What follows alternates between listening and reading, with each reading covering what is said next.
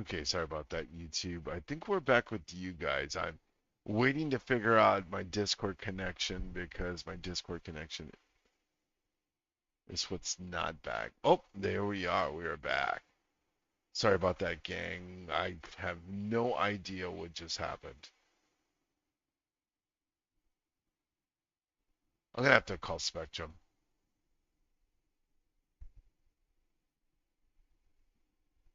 Yeah, for sure. I just keep an eye on it, and be honest with you. But if you get your stop in the money, you're trading your plan then, right? Saying there's no harm, no foul. It's when it's when you say, "Oh man, why did I do that?" That's the time that you need to really be looking at why did you just do what you did.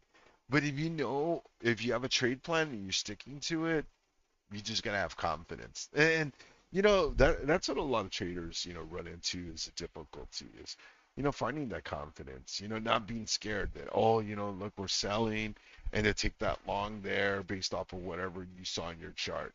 You know,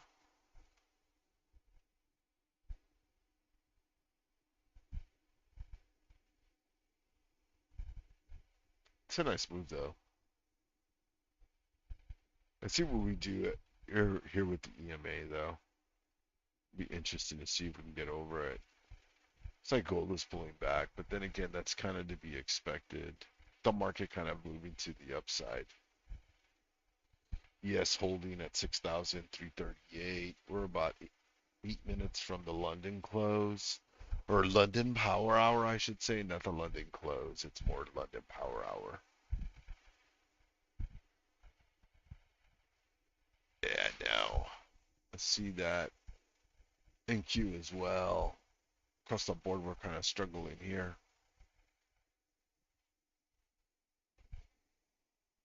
Congrats to you on that trade, though. It's beautiful. I went a dollar out further than you. I went to the 632 calls. That's what I was in.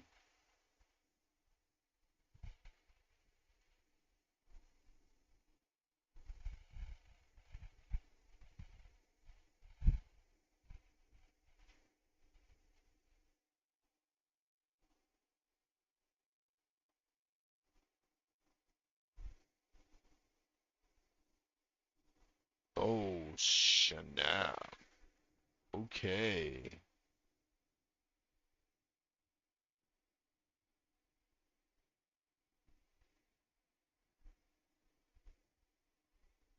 I just scalp. My trade took like 9 ticks. My trade looked like 9 ticks. Stop loss to 18 tick. Take profit on at about 70. Funny because I'm not.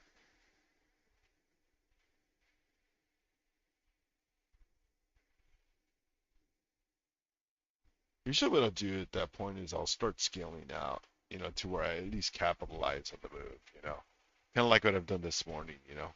So you'll hear me as I start looking at price and seeing what we're doing. Like right now, I'm just chilling now. I know that either way, even if this contract goes, if I get stopped out, I still make money, overall for the day. So it's all about sizing, in my opinion. I think sizing is the most important thing and probably the most difficult thing because, like, okay, so like your 75 points, from your take profit, right? At least if you cut out, let's say you're in three, you cut out two, you leave the runner, you know what I mean? You at least now are building that kind of like pattern recognition. You're like, boom, this is what I gotta do. I capitalize on the two, and then that way, if you get stopped out at one, you're like, I still got two contracts at the full value of what the run was. The runner stopped out. I made $20 on that. No big deal. But on the main two that I sold, I capitalized on the majority of the move, and then you feel like vindicated. You know, that's when it feels like it really starts to come together because you're like really taking advantage of the move. Or if price continues and expands much further without you or with you, then hey, you're still in it and you get to have that awesome feeling of that you're riding the trend and you know it's working.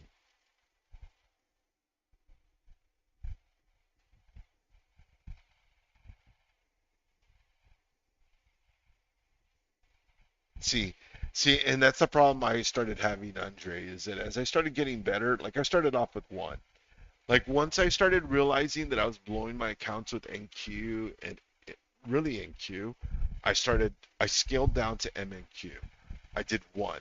So I could start building the confidence of finding good trades, right? And then, oh, yeah, yeah, having the connection with Sierra. Oh man, I just hate Rhythmic, man. I hate Rhythmic. I despise Rhythmic. But yeah, as I started getting better and building my confidence and finding my good trades, I started off with like one MNQ con after I started spending too much money, trying to use NQ, and nobody was really telling me what I should be using. So, you know, I started off with one MNQ, and then I found it easy to build, finding those good trades, and I wasn't worried about blowing the account anymore. And then I rolled over to two because I was like, well, I'm not making enough, and I can't scale in and out. I can't leave a runner with one, obviously. So then that's when I went to three, and then three was like, okay, this is cool. It's not too much leverage. It's not too little. You can scale out, and nothing says that you can't scale in. So, and the other thing I started to do, was from three, I went into six. I found six to be kind of like like if I want to be more aggressive, six is like that number I like. Because at six, I can scale out at three, and then I'm at my normal size right away. And then I can still leave the runner, scale out two more, and leave a runner. And that's kind of where you want to be at. You want to be in that 3-6 rotation because when you get real confident, you roll up to six, and then you can back down to three. And then if you need to, you roll down to that single runner. You can kind of see where I'm getting at, right? You get 3-6, you go back to three, and then you go to one.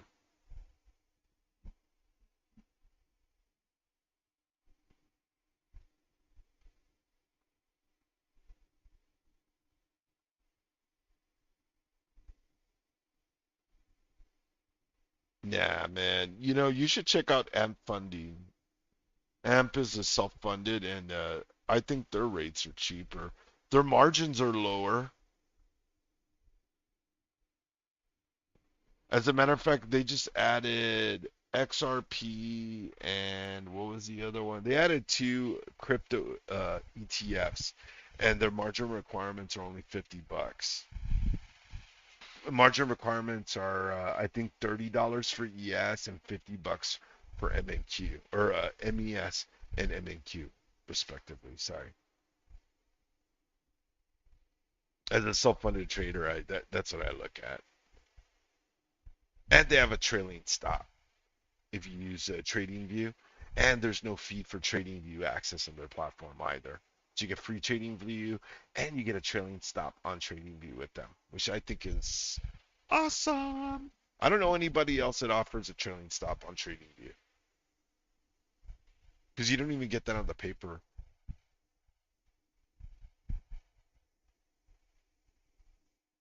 Getting that pullback now. Bears are trying. That's a little bull flag. Apple at day's high though. RTY pushing still. What's the Dow doing? Dell's still almost 1% green. Dell's probably just gonna keep ripping.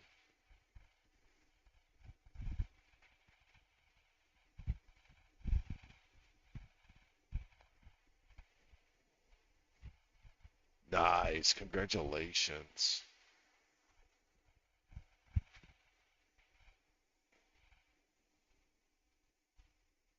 I'm just not a big fan of Rhythmic's trading platform.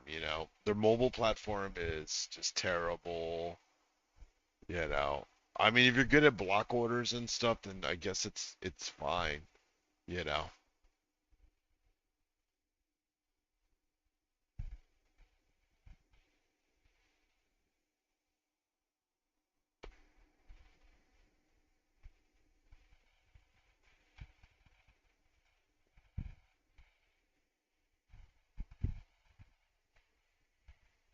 Recovered all the nasty 1.2K loss from Friday.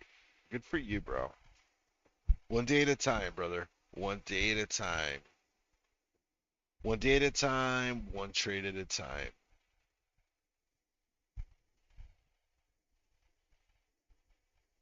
Just 13 more ticks until take profit. Nice. Congrats. Go look at that crude oil trade. There you go. Looking good so far. Oscillator's already rolled over for you as well. I think you're good. Maybe you get that Asia low, that 660, that 6660. We are in London Power Hour. Correct, General. Thank you for that, sir. Thank you for service. Yeah, my son needs some insurance, bro. Help him out.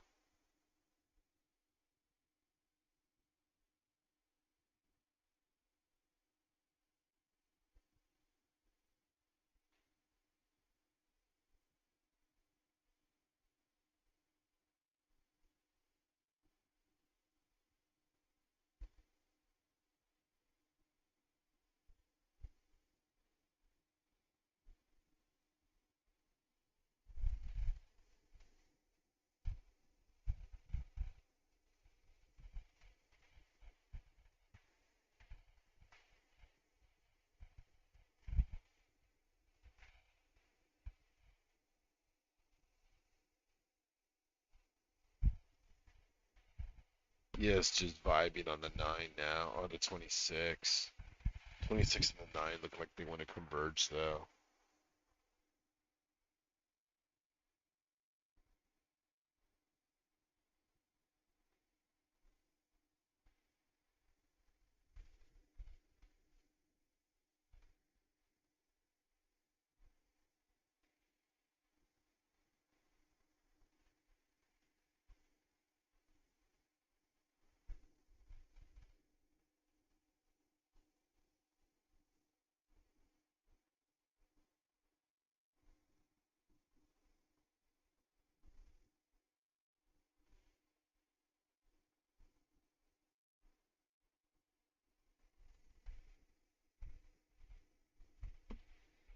Yes, kind of trying to catch a bid, but Bears can't break it down. Bulls and Bears are fighting.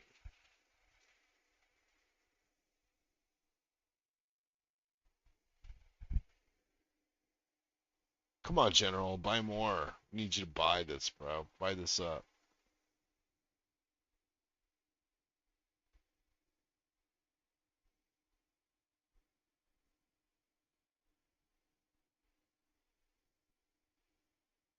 Give you my website.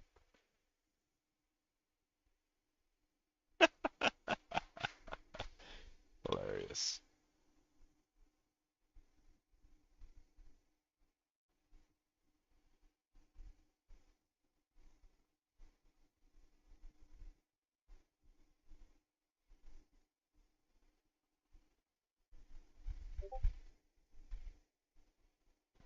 EU delays tariffs on America for 6 months.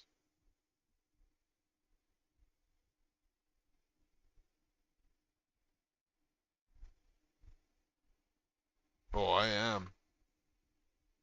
My buddy's working on a policy for my son and us right now. We're all gonna be together on one policy. It's cheaper for him all the way around. He was gonna pay like almost 500 bucks a month for auto.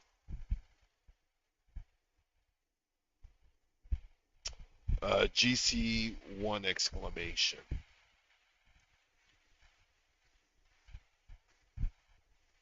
Uppercase.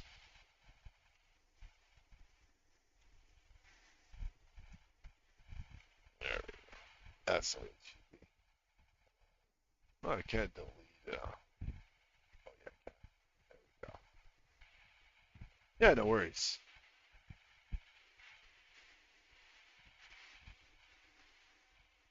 Psh, I remember it was expensive when I was his age.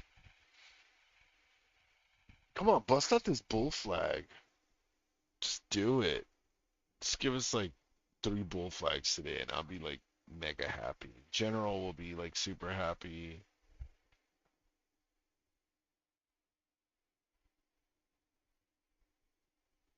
That's the one cool thing about the market I've noticed sometimes is that like sometimes it will make a bull flag like this, and then we'll make another one, and we'll make like three bull flags in a day and stuff. So, not saying it happens all the time, but I've seen it. I've seen it, and I'd like to see it today.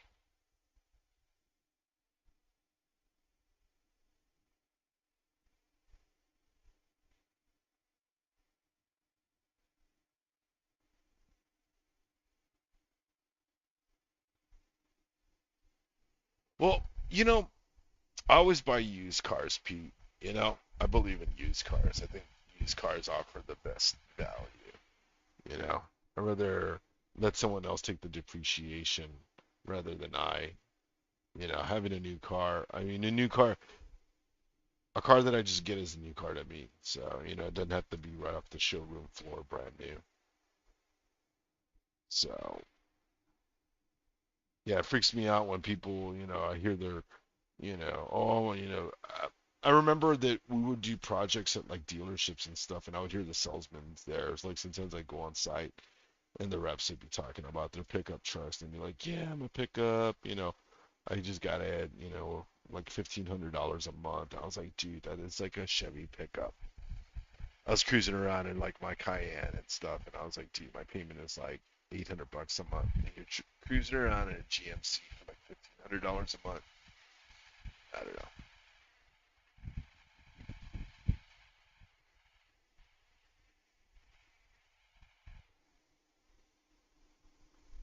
Well, like 2 years ago, I made the decision just to start consolidating and getting rid of my cars because my maintenance was insane. Like I was constantly working on cars.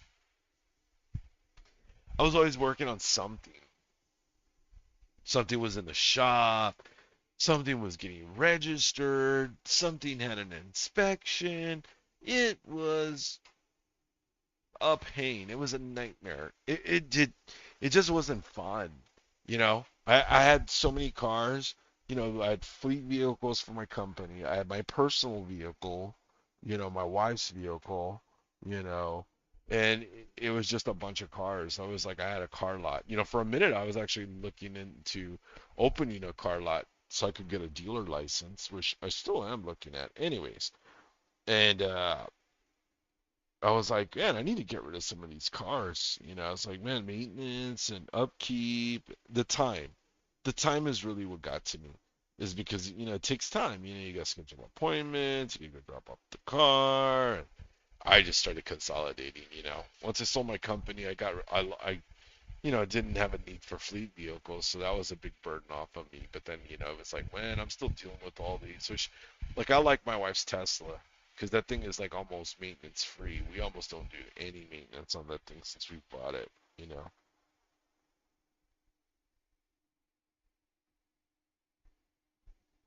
I mean, don't get me wrong. I like wrenching. But I just don't want to wrench all the time.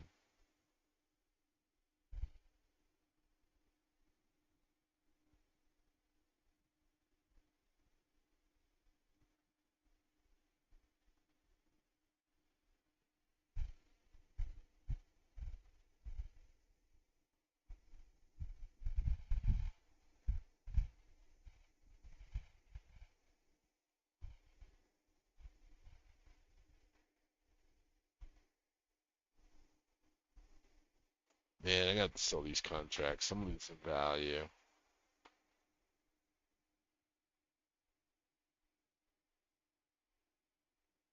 I was hoping we were gonna get into the money.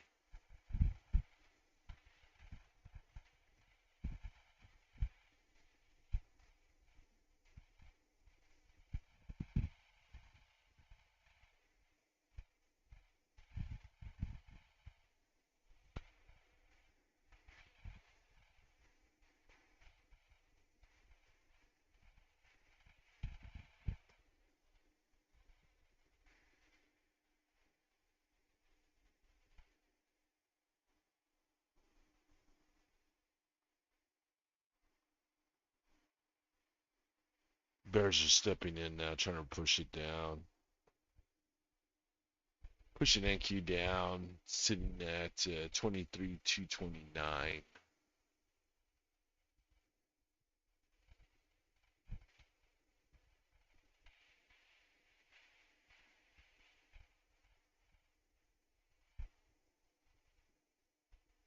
I feel you on that.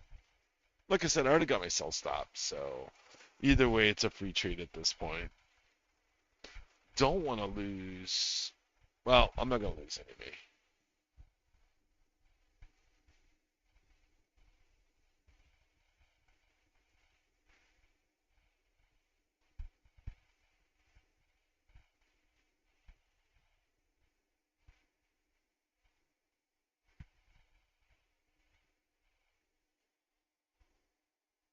See what NQ does here. Maybe we dip a little further, touch that 26, and we'll catch a bounce there.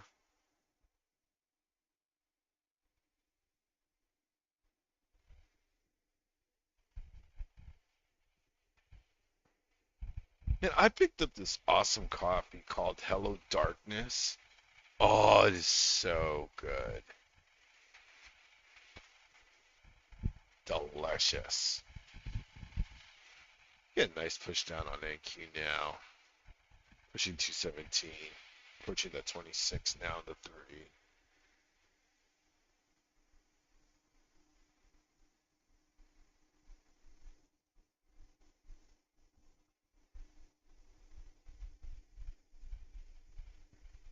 Yep, exactly.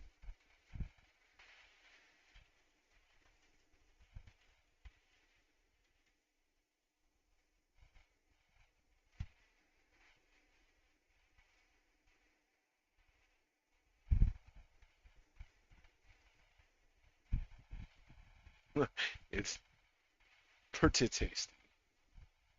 Pretty tasty.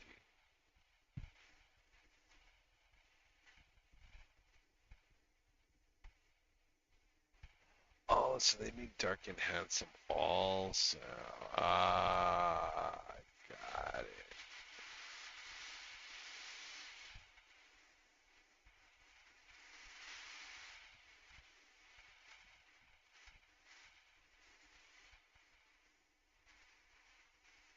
And keeps trying. Bears are trying to sell it. What are they gonna do here? It's at 218.25 now. Almost at 15 minutes to the top of the hour.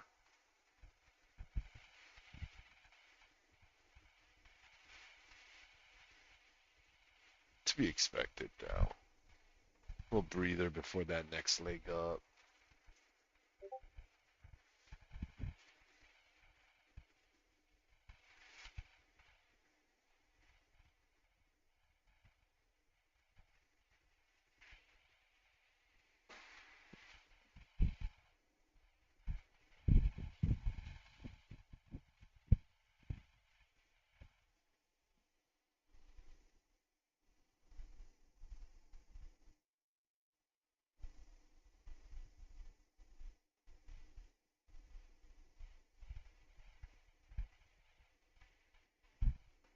All right, we're on that 26 now.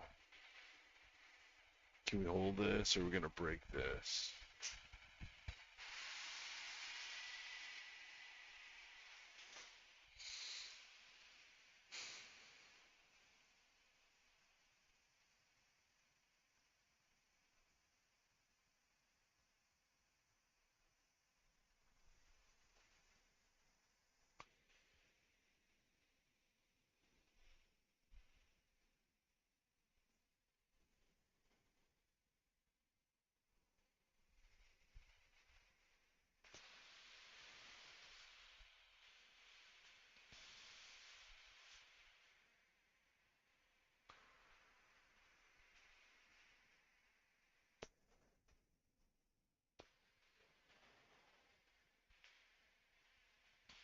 Here we go. And Q's kind of holding. Bids kind of coming in for it.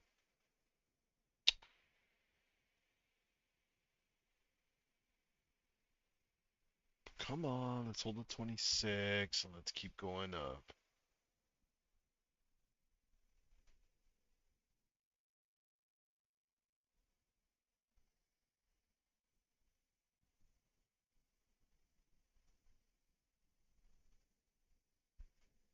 We sell here. I mean, we could probably dip all the way down to 23,172. That'd be my next support level.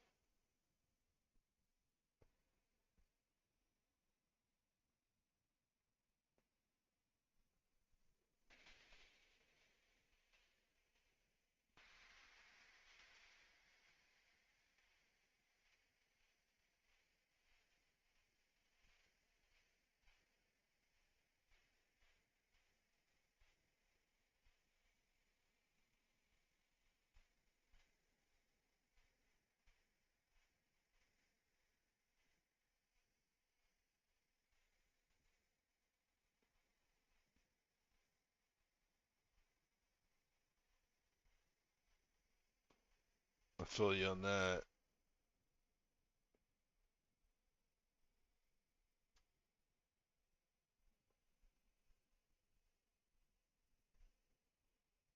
Take a look at gold.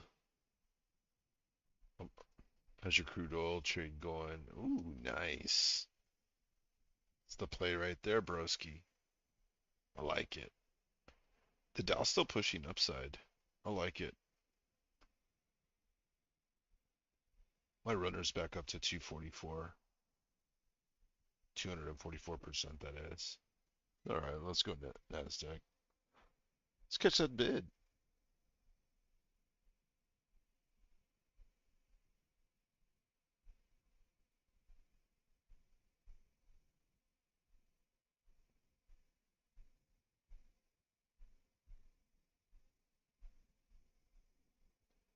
NQ bounced off the 15-minute 9 EMA.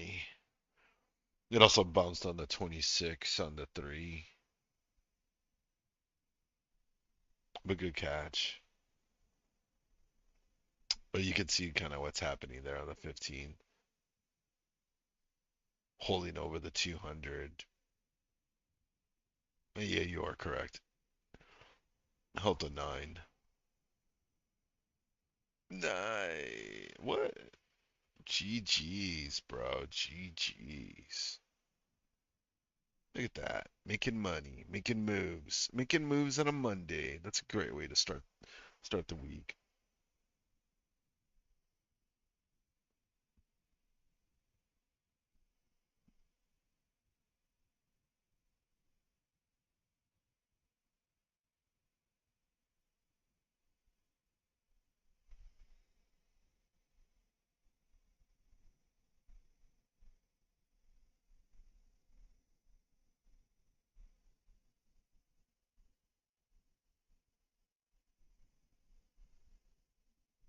I just don't like this 10-minute. We're just not doing anything.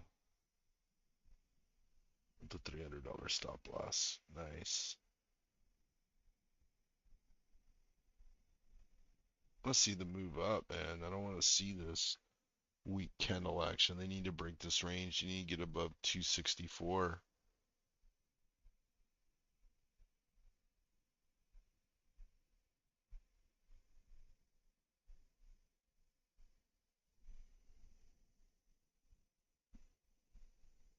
I think he's struggling. Yes, also rejecting. Bear step. Oh, man.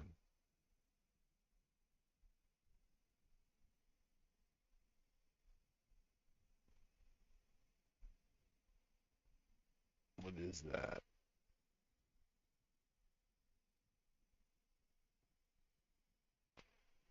Rejection.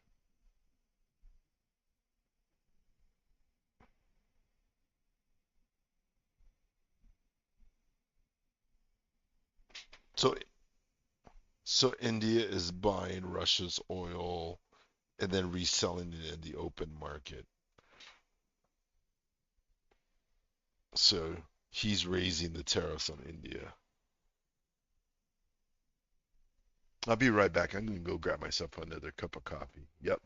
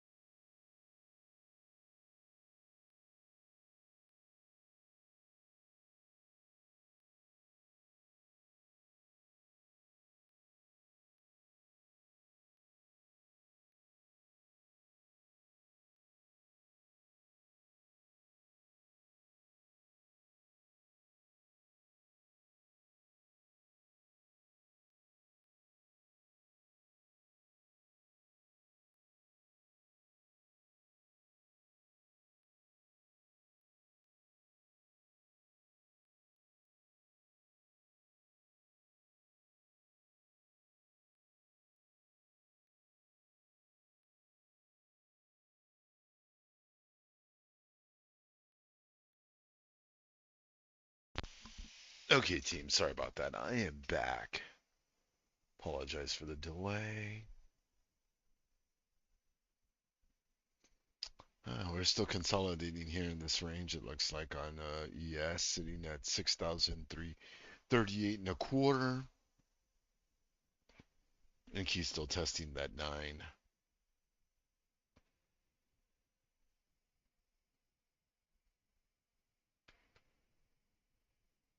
Oscillate. I can understand that. I'm not really sure why it does that either. I'm not really sure why you get. Let's see if I move it. Let me see if I can. Oh, I just moved. Let me move the preview to my other monitor. Oh, there we go. Let's see if this looks better for you guys.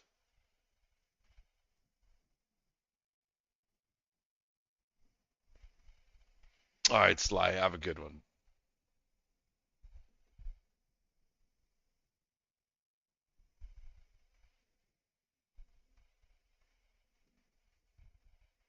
Yeah, let me know if it stays in, if it stops oscillating.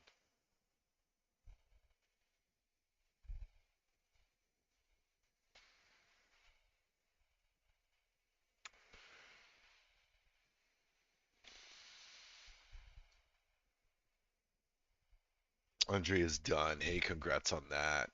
Solid win for him on that crude trade.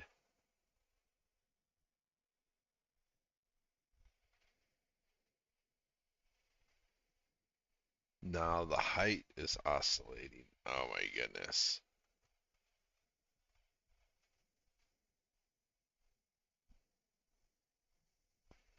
The other one was better. Huh.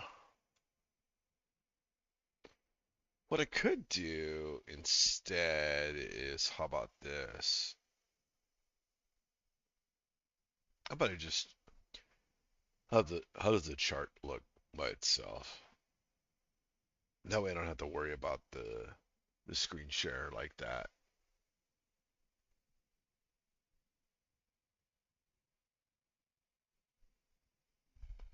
Better. All right, great, great, great. It's probably better than the whole share. It's probably better just to share the chart.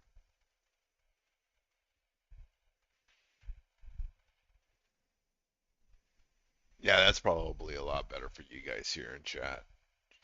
Just the chart by itself without everything else.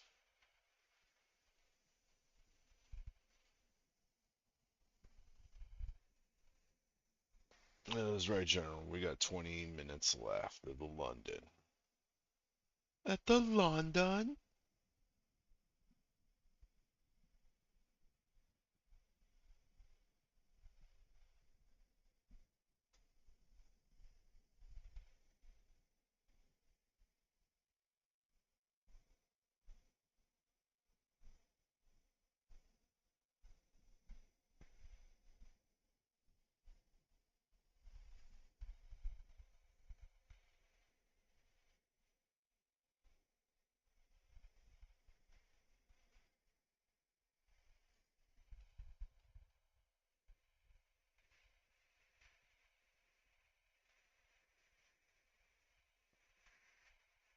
I like stalled out here.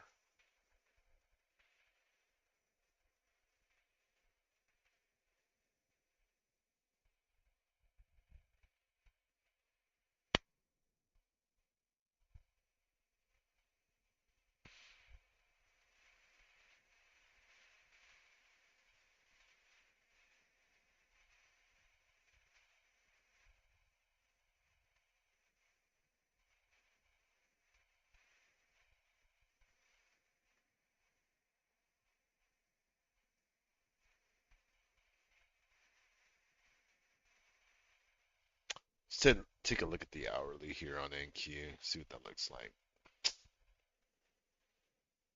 I can see the bull flag kind of starting to form. We're at the bottom side of it. Can it hold though?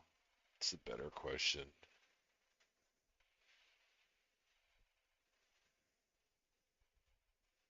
18 is not over the 200.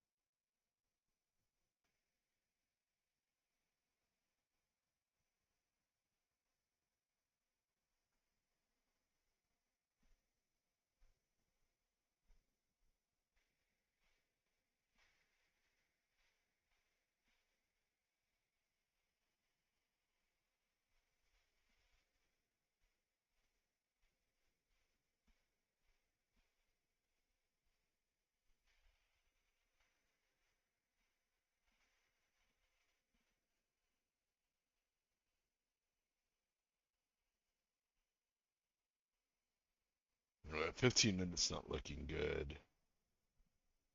Not for upside.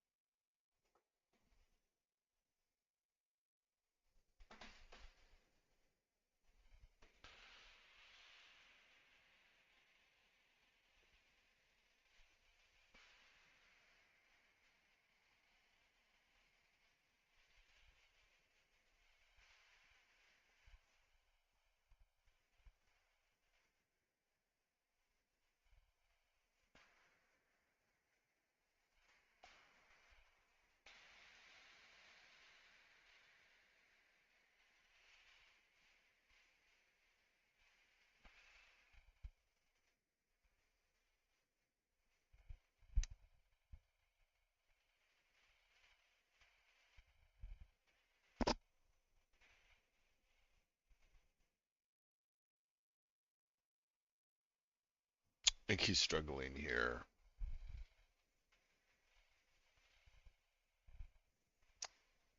The lower side of that trend line.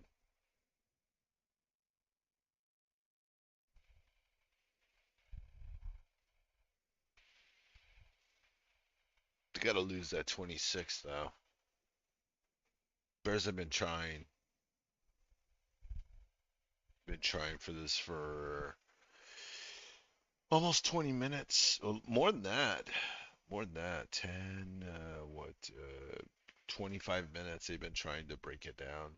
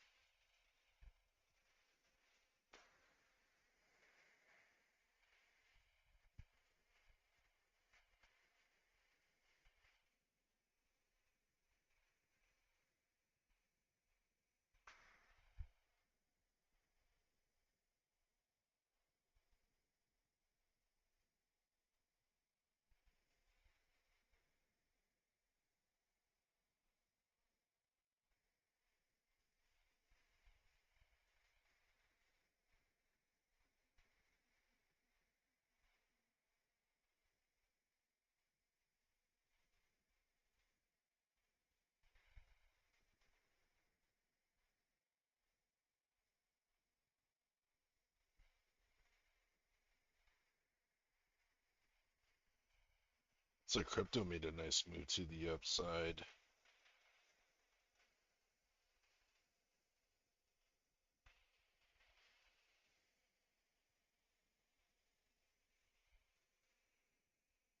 Got about 15 minutes left for the London close.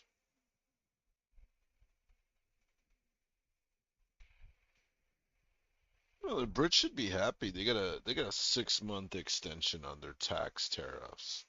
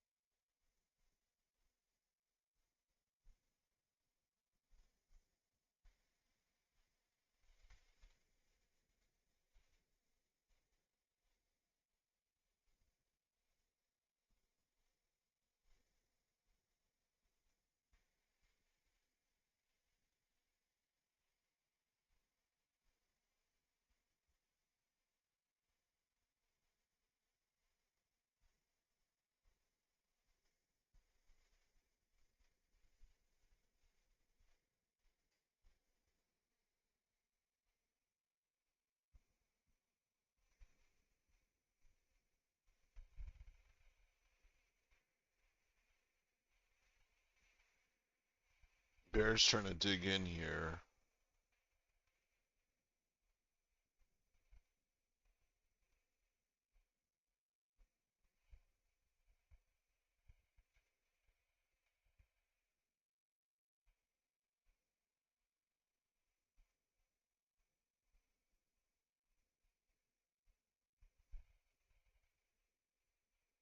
Under the EMAs and the 3 on NASDAQ.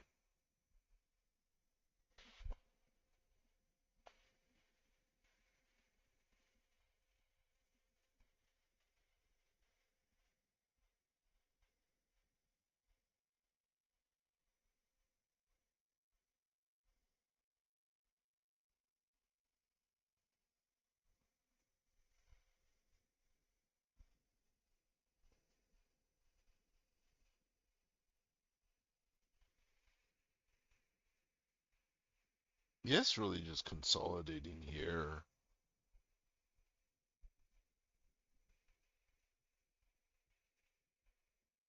It's starting to kind of struggle as well. EMAs look like they want to cross.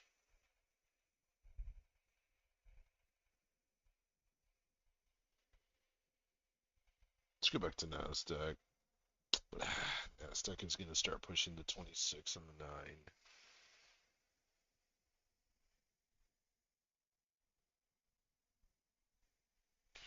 No bueno, General. No bueno for us.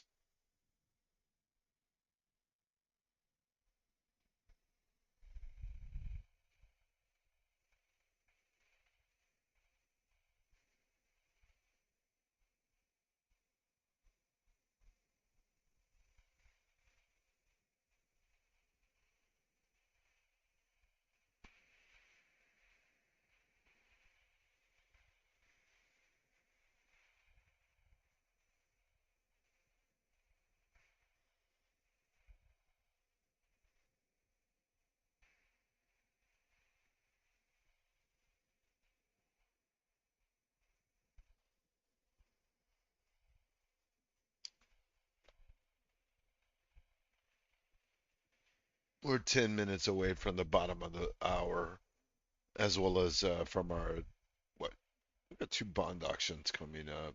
What, 3 and 10 year, I believe? 3 month and 6 month coming up in about 9 minutes. So got that drop in as well. So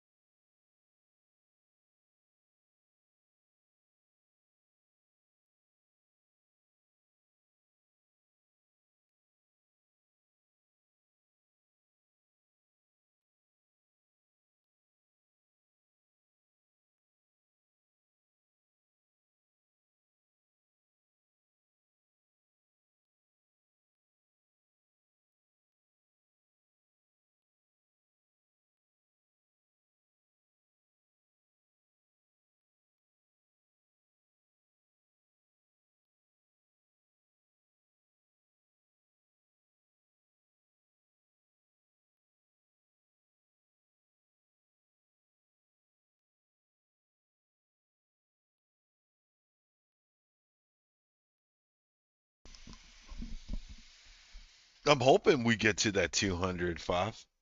I'm betting on it. I haven't gotten stopped out yet on my calls. I have not gotten stopped out. I got hope, man. I got hope that I think we'll kiss it. I think we'll get up there and just un besito, ay, and then we'll just kiss it bye bye. It depends on how we get it. It depends on the approach. We're still waiting for the auction bill data. So let's see what investors are, if they're more risk on or risk off. Coming out here in seconds.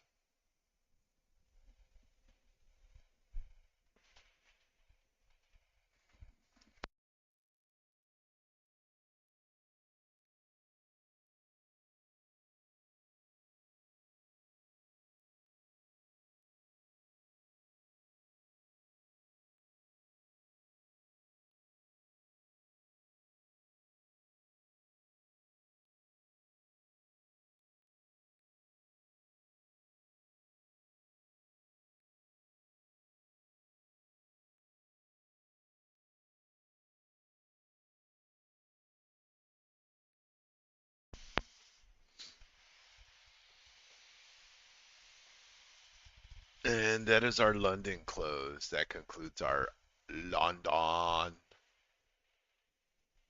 We're gonna do here, boys. Pivot, test some highs.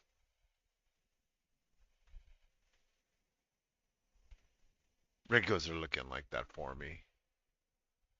See if this thing refreshes. Chat is disabled for this live stream. Boo hoo. Why is chat disabled for this live stream? Uh,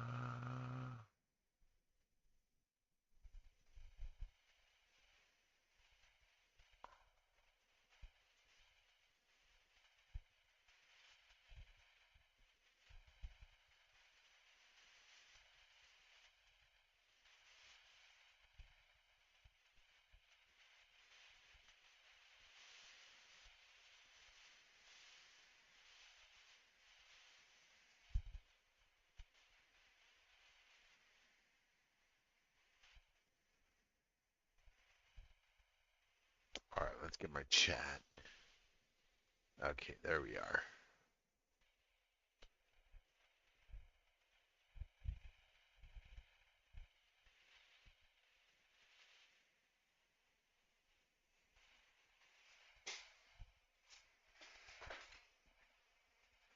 And it's trying to cross over the 21 again on the 1 minute.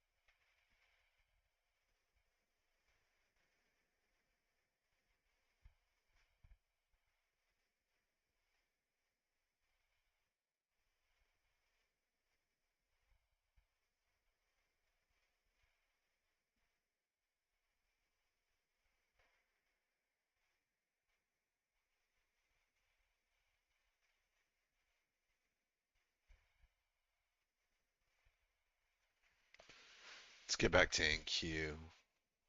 NQ starting to get a push now, catching a little bit of a bid, pushing quite nicely up to the end of London's power hour. The pessimistic Brits are done. Now, can we get that intraday high? 23, 264. I'm about to try that long on NQ again. Good luck to you, senor. Good luck to you.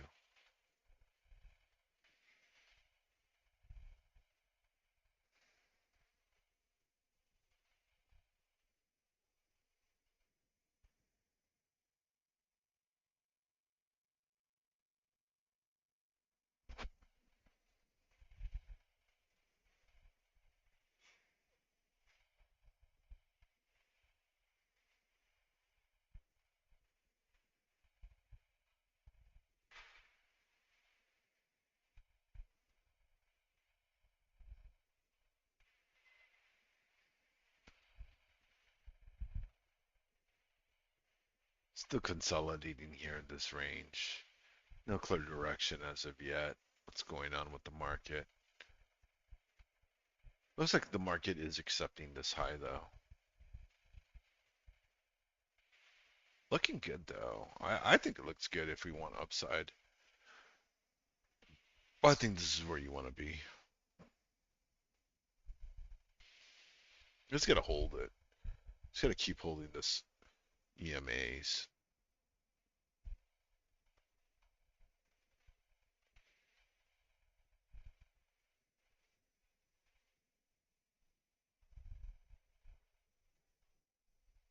I'm gonna get away from the 200 though.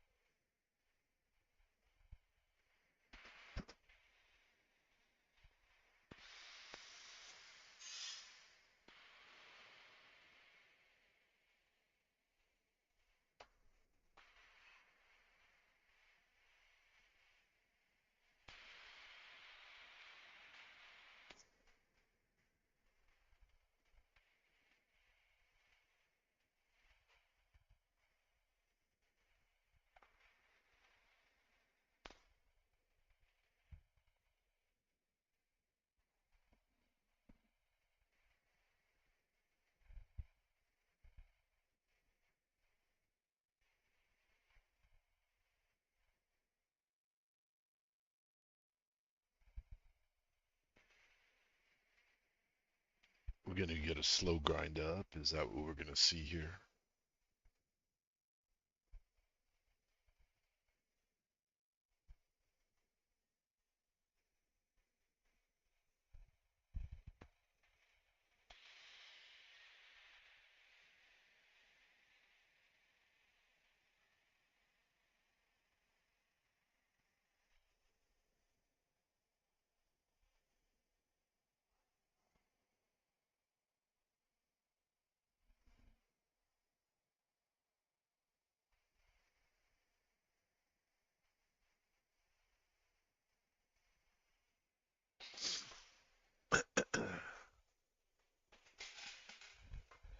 NQ's starting to kind of pull back some.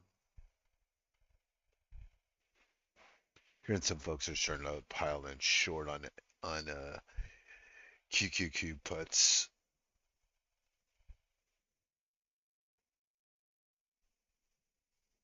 Beta's starting to kick in on these contracts. Not digging that.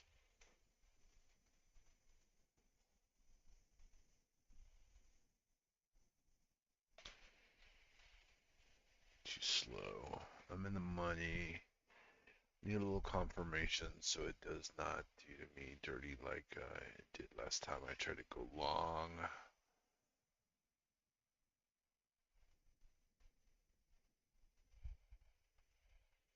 Yeah, I feel you on that.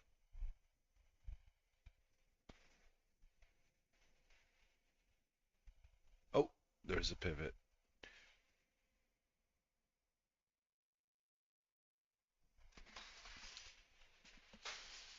See if we hold this.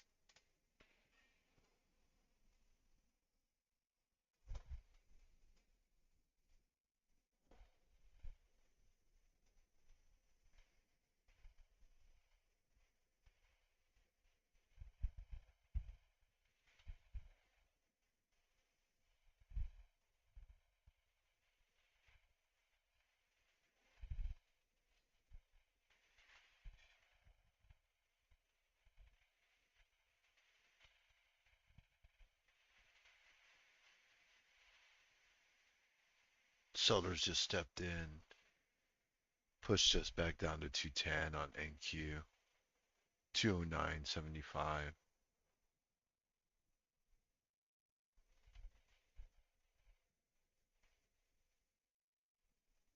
Yeah, bears just showed up out of nowhere on that candle. Said negatory. Said illegal.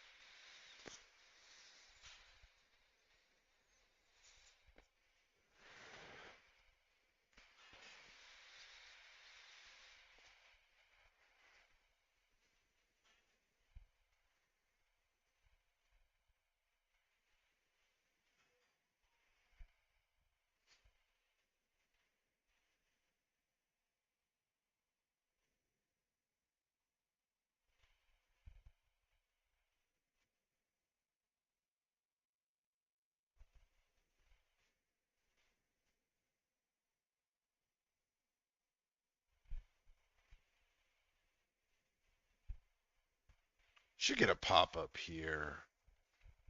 Bullshit step in and pick this up.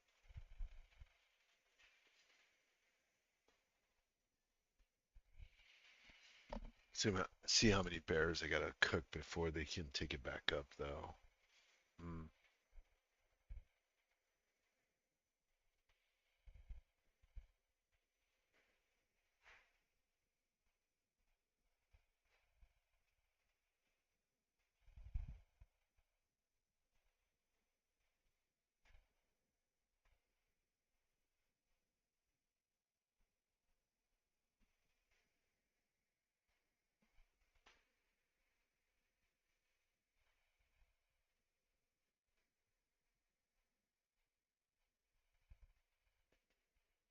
Oh, they got the bulls again. Trying to hold this bottom of this range. 23,200 on NQ seems to be holding fairly well. Nice even number.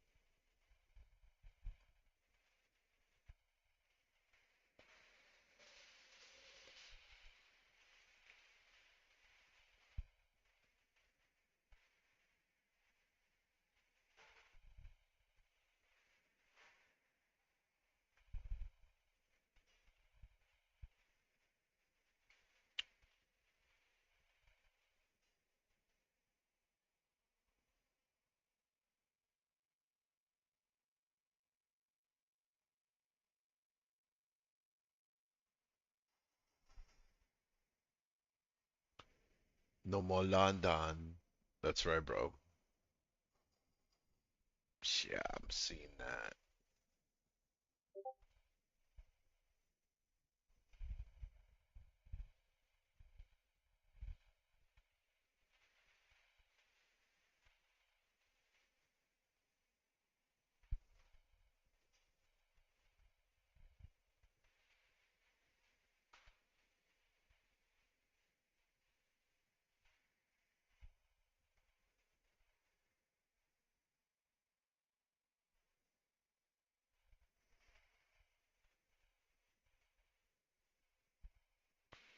NQ catching a little bit of a bid here. Still holding 200. I'm liking that. Let's go. Come on, Bulls. Smoke these bears.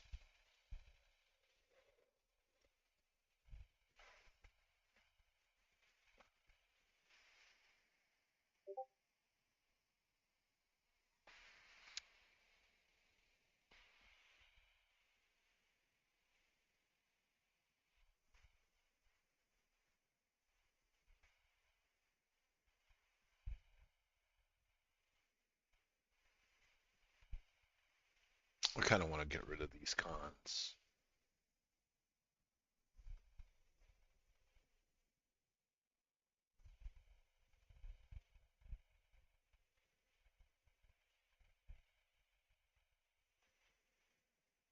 I'm not liking this pullback. Yeah. Well, I'm a dollar further out than you, so I'm not even in the money. I'm at well, I'm in 632s. So, volatility and open interest are really what I'm banking on at this point, since, I'm $2 out the money. But my stop is there. I've got a sell stop already, so sell stop is set. So in the money, so I'm still guaranteed.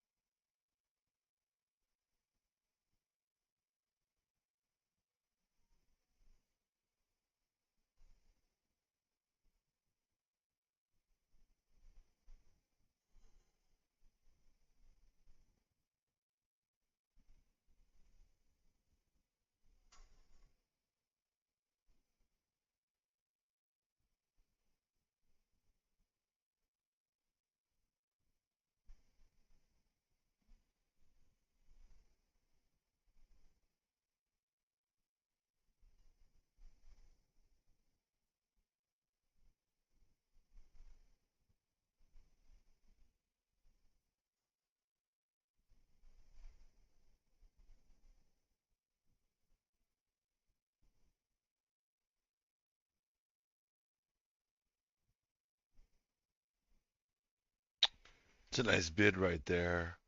I would give it I would give it to the middle of lunch at least. Yeah, yeah. I'm just tracking it. I'm in no rush.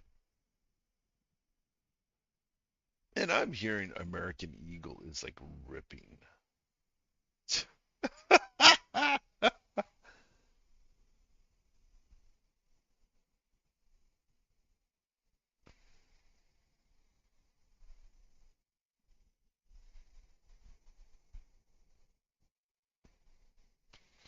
Talk about insider trading at its best, right? Must be nice.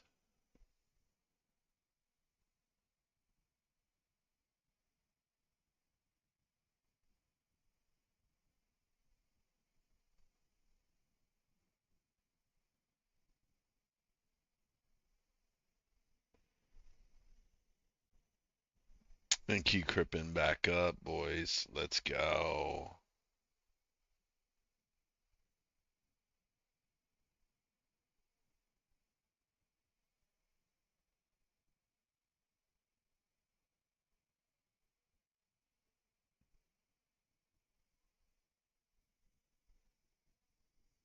Rejection on NQ.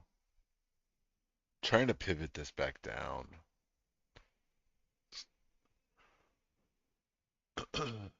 Held that 200 real nice, like I mentioned earlier. Now we're getting that upside push. Let's go. Come on, rip us into New York lunch. Let's do it, boys. Let's go, Bulls. Pushing 23,227.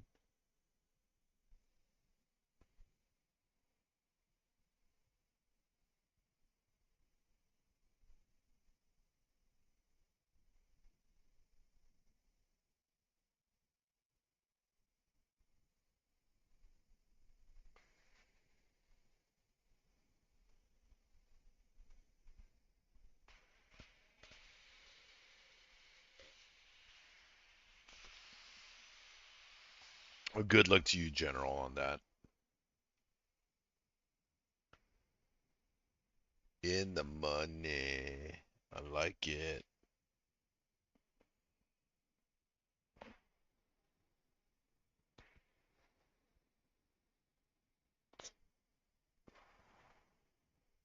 Oh, that's funny.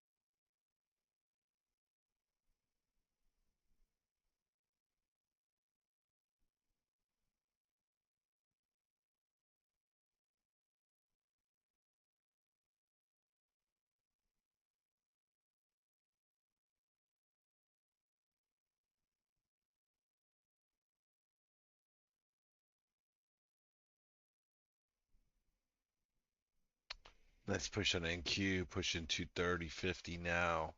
Let's get it, General. Let's get it. Let's get paid, bro. Let's get that at high day break.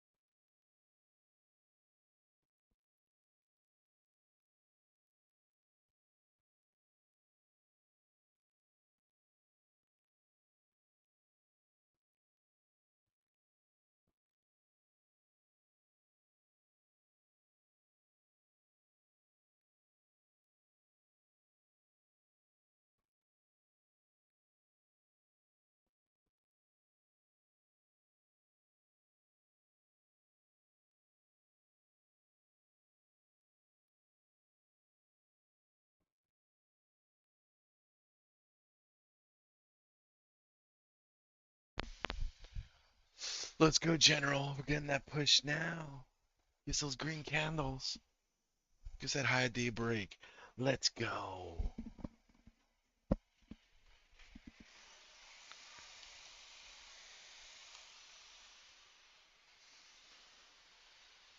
Getting a great bounce now.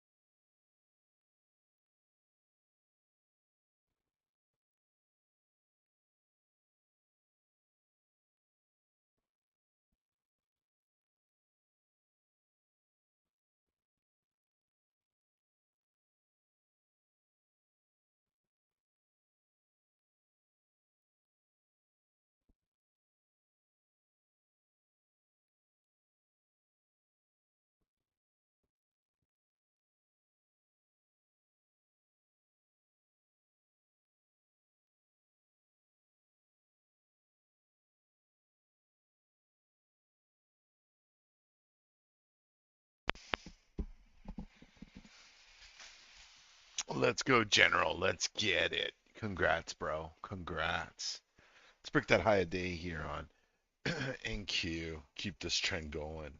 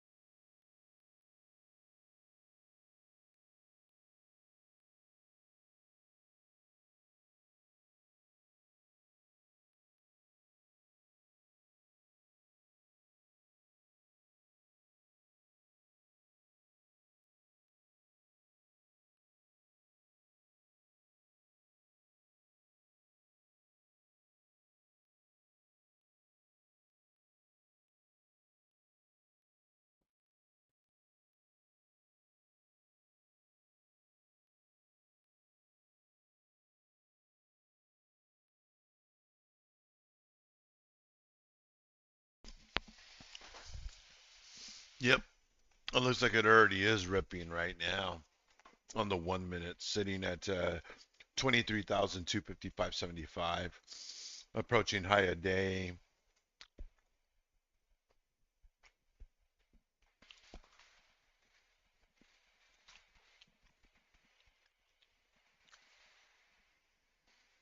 Yeah, that's the bad thing about what you're pointing out is that we're going into this into the hourly, so it could make a double top right here on the hourly. Well, no, not on the hourly. We're like at the top of the bull flag on the hourly. Maybe we get the next leg up with the 15-minute candle. 15-minute candle looks dynamite. Can we get to 320?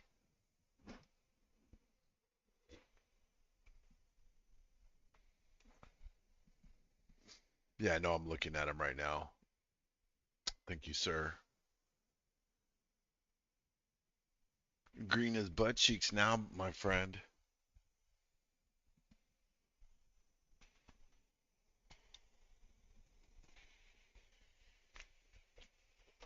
Booyah, back up to 300%. What do we do here now, boys? We get that squeeze.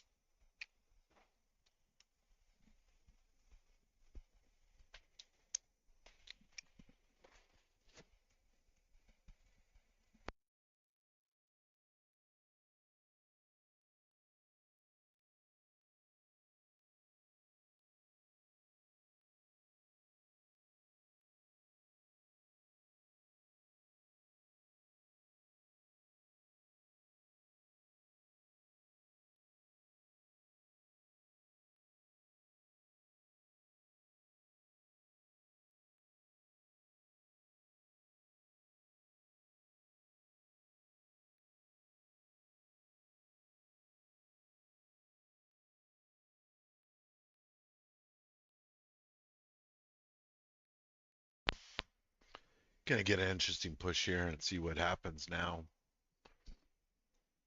The 18-minute, we're pushing the 200 now.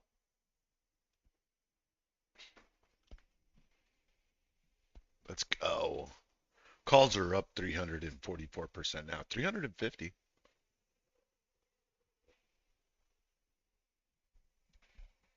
Hey, General. I want 1,000%.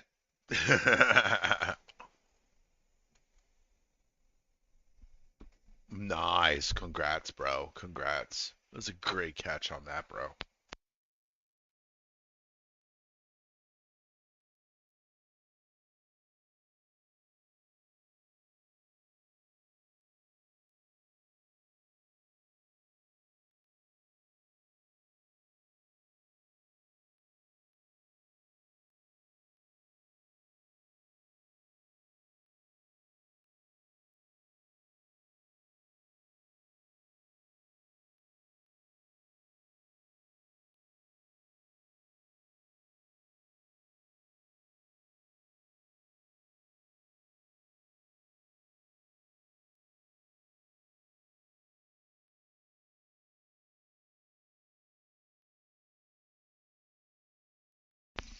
That's right, General. Get it.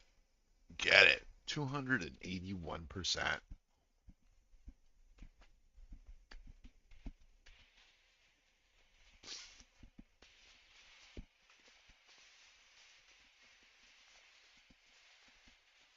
Nice push here. See what we do in New York Lunch, gang. Welcome to New York Lunch, by the way.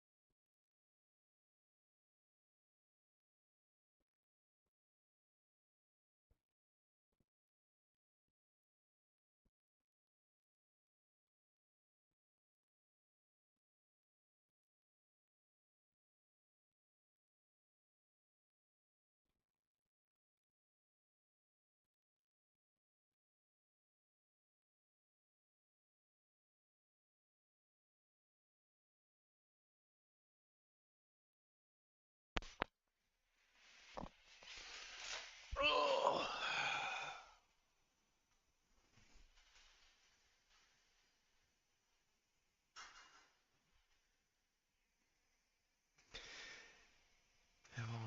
Maybe it won't hit the hourly 200 EMA.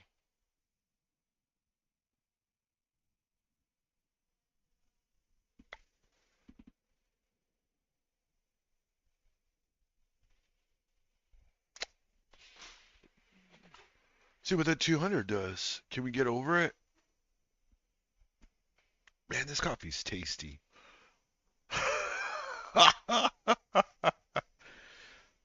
I want like a third cup, but I know I shouldn't have a third cup.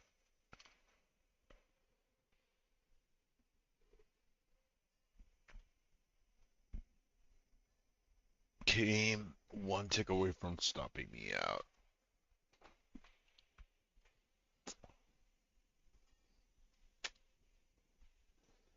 Oh, thank goodness.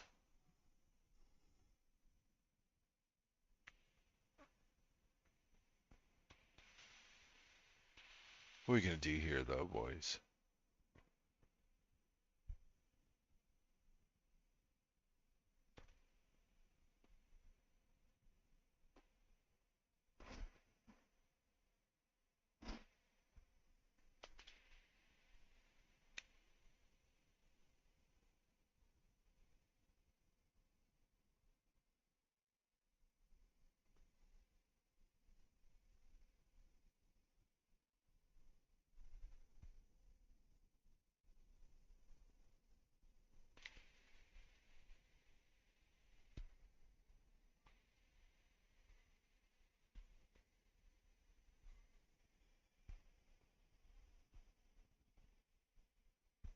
Good, good, good, good. Good job, General.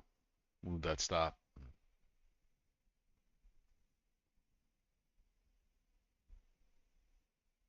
Okay.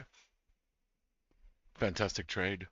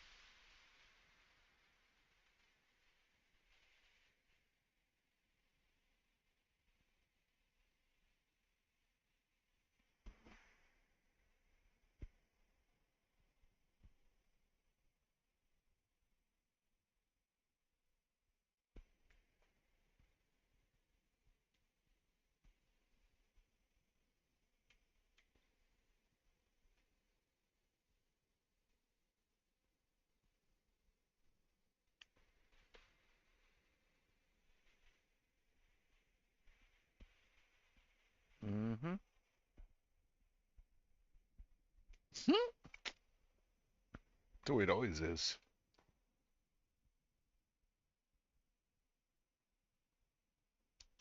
Did you cut your XSP call as well already?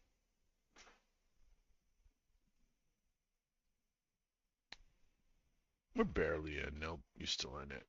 Oh, well, then you still got skin in the game, bro.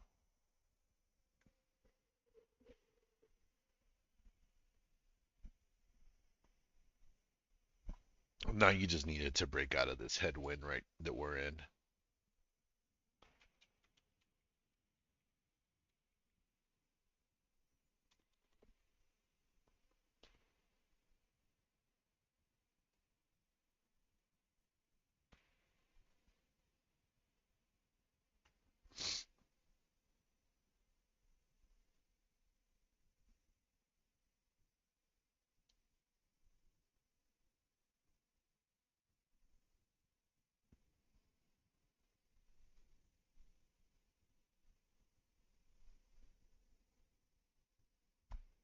Hmm.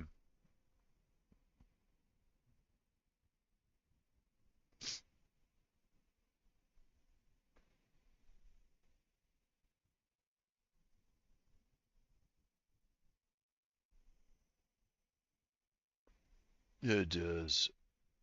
You need to get over the 200. On the 15, I believe we're over it already. Yeah, we're well above it. 15, we're good. We're gelling. We're just waiting for it to take its next leg up, my opinion. Should hit 23,298.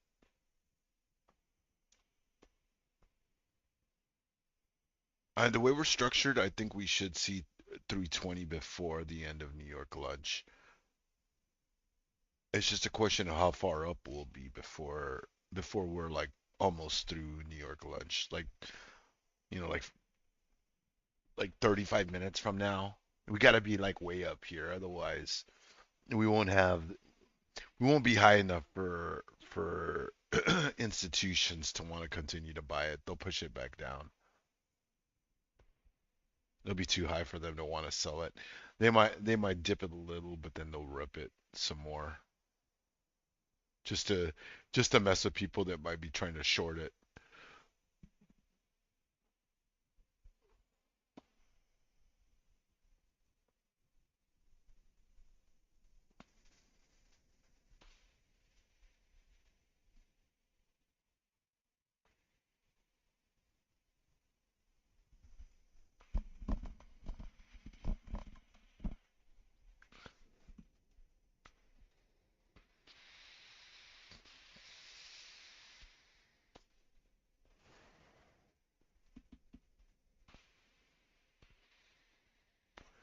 Take a look at crude.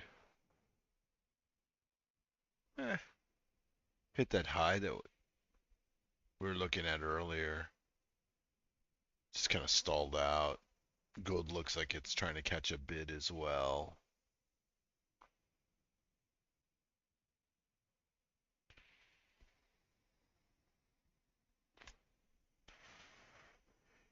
Either it'll consolidate in this range more or it'll drop. I think we're gonna move. I'd like to see another bull flag, you know. Another bull flag just break out, get our next bull flag here, consolidate here again, and then make another breakout, and then consolidate some more and break out again. That's what I'd like to see.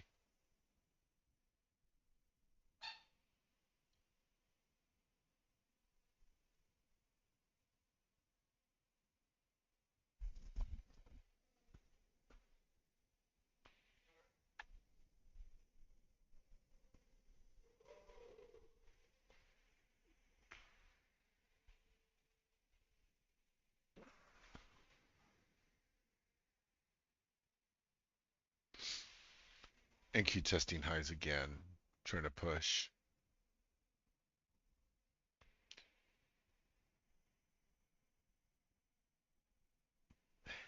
Yes, sir. Yes, sir. We're getting there.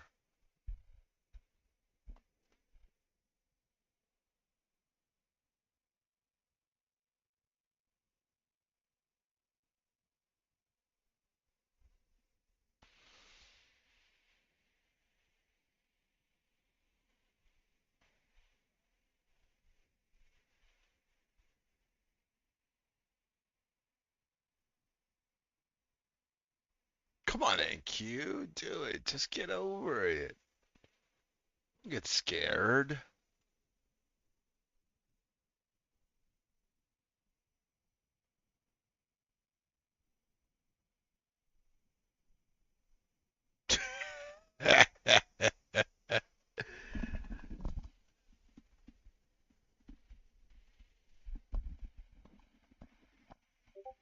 What do you think, Faf?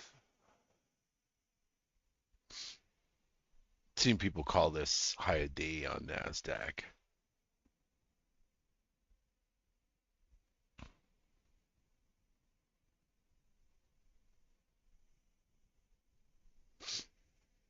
I got some friends that are shorting this right now. Shorting this on the Qs.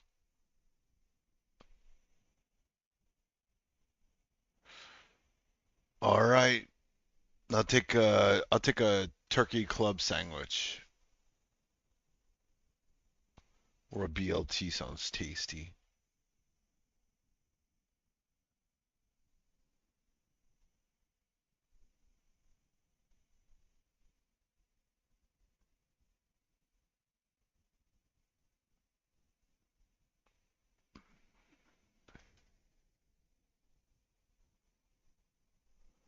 Well, I guess, point be taken is if we continue on this path for the rest of the afternoon, you're gonna be setting up the daily for the bounce, right? That's really what we're looking at right now.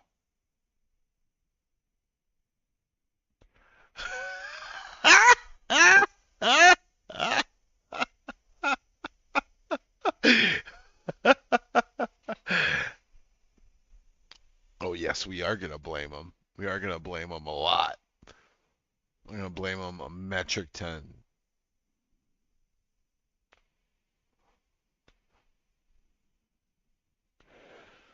We're on our new 1 hour candles, so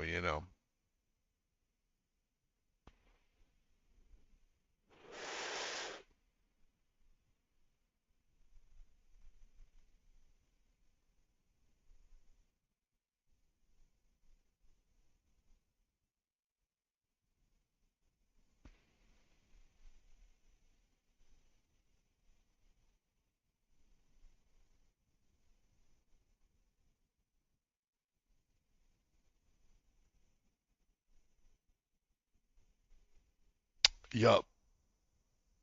Yes, sir. That is the thought. For sure today I will cut them. For sure today I don't wanna lose. Well, I'm not gonna lose, but I don't wanna give up a whole bunch of profits. These are runners, so it's not a huge position anymore, but it's still money.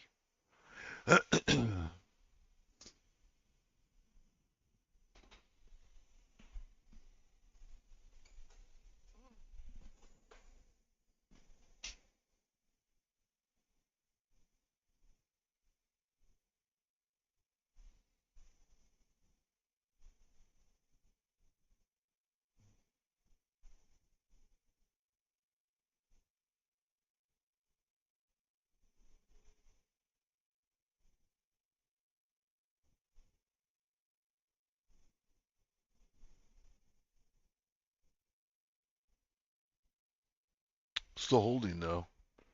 I mean, I wouldn't consider us like down and out until we break 23,200. If anything, right now we're just consolidating in this range for the time being. Oh, those are pretty sweet.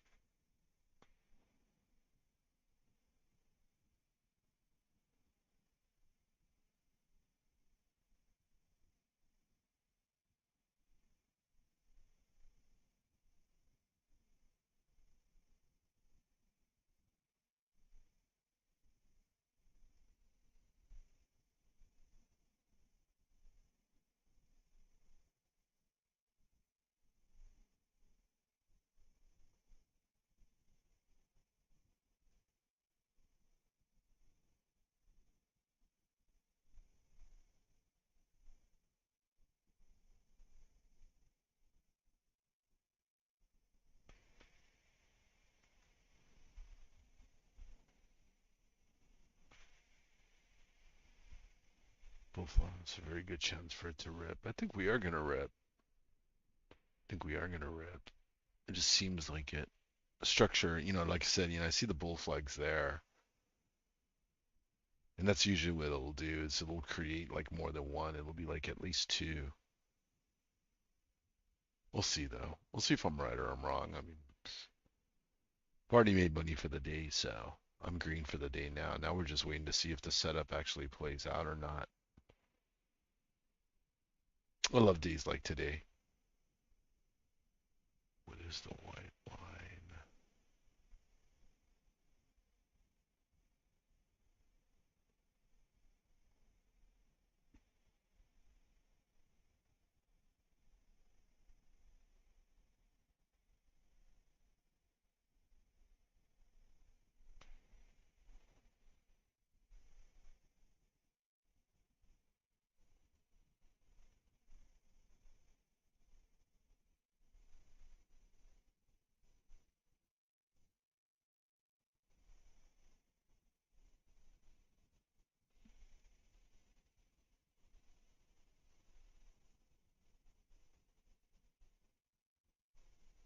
I want to see ES hit 63, 6,361 today. If the if the Bulls really want to show the Bears what's up, they'll take us to 6,374, I think. Although I don't know. Look, that's the general right there. The general right there. I need to go and just tag him right there. Just give him that candle. It used to make it easy to identify squeezes and potential price action, so the Bollinger Bands being that tight on the 1 minute squeeze. We could throw some Bollinger Bands on real quick here. Boom. There you go. Like you said, there's that squeeze. You can see it right here. We're on the top side of that as well.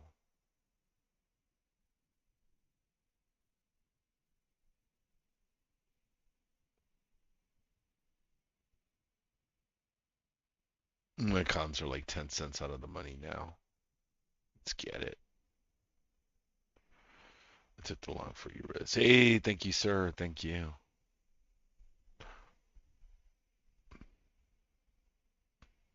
Yeah, I'm slacking a day, to be honest with you. I haven't taken a futures trade. I've been just I've just been managing my options trade, Most of the day I was like, you know how it goes. Trade's a trade though, right? Yes, pulling back. Get a little rejection there. What is that?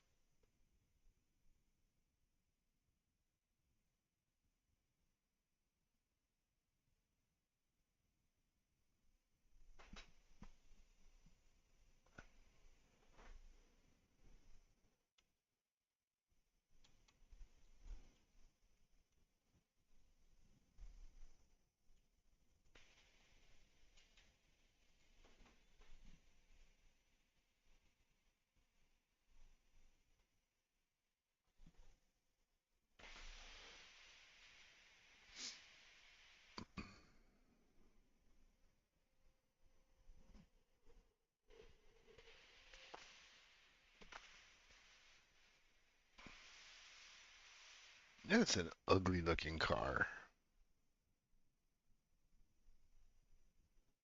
I heard some folks talking about Faraday's cars, them doing their demo and showing off the cars, and yeah, I don't like it.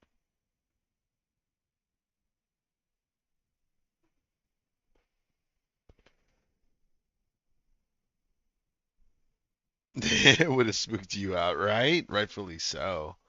Yeah, these cars are ugly. This is an ugly looking car. The van has a big old screen in the front. Why do you have a screen in the front? It's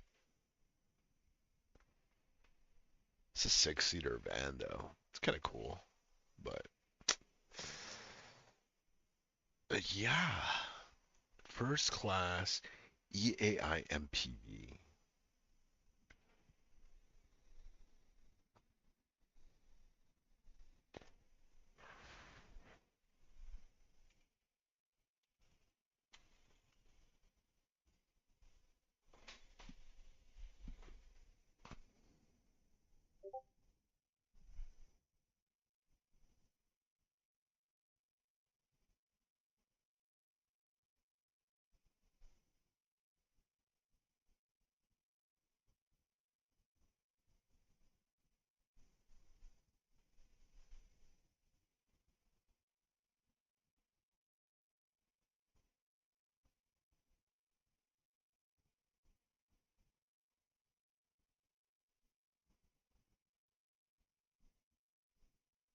Yeah, struggling here. Doesn't want to push.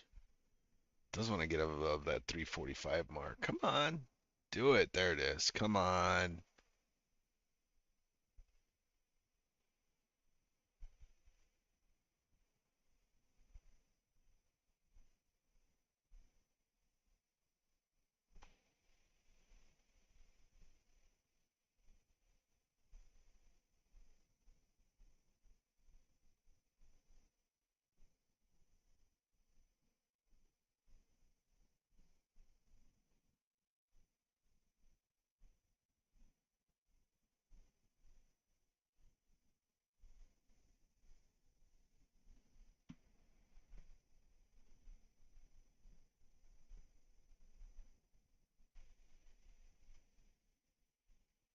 Struggling.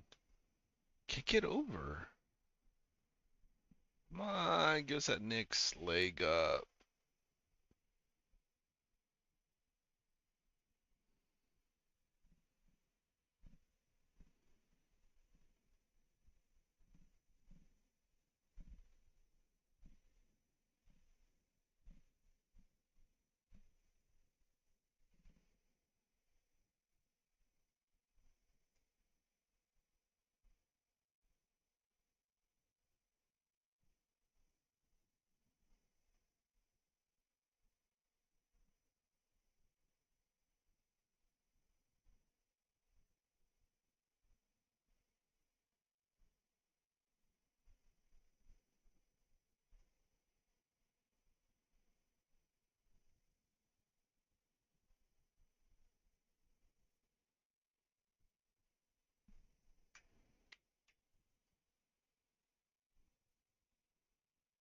Still struggling here on ES.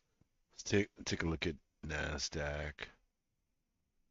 NASDAQ is just slowly creeping. Not a lot of volume.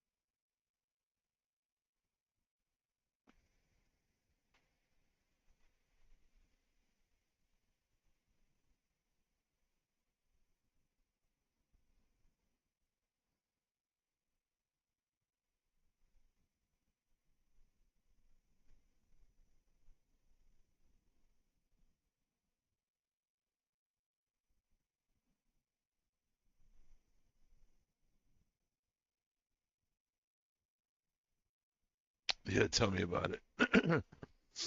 I'm seeing that on NQ. NQ keeps doing the same thing. Wants to push and you just swat it back down. Send it right back to where it started. Frustrating.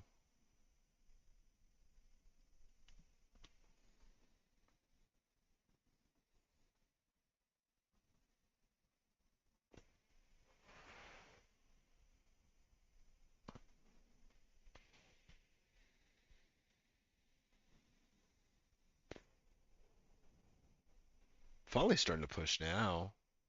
Let's go NQ. 272. Getting that upside push now.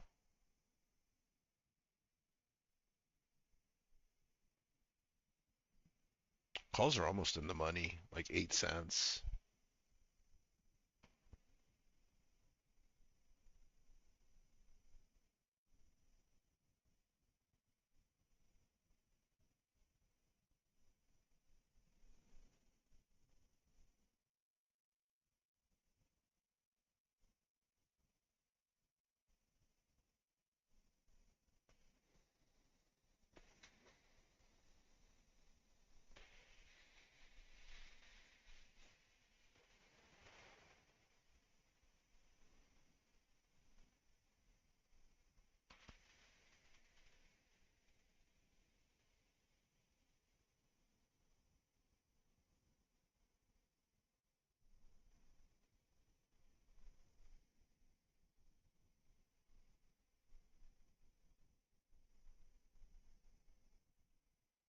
Still holding. Yeah, but still kind of puttering out. We need this push to be good, not to be like meh. You know what I'm saying?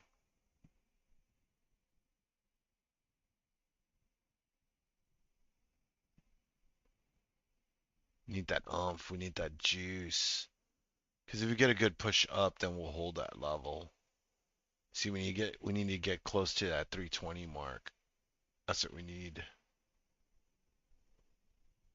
Need to be above 398 to be honest with you, because that would be our next shelf, and it'll allow us to kind of just handing in this range and start, climbing the next leg up.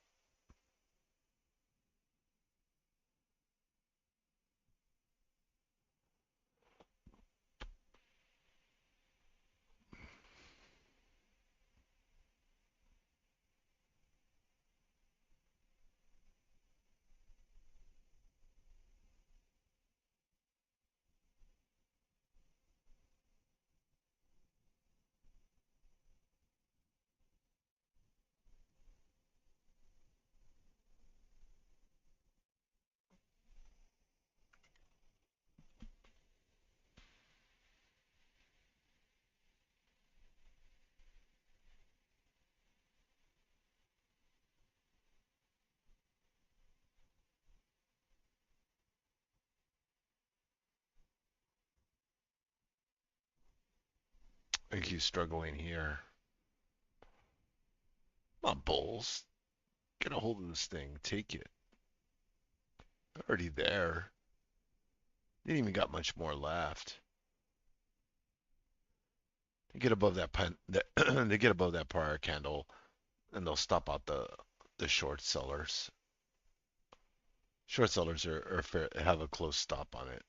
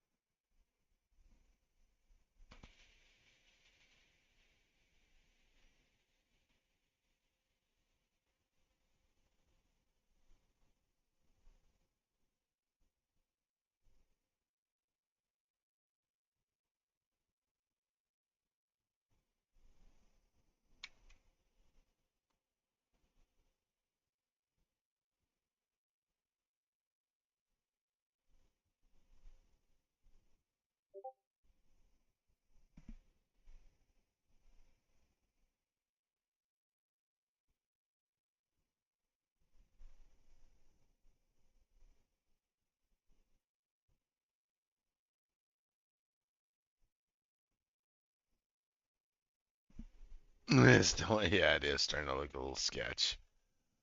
Not gonna lie. I agree with you.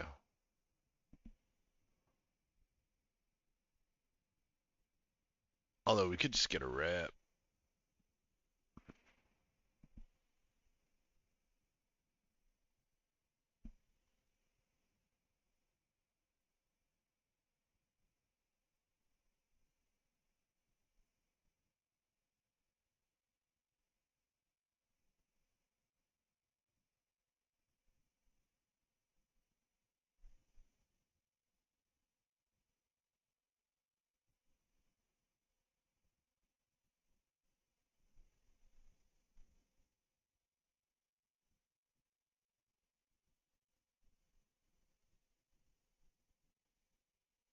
It does look like it's running out of steam though. Though.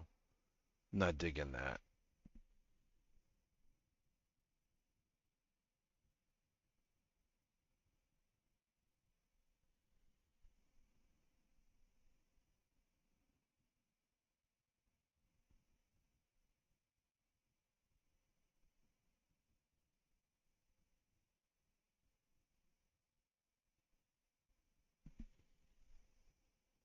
Said rip.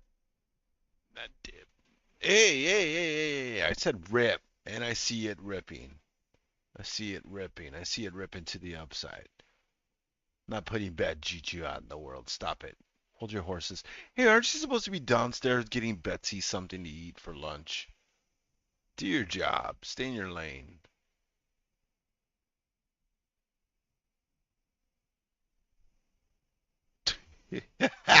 I knew he's gonna come back with something.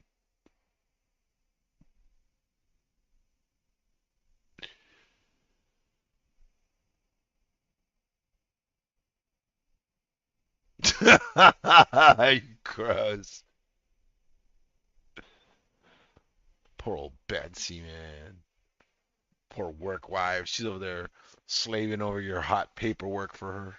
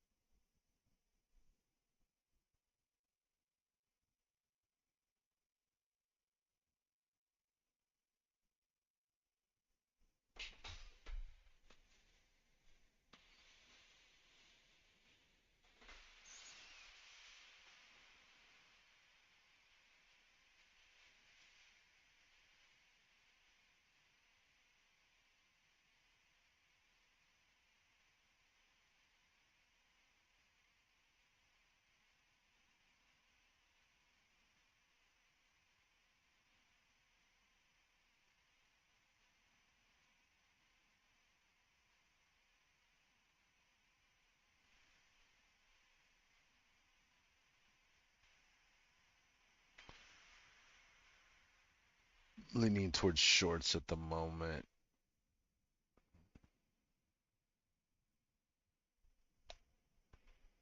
I don't know. Setting up for a nice bullish move here.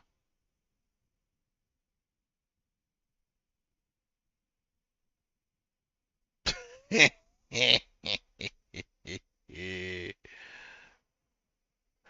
love that. Wayne Brady.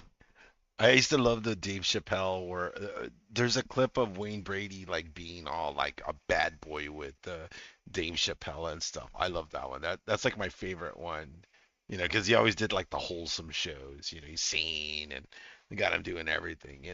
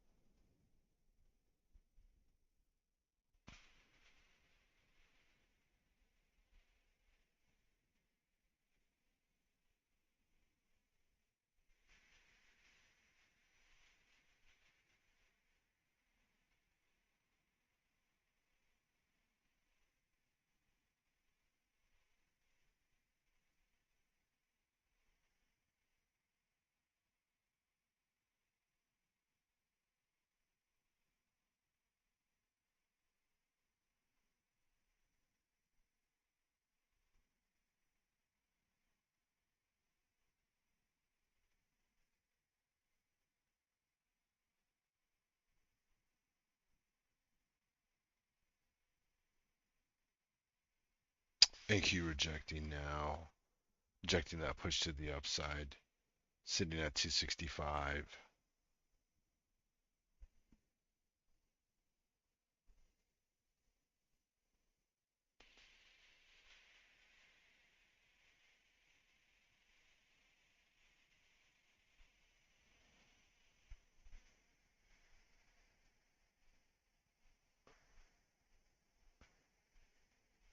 100%. Yes, sir.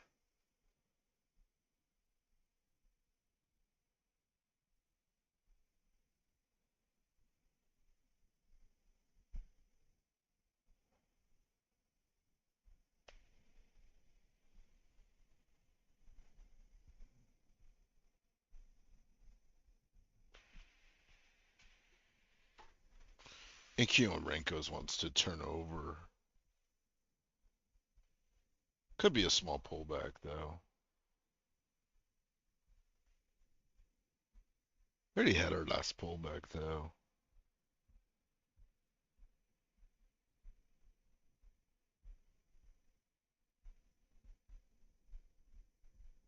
Let's look at SPX. Yeah.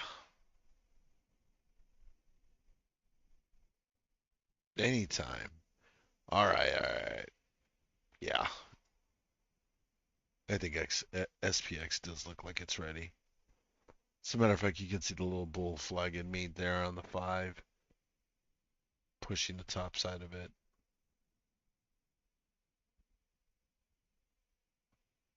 Look at that, right under. It just won't push it. I need it above 320. Oh, it's like it knows where I'm at. Can you believe that? That's how far I am from the money right now. Oh my God. That's how far I am from being in the money. My goodness.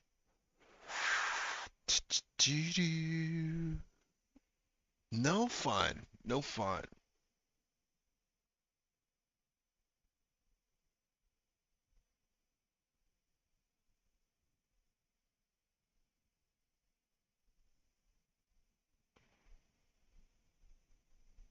Yes, sir.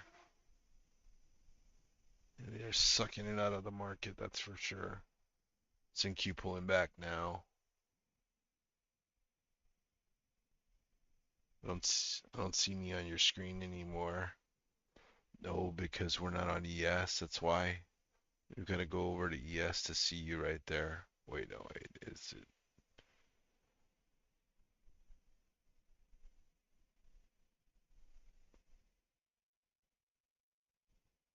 Or is it right here? Oh, there you are.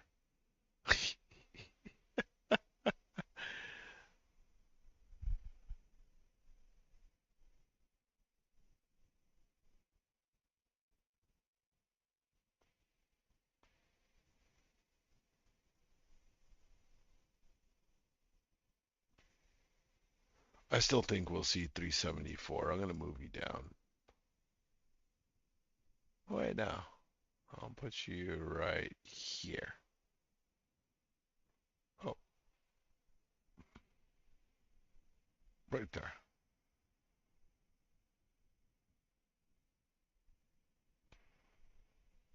What? Where you were?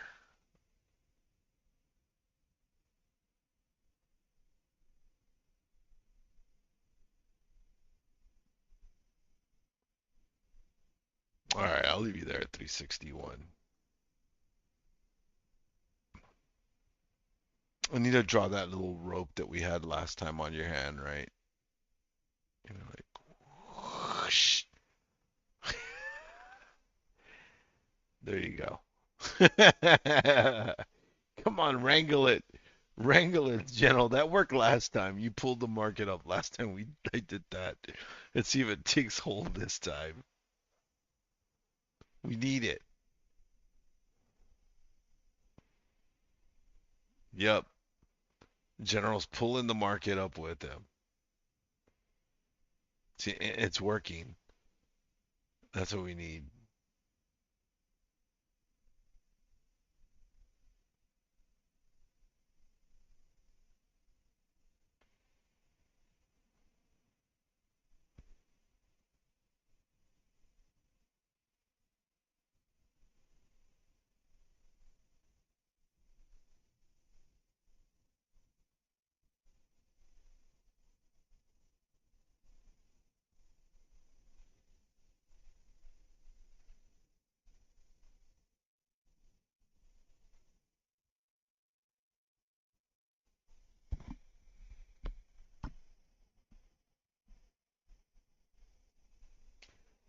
1 minute Head and Shoulders. Man, Faf, you know how to kill my thunder, don't you? Nah, I'm just joking with you. I'm just joking with you.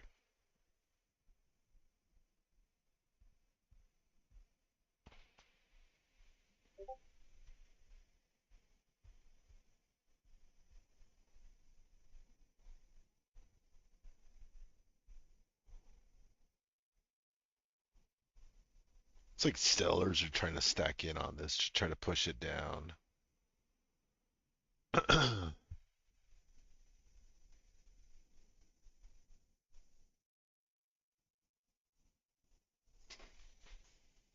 And Q coming back to 23, 258 and a quarter. Yep, tell me about it. I mean, there's no reason for them to keep pushing us down. We're in the middle of the gap, Phil. So let them fill the gap. Let them get the gap, and then do whatever you want, right? Easy.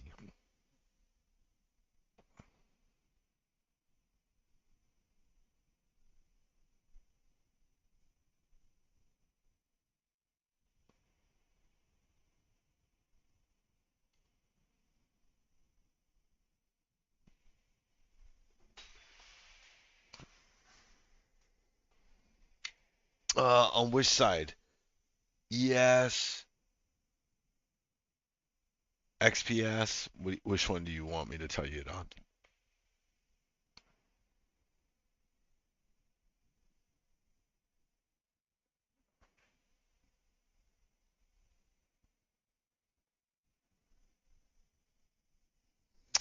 So let's start off with ES. We'll go to ES real quick. We'll turn off electronic. We'll do regular trading hours.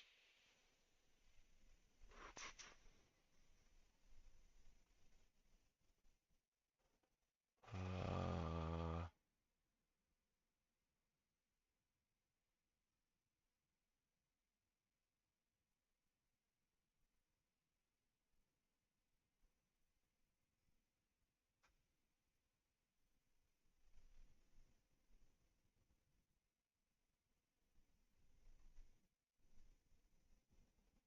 what?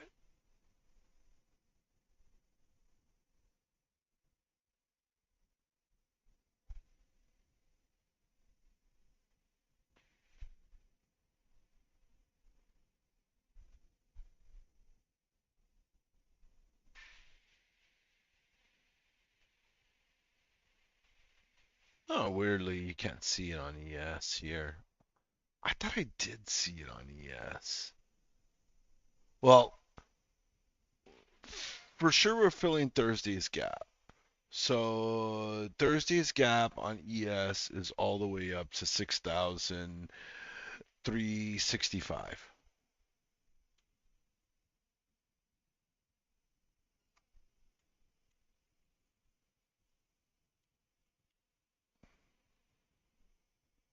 Oh, my calls are on the money. Let's go. Okay, so that's that. XSP.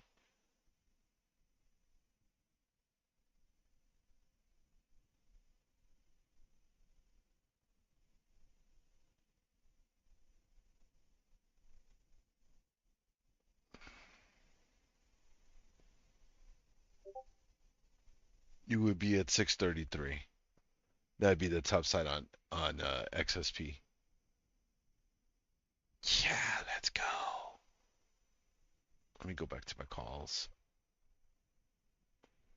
All right, let's go. Now, what's the next step now? Can we get the next leg up? Wait, I don't want to be here. I want to be on, yes.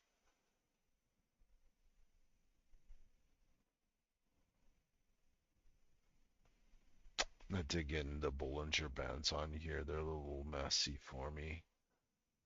Like the rest of my chart isn't messy.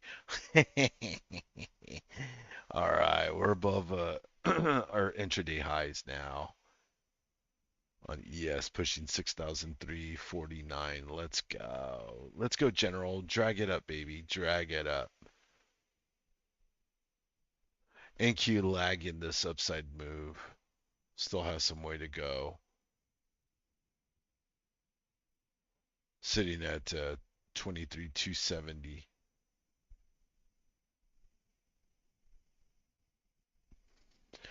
Fob says that there's a V-shaped recovery on the 1 minute. Should get that rip. Let's go. NQ doesn't look like it, but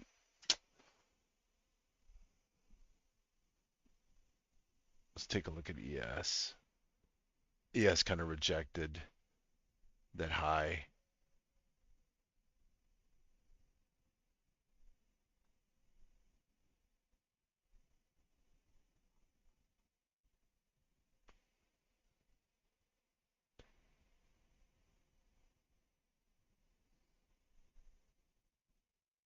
So you probably got resistance on ES up until 530, 53.75. Looking good though. Looking good on the 15 for upside move. So General's gonna get it.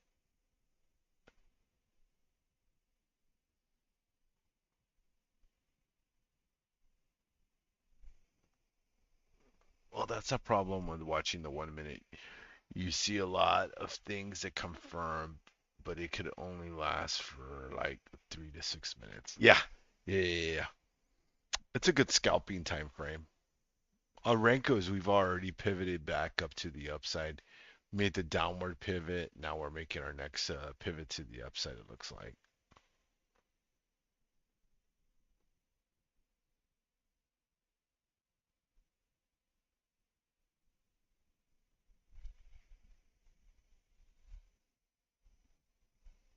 All right, be right back. I can get myself a little coffee. Well, I don't know if I'm going to get coffee. I can get something to drink.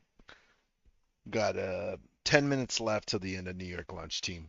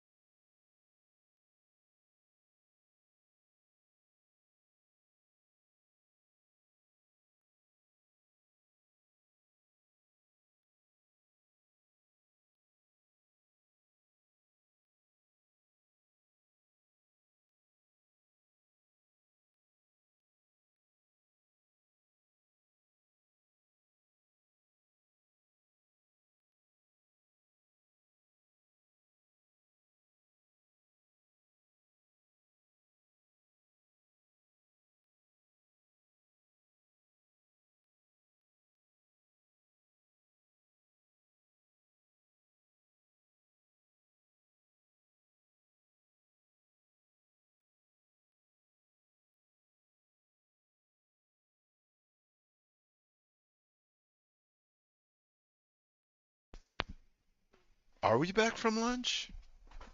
Sorry about that. I want to go just take care of a few things real quick. Grab myself a cup of water. Still got a lot of trading day left. How you guys doing, everybody?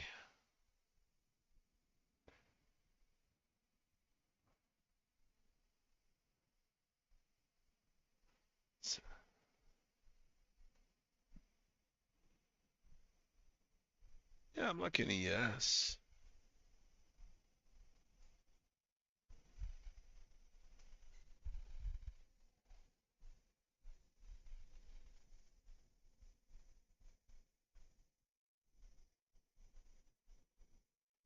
Pretty weak coming out of New York lunch.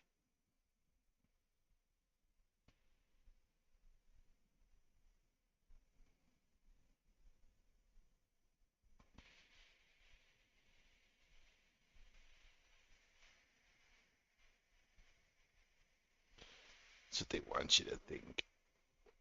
Yep. Because we know that they know.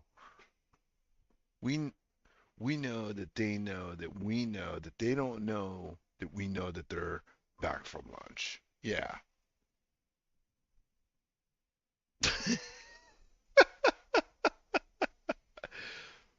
Looking forward to the next 50 minutes or so. Probably gonna get some more follow through though. Maybe NQ looking like it wants to sell though now. Mm,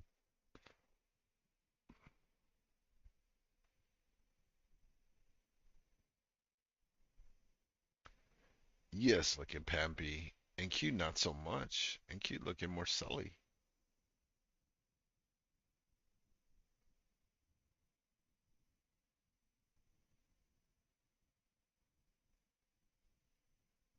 Come on, General, wrangle it up. Wrangle ES up to you. What's up, Nathan? How's it going? Good to see you. Happy Monday.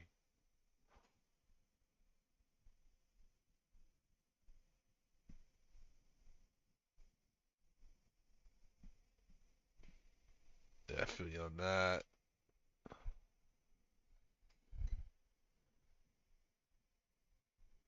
Nice. Congrats on that.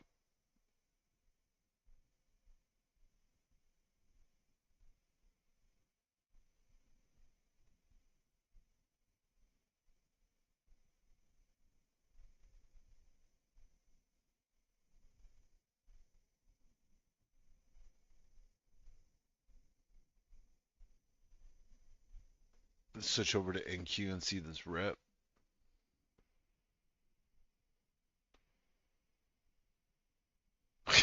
You need me to step away.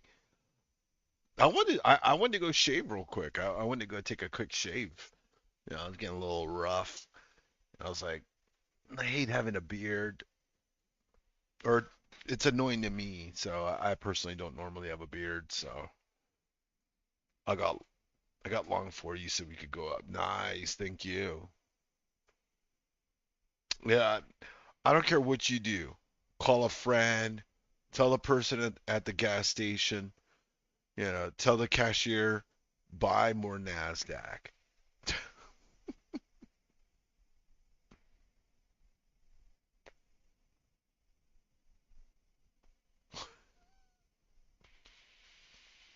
I haven't gotten stopped out on my long. I told you guys my stops in the money.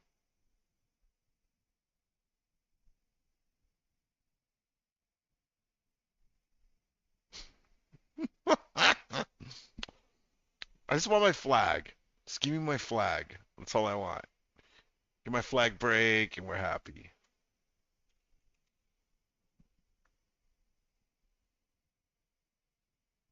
Just give me my flag.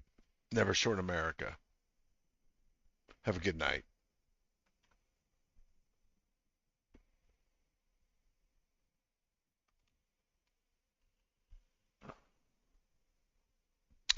NQ starting to make that move to the upside again. Calls are starting to rip some more. Up 344% now on these calls. Crazy. General, I bought those calls for 18 cents.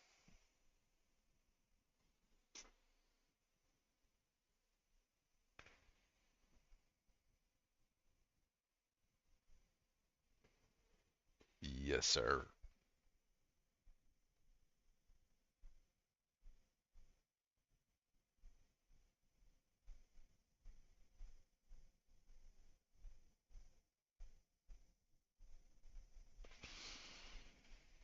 It's pretty funny though.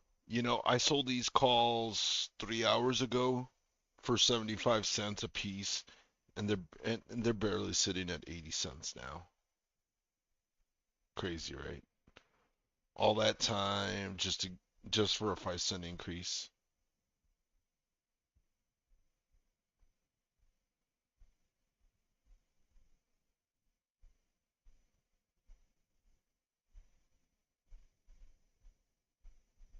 Come on, do it in Q.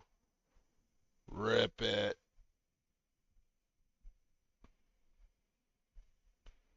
This is time and place. We should get a candle one way or another.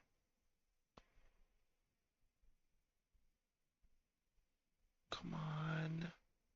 Come on, NQ. Wrong way.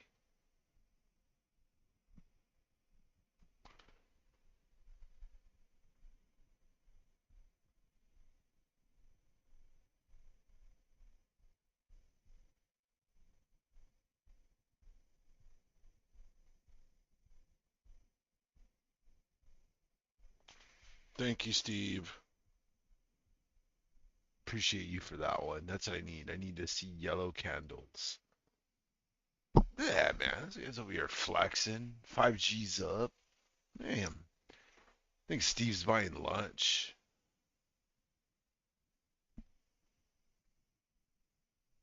Order filled. Order filled, order filled. Oh, he's taking profit on all that, I'm sure.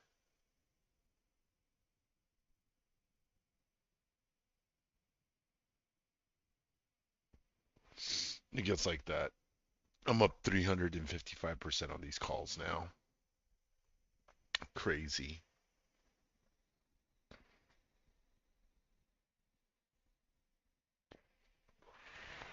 But like General says, I want 1,000%. I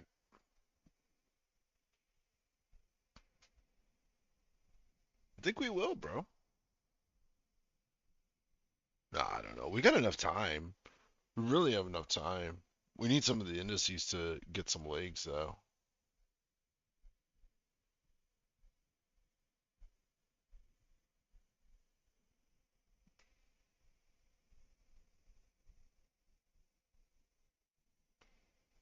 I think he's struggling.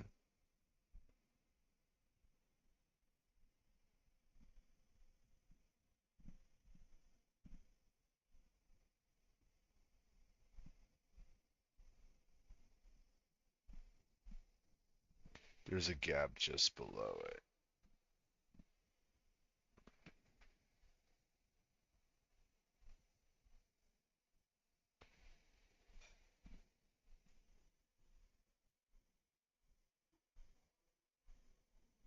I think we will. And you guys can see that Thursday's gap is right there at on ES at 6,365, and we're inching towards it, gang. Let's get it.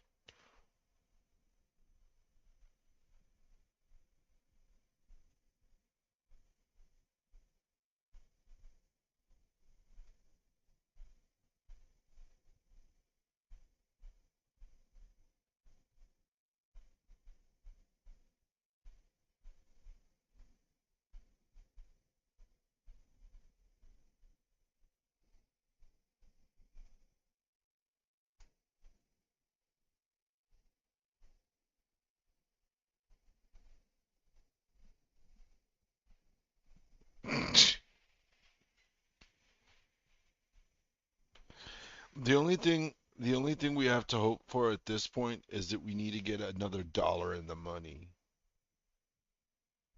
We need the move to get into the next dollar in the money. That's what makes these more valuable because the more we're in the further into the money we are, the less open interest we will have. So we lose OI.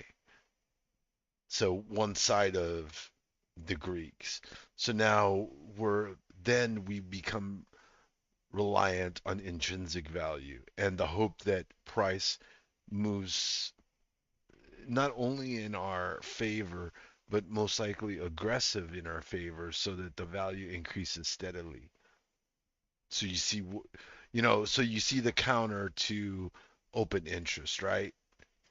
Because that's the balance to it. Is that as you lose the interest in it because it's so overpriced, you hope that the intrinsic value then outpaces what you were seeing as open interest. I think we could see a nice candle move though.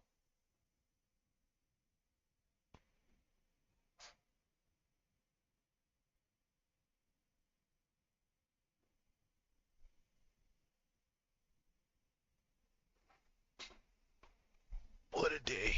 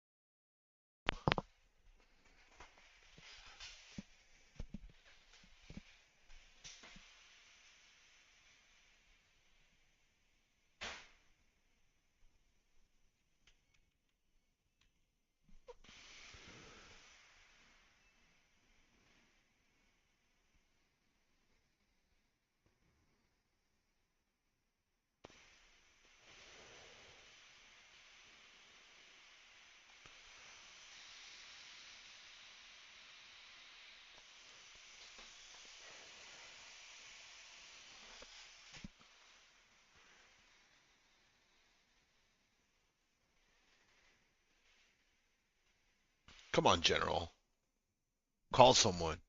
Tell Tip to buy. Call call Chan. Tell him to buy some too. Call everybody we know. Somebody buy Nasdaq. Who's that Muppet buy the dip?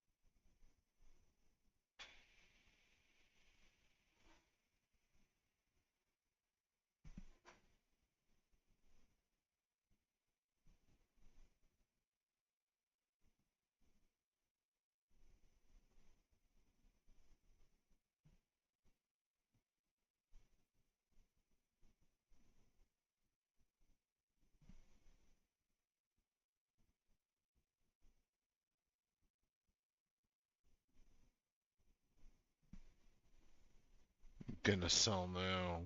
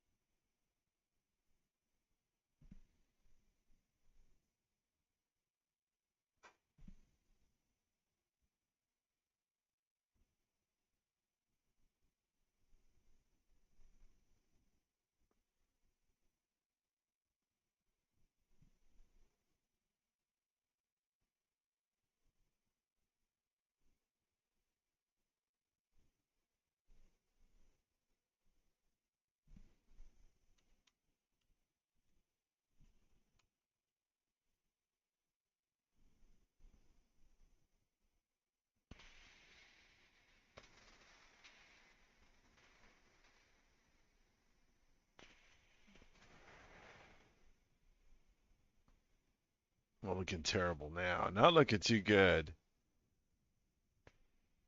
Fab to call. I don't know. I don't know if Bulls are about to lose it again.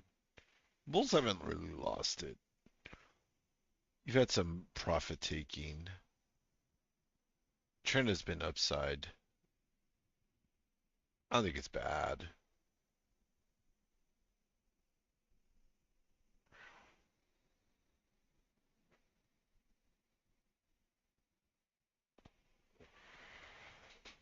Hmm.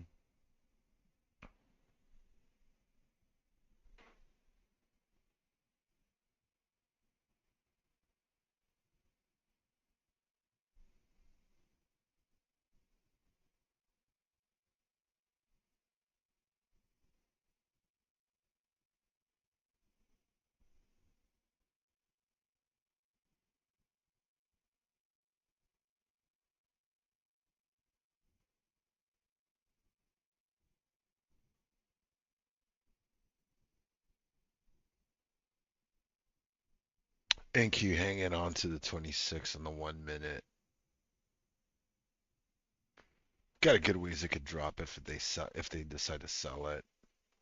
5 minute looks gross. Back on the 26 again.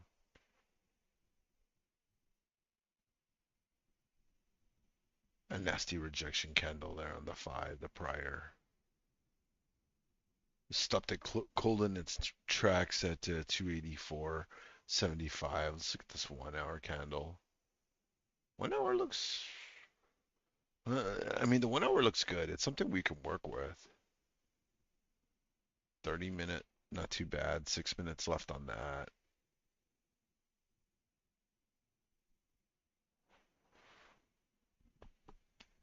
Could be just a relief before we get our next leg up.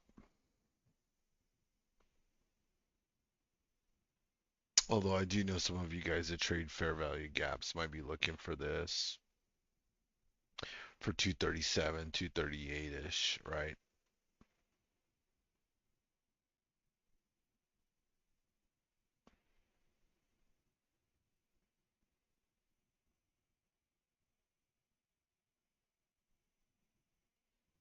This is true.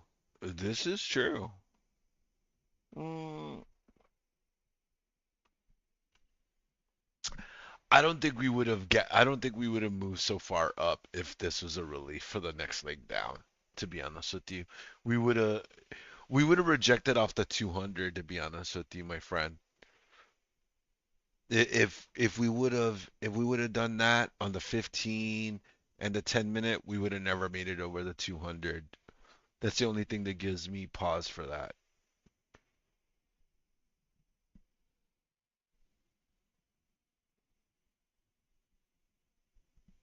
The hourly.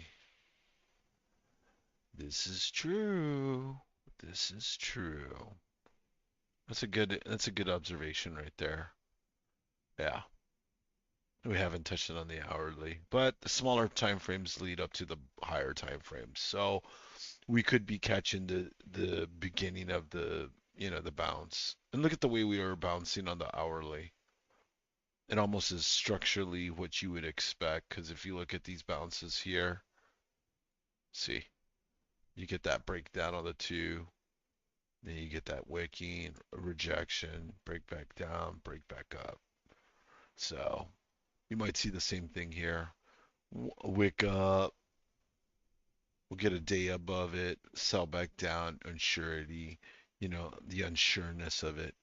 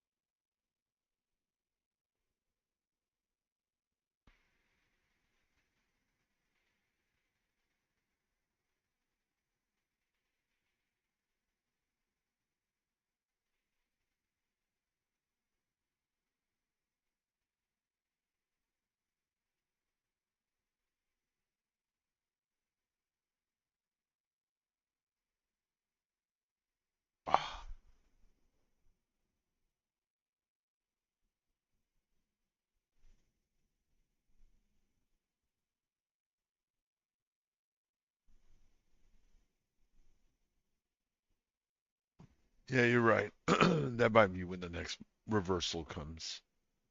You never know. Okay, kind of puttered out some profit taking in the day and stuff. Definitely right. Could happen. Testing that kind of like trend line that I drew there. I mean, it's not perfect, but you can kind of see what's been happening there throughout the day. Still got a good way if we wanted to see that next flagpole, but we just haven't had it the push. But what's really doing it? Well, look at that. Nasdaq's pretty dang green, right? Let's take a look at the S&P.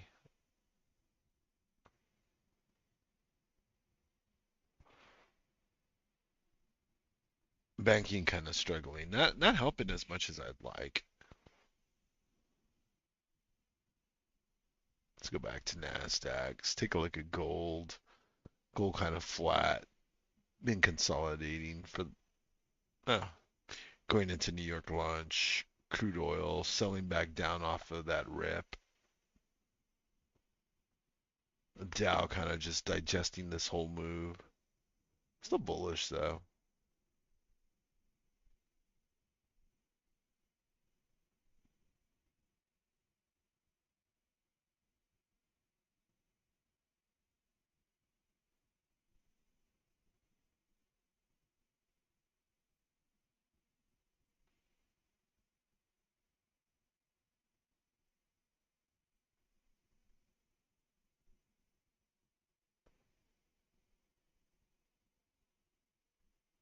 Really starting to struggle now. It's kind of slow now. Oh, it goes yes now. Catching a little bit of a bid here. Or NQ, I'm sorry.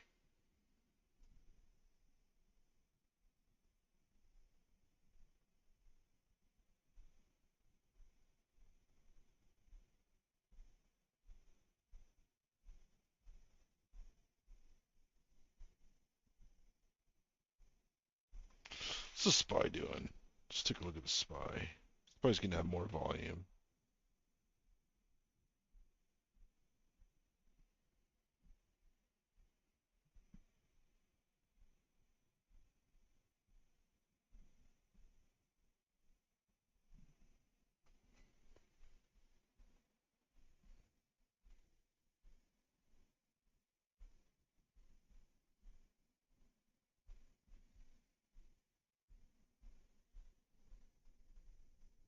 There you go. What's that push up? Come on, SPY. Break that prior high. Let's go.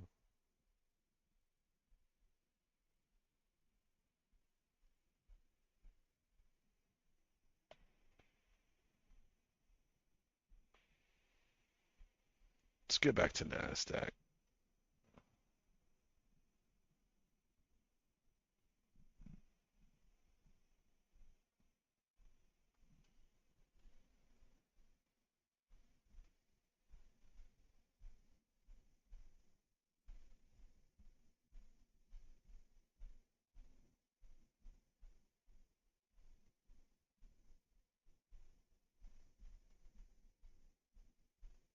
Bulls can't do it. They're struggling.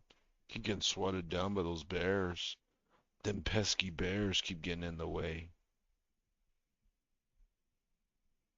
You get Tipped and his friends out of here is what we need to do, General.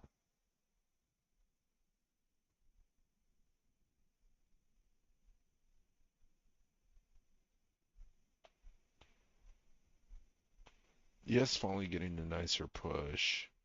Let's see.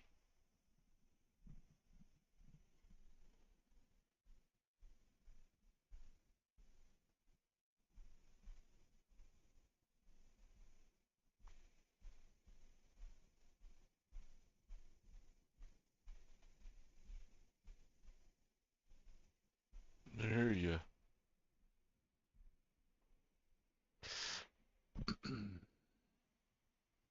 I mean, on a good note, you're in the money. So it's not like you're out the money waiting for them to be profitable. So, from your standpoint, you really just gotta have your stop in the money at a point that you're comfortable with, selling. Like me, I'm still I'm still at a break even, and I probably should adjust my sell stop right now. I think I will, as a matter of fact. I think I am. Yeah, I'm gonna replace my sell stop. I don't want to. I don't want. I don't want to lose more money. I don't want to lose what I have made off this.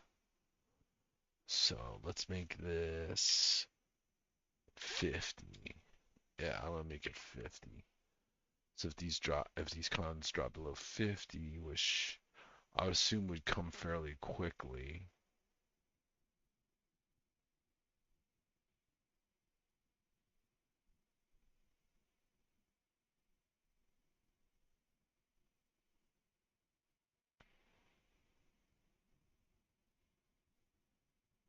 That way, at least I guarantee that I'm not gonna lose. I'm not gonna lose profit that I've made off the runner. Yeah, ES and NQ are both having trouble. NQ's a little bit more evident. Can still see the buyers on ES though.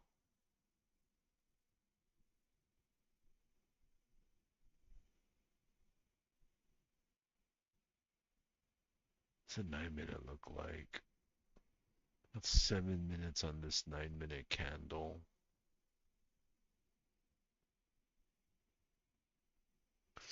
It's because I went long. My bad, team. Nah, it's all good. You do you, bro. You don't have to be sorry for anything. You don't affect any of our trades. Except for General. General affects my trades.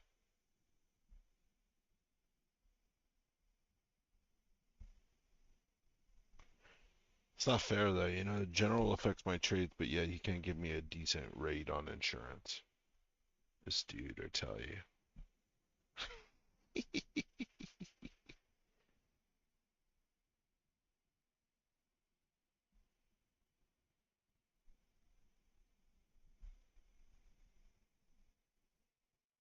Are struggling after that morning pop. Yeah. I'm just gonna set my stop. Alright. Adjusted.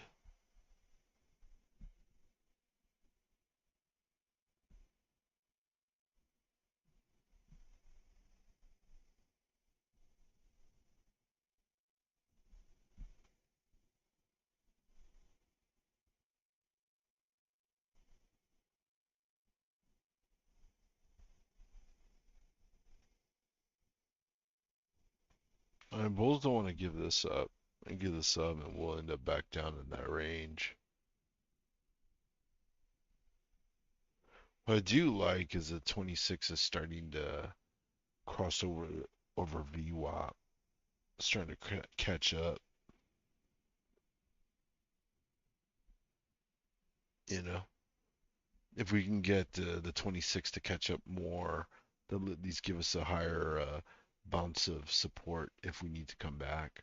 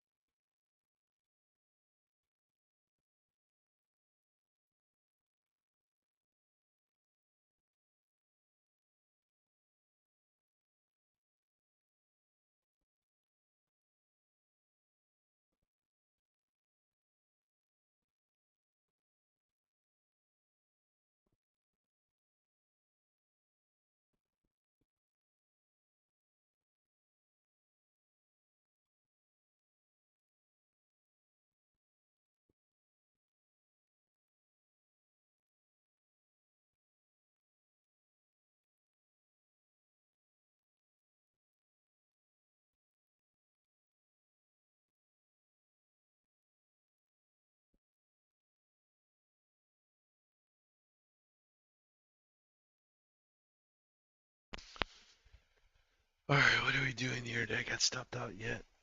Dang, near it. Like 5 cents away from getting stopped out on my cons now.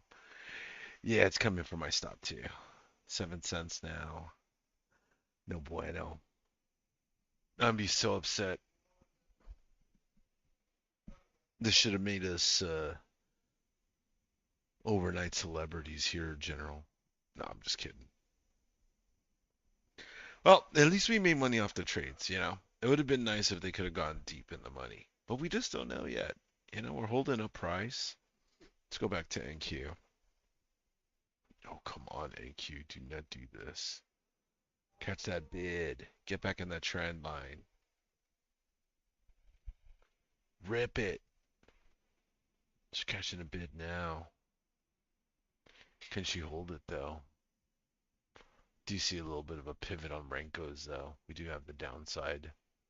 They could form it here and then pivot there and then roll up.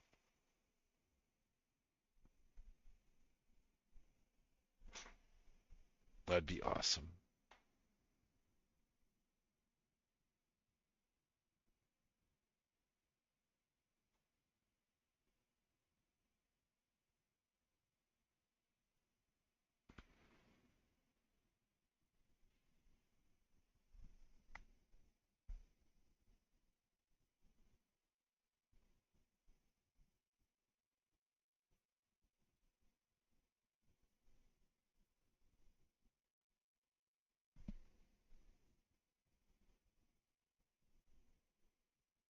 Dang it, General.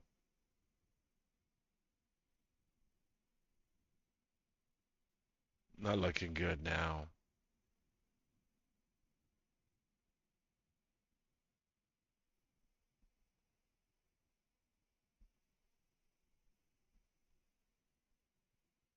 Yeah, it's probably a little spready.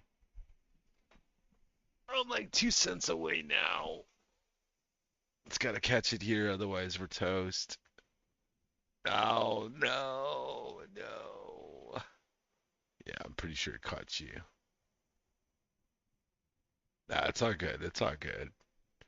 It's the game, bro.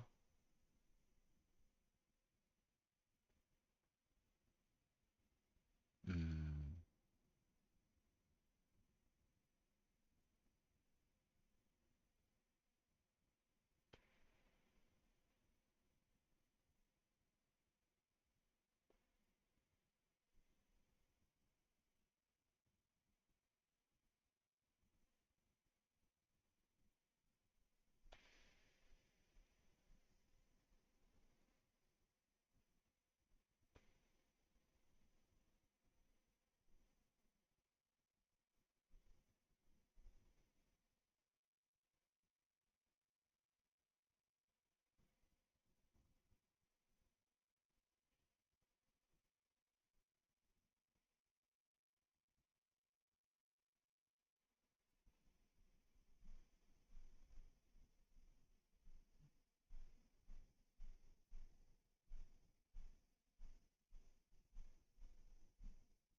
Yeah, I just got stopped out of my position.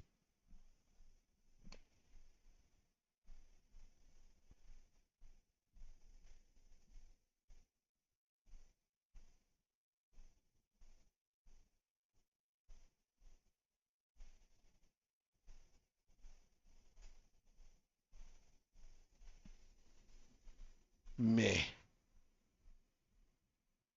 Well, it's still a good trade overall. A good day. I'm pretty good on my portfolio today. We up 113% on the cash port today. Let's go.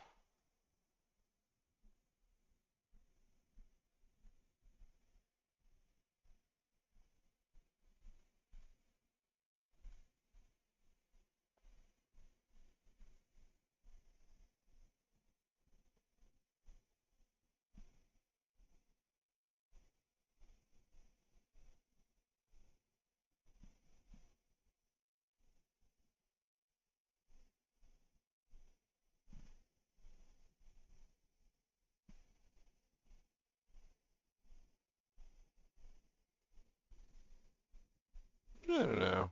I think we'll come down to the 200, bounce off that. That's what I think.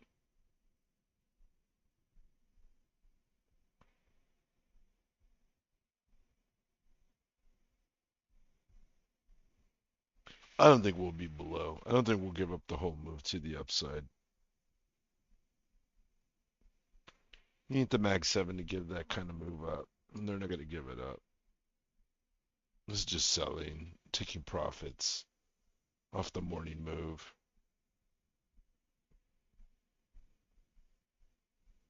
Guys like me, they're just getting stopped out in positions that have been long all morning and stuff as sellers step in and then they just start selling it. You get those controlled pullbacks. That's the controlled sell. So you see these like slow sell, sell, sell. And that's what it is. You know, you're stair stepping as you're hitting people's stops. You hit one plateau, you hit the stop. You have buyers that step in, trying to, continue to carry the price. You got the bears that are stepping in. You got sellers stepping in, and they're continuing to take profit. They're seeing the weakness in the market, so they, accelerate the next leg down until you find a plateau of value, value interest.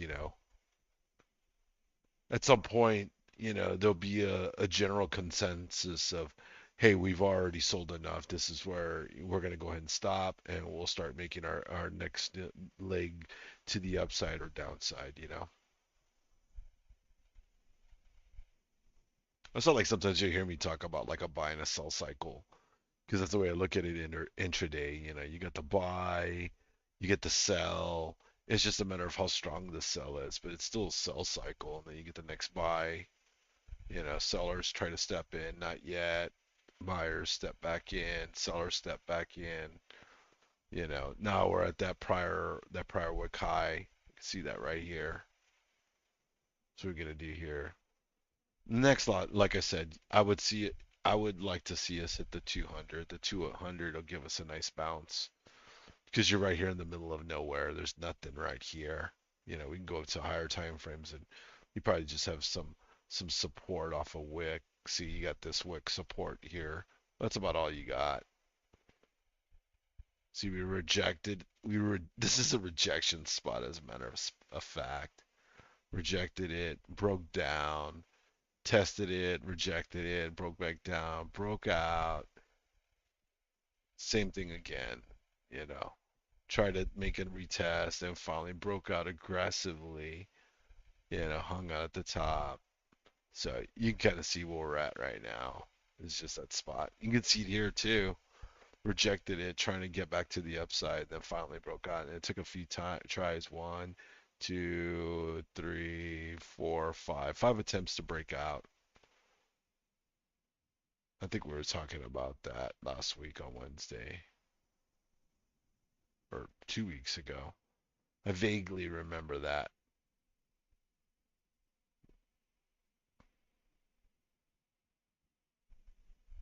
Man, I'm so mad. I can't believe we got booted out of that. Womp womp. No, I'm just kidding. Can't be mad. Can't be mad for taking profit. Ain't nobody went broke taking profit, right? I'm gonna close up my options account. I'm gonna look for a futures trade. What do you guys think? I think we can catch something decent. I know we can catch something decent. Just gotta figure out what it is. Sell, sell, sell. Get a bunch of sell signals now. It's no bueno.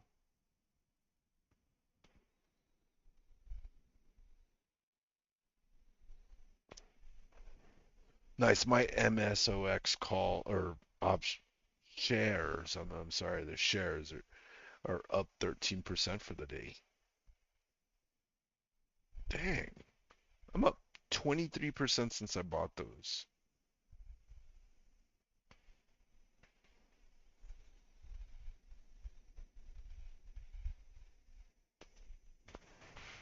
My goal is I want to buy 10 shares a week. This is what I'm going to be doing. I'm going to slowly acquire 10 shares a week. You know, mine triggered and price dropped below, and it kind of like danced around, and then it finally like filled me. Like I was looking at that, I was like watching it, and I was like, what? Luckily, price was like in the 50 cent range, and then it finally like took my sell order and exited me out, but didn't want to do it right away. That makes no sense.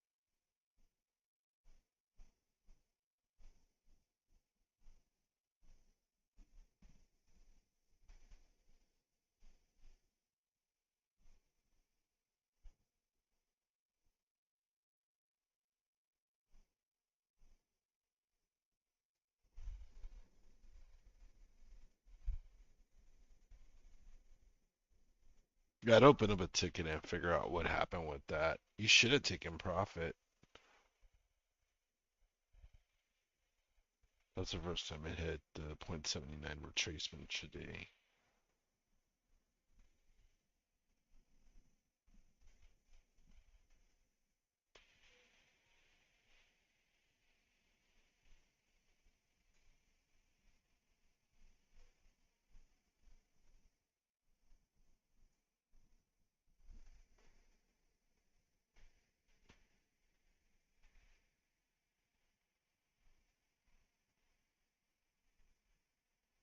So Grab a Gun is trying to get Sydney Swidney to do promotions for their guns as well. So there's a trying to court her there.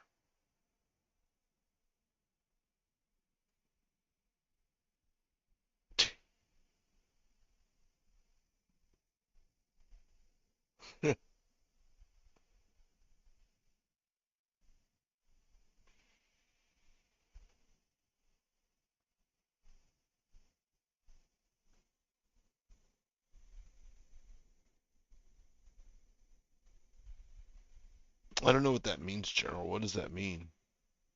Enlighten us about your ganginess of boxiness. I'm up 5% on my entry on XRP. Told you guys on Saturday I took an entry in crypto again. Yeah, I got it. I'm asking you to explain it though. Be all like gatekeeping.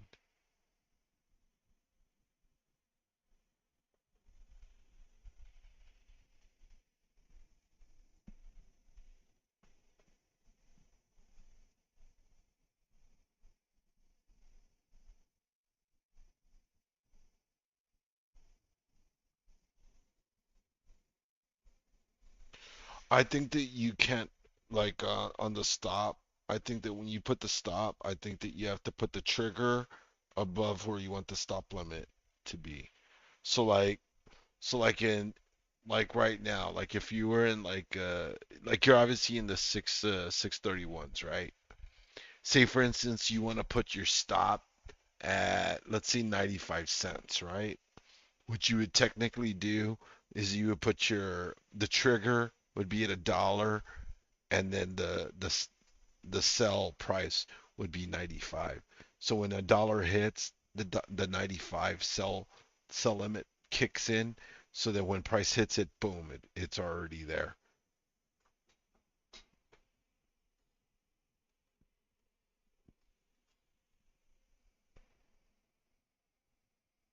Really? That's weird. Price slippage. They would probably say it's slippage. I mean, some people argue whether it's, crummy brokerage. That's what some people would say, I'm sure.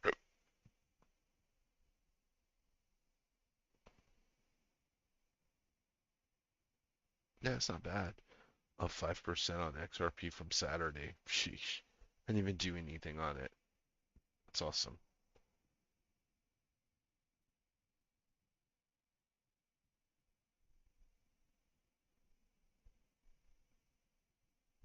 It was a 20-cent spread.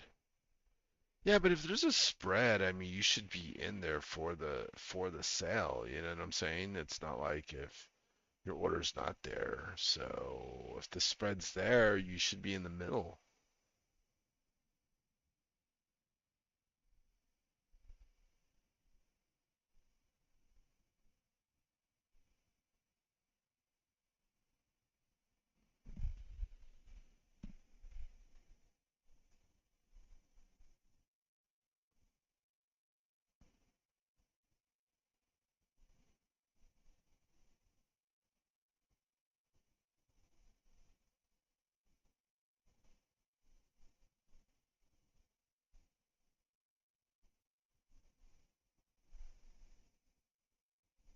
Wonder if this dip was a liquidity grab.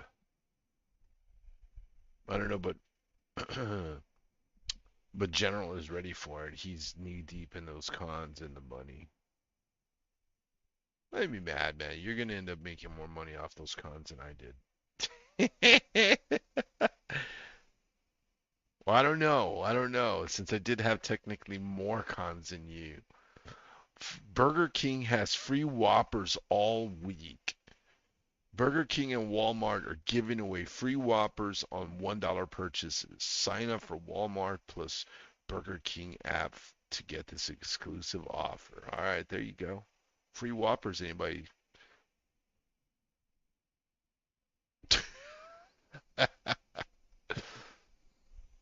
Right, I only have one con. I don't even have one con anymore, man. I just got smoked.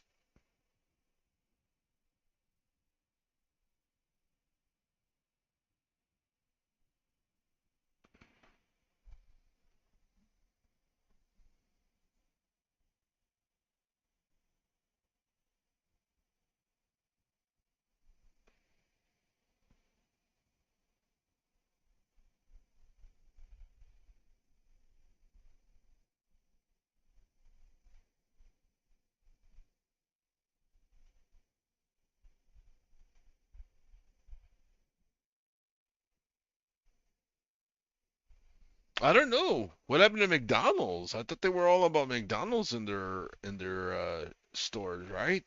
Used to be that every time you went to Walmart, there was always a McDonald's in there. Thought that was the staple.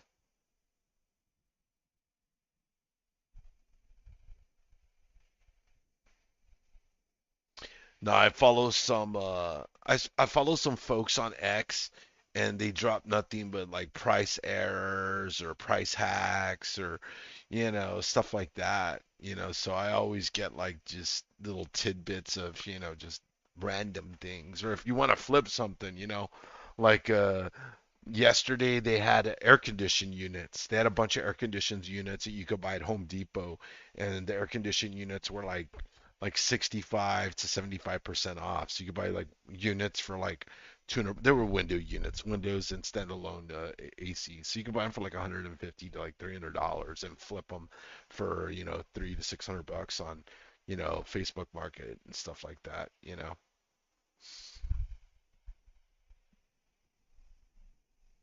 Yeah, McDonald's is getting too expensive.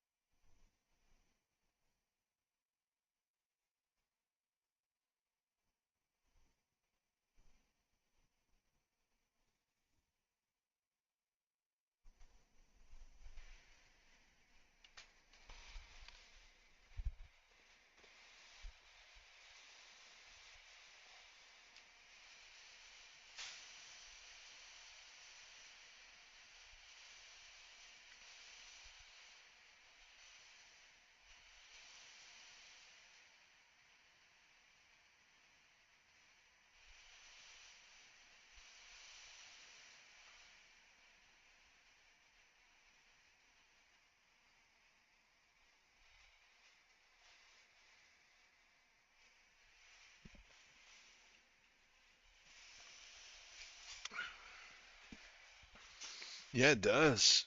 It does look like this is where they want to hold it. It's crazy on NQ. I mean, look, we're just not moving. The get up and go is left.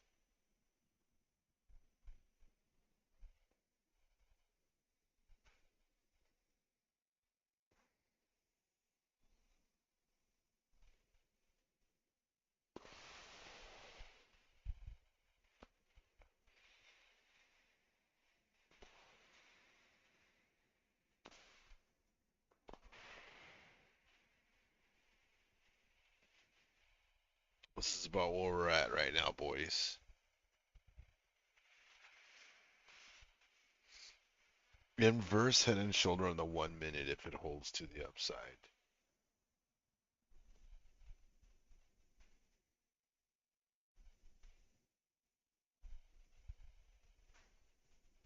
What? I I didn't know I could. Man, I didn't know I could rotate these things. So then I should be able to get him and oh no, I can't. I thought I could. I thought I could get him and rotate him, but it doesn't look like I can. Yeah, I guess the emotes I can't make him upside down. I thought I could. I was kind of excited for a second. I was getting excited for a second. Man, that would have been funny. I could have rotated the general too. Could have put him upside down, but it won't let me. All I can do is make him real big. Come on, general. Pull the market up, bro. Do I gotta give you like two ropes now? I gotta give you like a second one.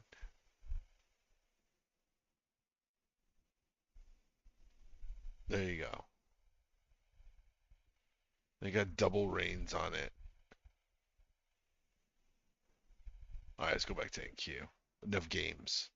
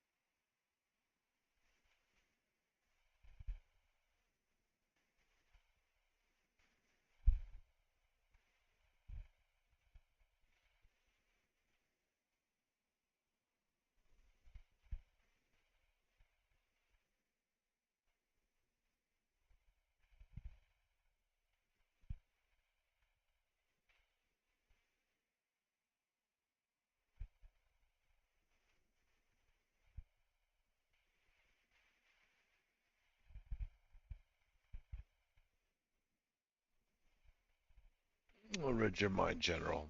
I read your mind.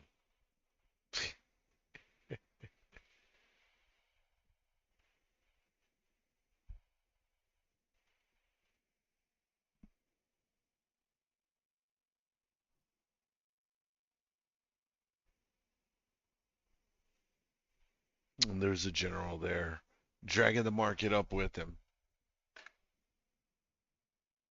So if any of you guys are upset that there's upside, blame it on General.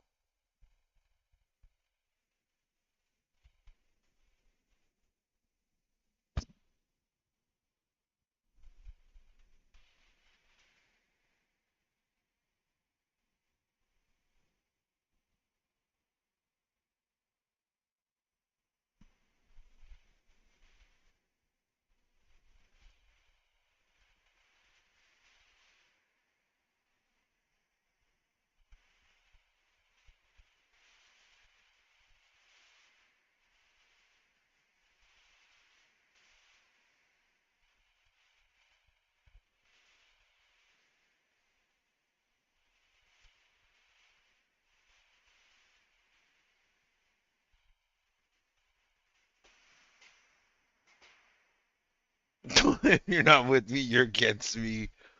Yeah, raincoats look like we're going to the upside, bro. Relax. Take it easy. Take it easy, guy. You're so angry, General. Man. It's supposed to be, you look all happy in your commercials too, man. Making money off that insurance.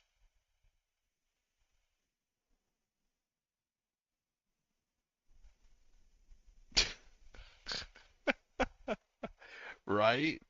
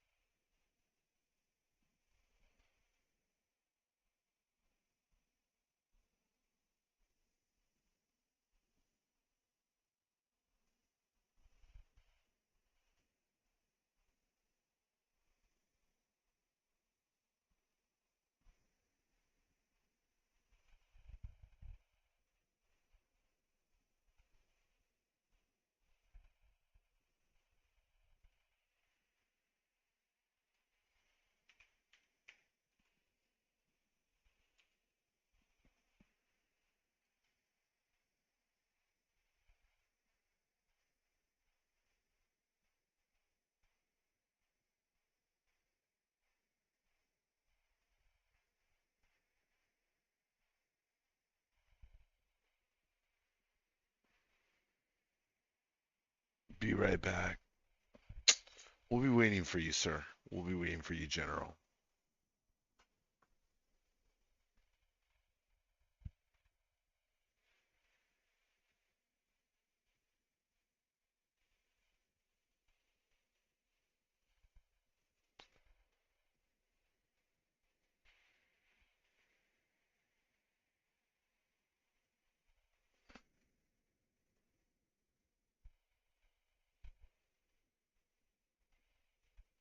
Still holding.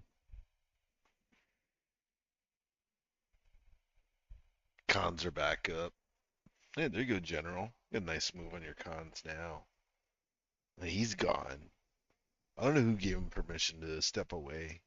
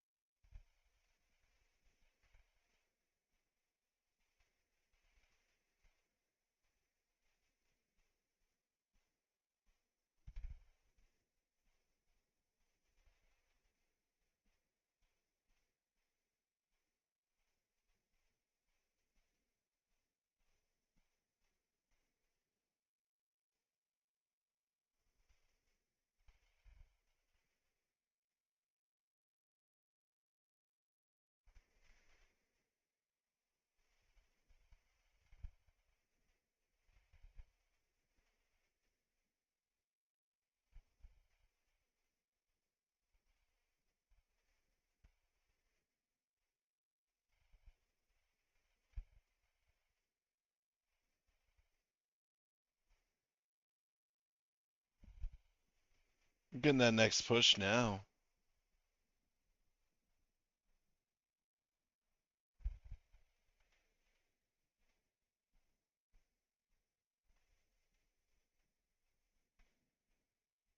Pinging from both sides, exactly.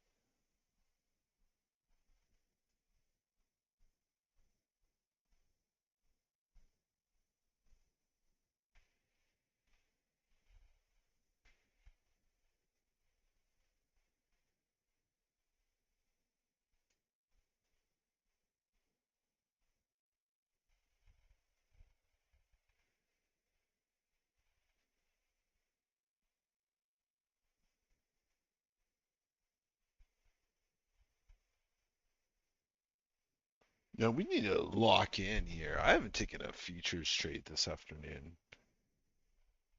I got so wrapped up in my options trades, I didn't even bother looking at a futures trade. I totally missed it. Maybe I can get an end of day move, right, guys? I think so. All this move, all this excitement. Somebody's gonna want some late afternoon excitement, and I think I am that guy.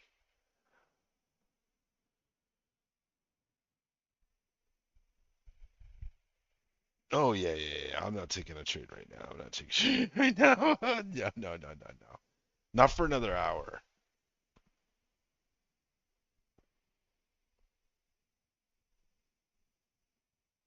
I've got uh, I've got the general's profit eating in my pocket, so I need to do something with that. How bad? Should be talking about my profit. It's too late.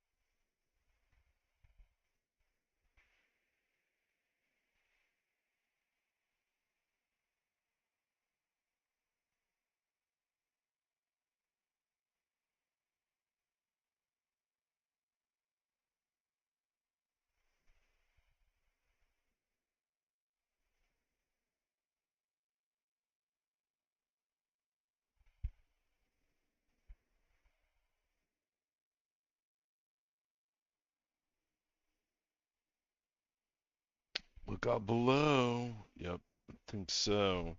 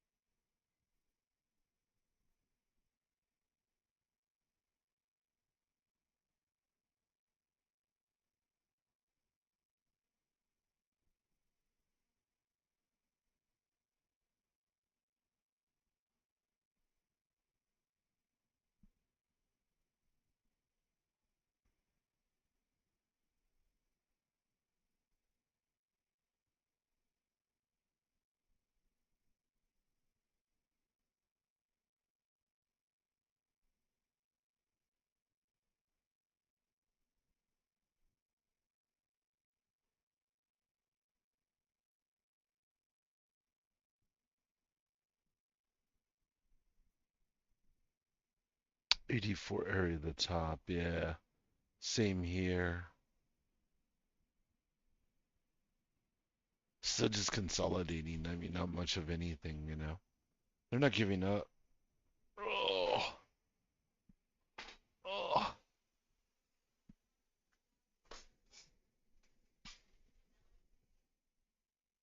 It's like NQ wants to pivot though on Renkos. It's like wants to pivot to the upside.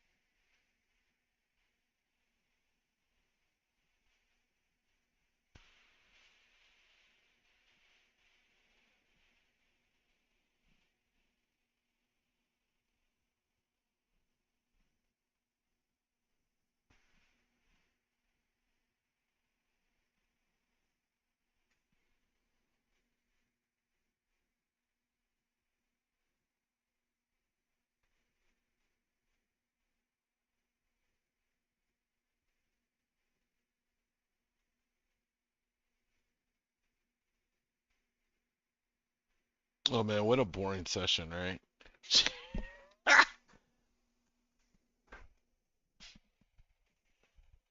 More of the same today. I'll tell you guys that.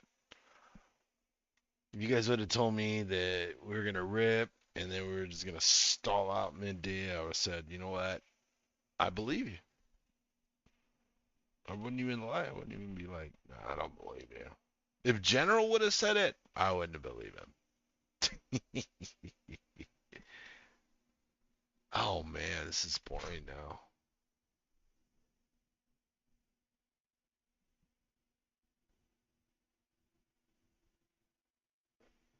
Nothing's really happening in the market. Not hearing anything really moving.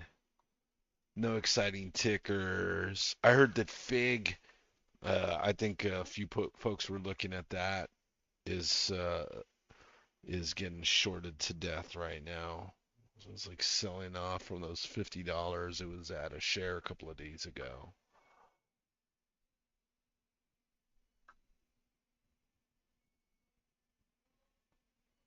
A decent lunchtime flow. A good Monday though. I gotta say that. Pretty decent Monday. Hope everybody made some money.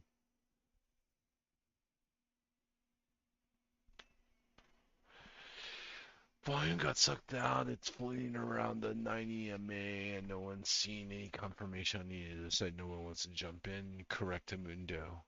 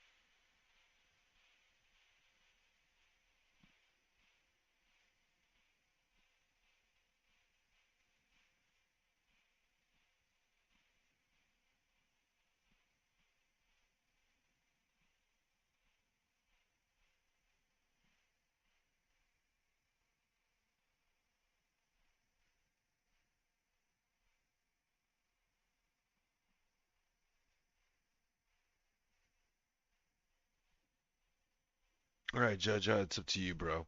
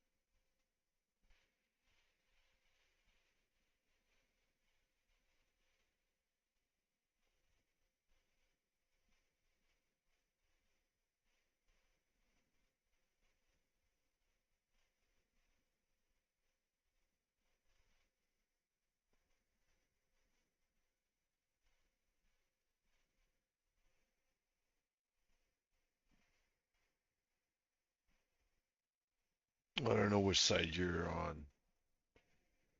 Looks like Steve's Rankos are to the downside now. Has a downside candle now. Can't be sure though. That's just a little screen nibbit I get.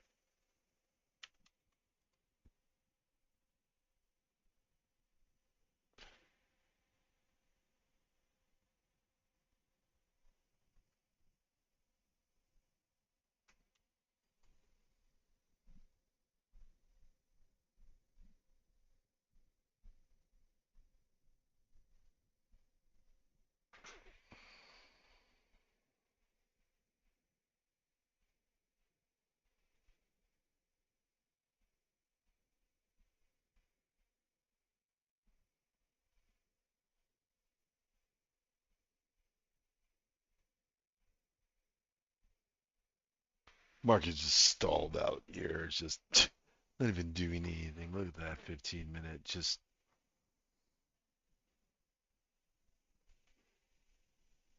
it's like an $8 range up and down. Nvidia might be stalling here too.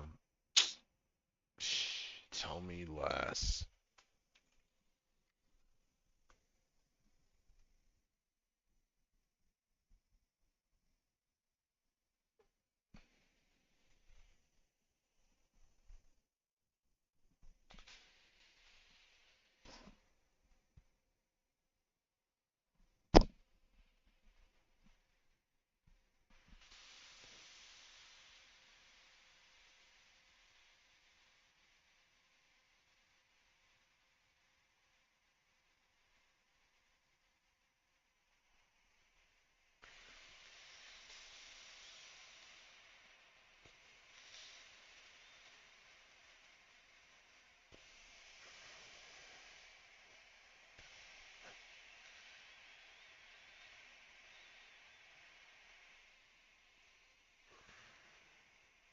Yeah.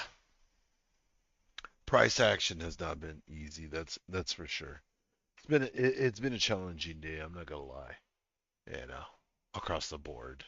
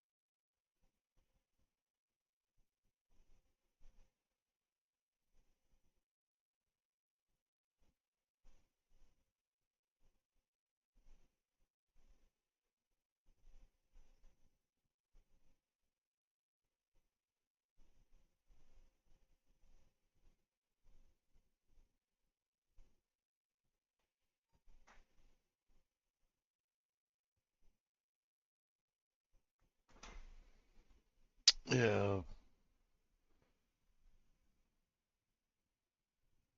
I think the Bulls made their statement that they're here. Market is still bullish. Bears just don't have the ammunition to sell it like, they have in previous sessions.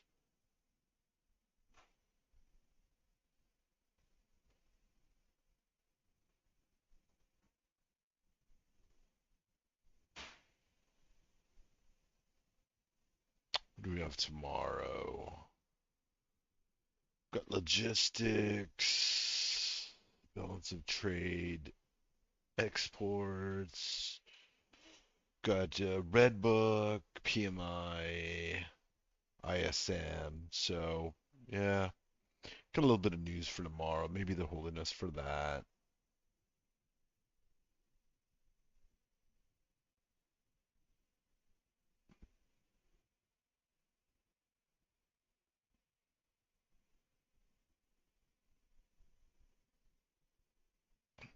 And she's starting to stall out, though.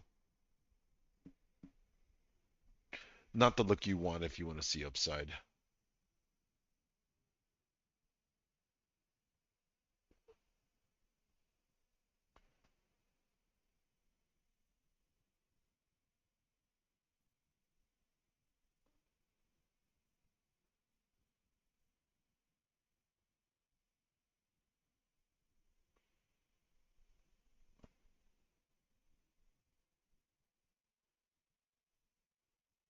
Was gold breaking out?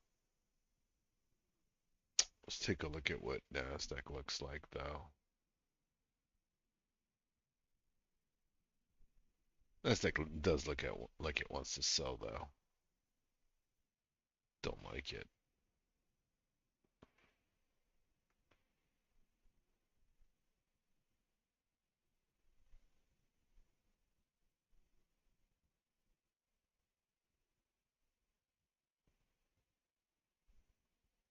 Crude looking like it wants to sell. Dow's struggling. It's fighting to stay here. Don't want to give it up. Man, I'm getting kind of hungry. Getting kind of the munchies. Get myself a taco or something.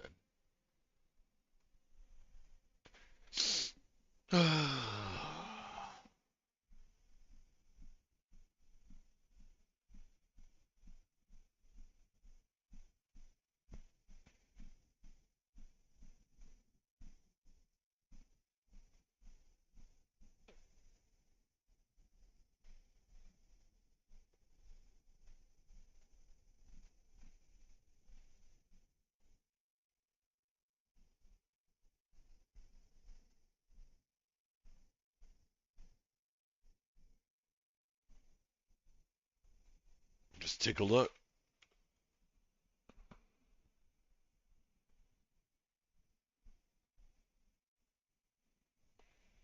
Maybe, but not right now.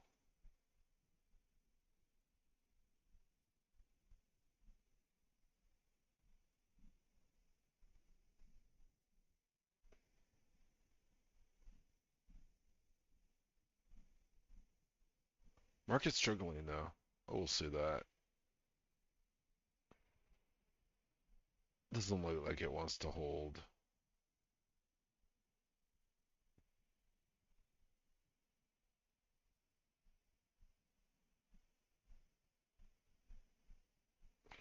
Yep, it might very well be the reversal time, boys.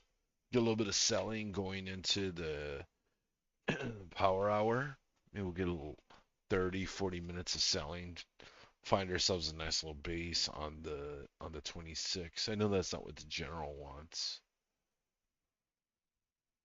He wants still upside. I think he's still holding though. Hasn't given it up yet. Surprise, surprise. What's crude oil doing? Uh,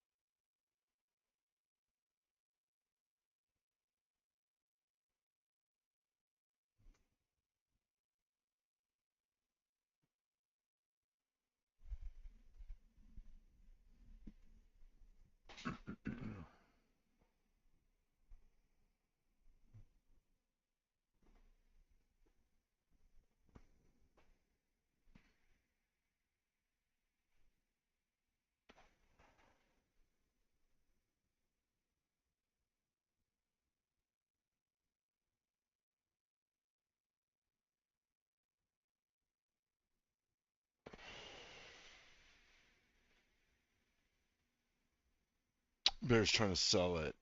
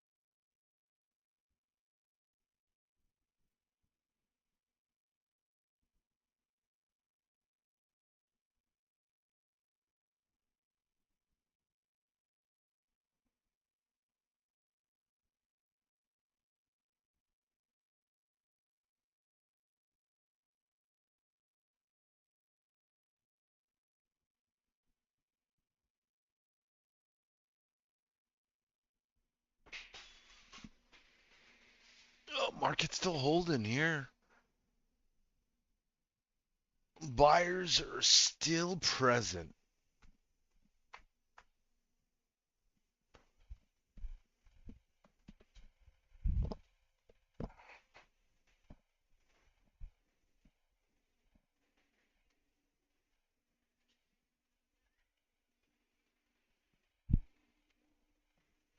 Ah, Palantir reports after the bell today as well. Oh.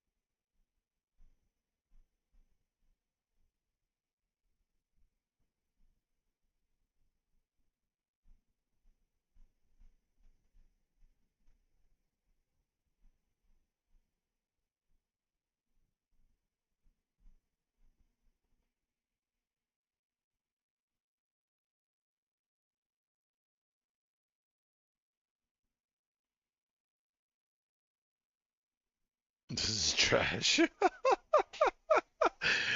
I mean, yeah, yeah.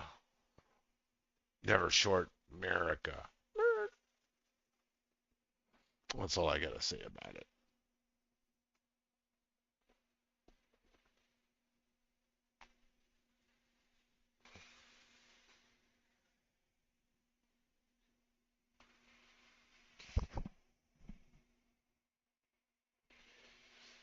Hearing a lot of chatter about PLTR tonight.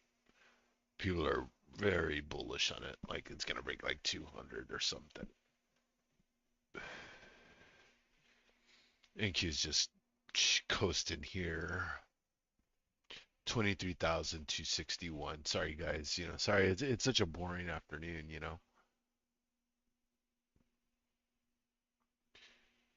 Crude looking like it wants to sell. Gold looks like it wants to push higher. What's Bitcoin doing? Bitcoin's just kind of coasting here. It's a slow grind, kind of the way ES is and Nasdaq is. Go back to ES. ES looking bullish though on the three. Looking looking kind of pampy, like it wants to go for it. I want to see this thing rip.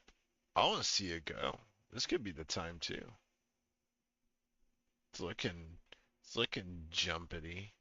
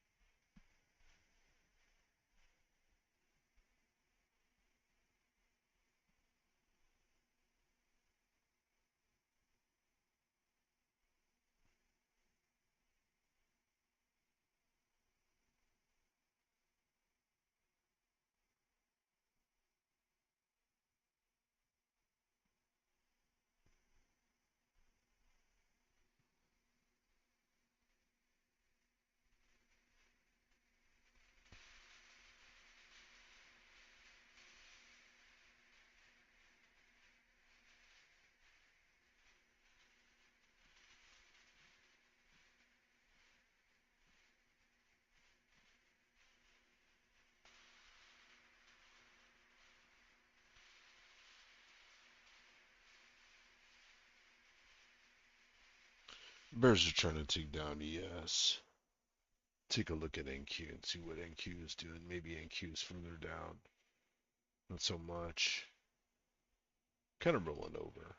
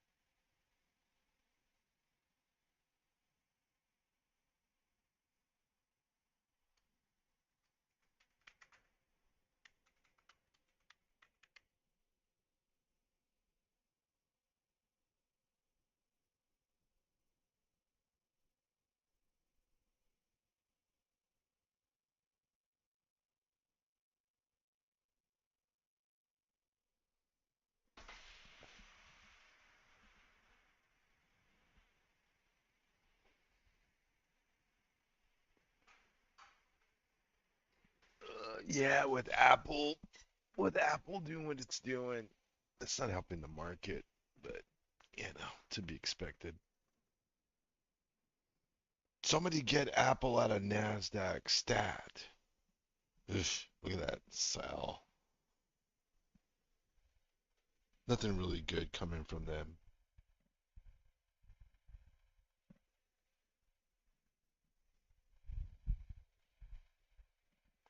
Maybe we'll catch an end of day bid on Apple. I don't know. I don't know though. It ain't looking good for us though. One upside, crude selling as well.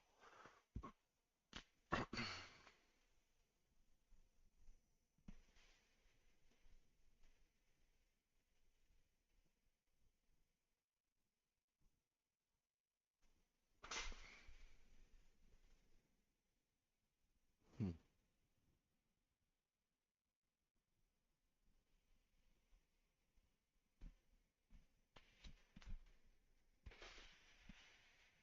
We got to do something. And we've been consolidating for a long time now. We've been consolidating since New York lunch. We're right at the spot that we went into New York lunch, so they got to do something now in the last hour of the day. So I think we might have a good power hour. Let's see what happens. Uh, 13 minutes away, team. Got Coach Matt stepping in here shortly as well, so looking forward to him popping in. See what tidbits he's got for us today. See what action he got involved in. Don't forget our YouTube subscribers. We've also got our launch plans on sale for $49 and $69. Hop in our Discord. Live streaming Monday through Friday, market preps on Sunday, as well as Coach Matt after hours every Thursday with free classes. Yep, we need some Coach Matt alpha session.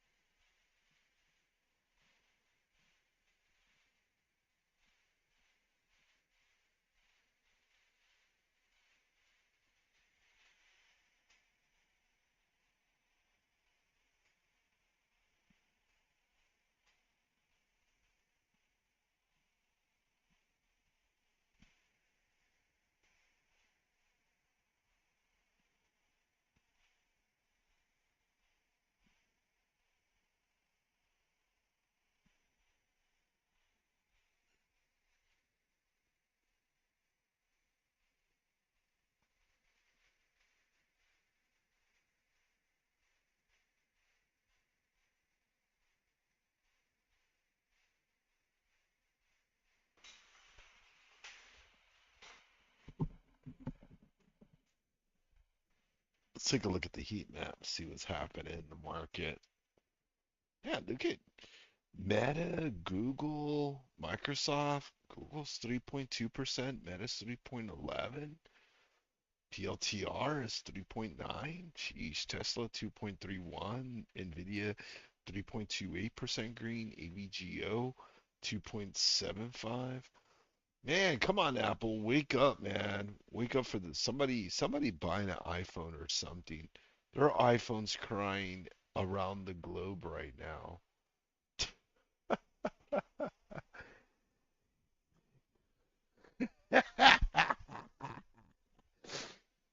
Somebody buy an iPhone.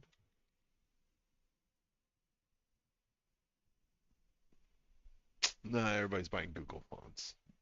Tell you, Google's got a lot of opportunity. I saw the stuff for the Google I/O event and mind blowing. Mind blowing.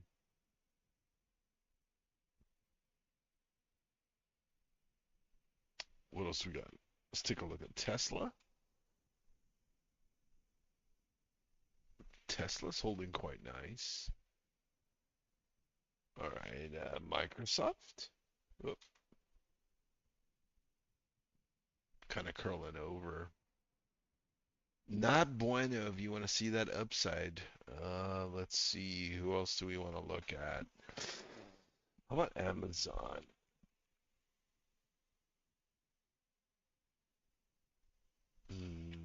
TLTR.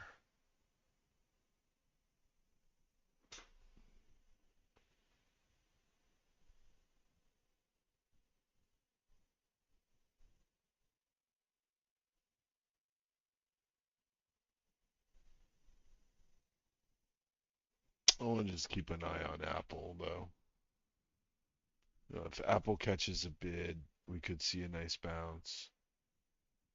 Although for the time being, it is looking very selly going into the close. Tim Cook is crying right now.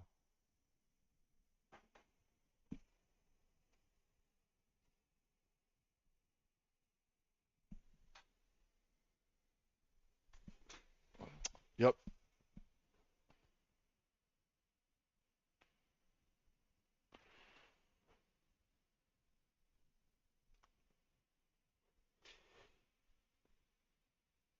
Crazy, crazy.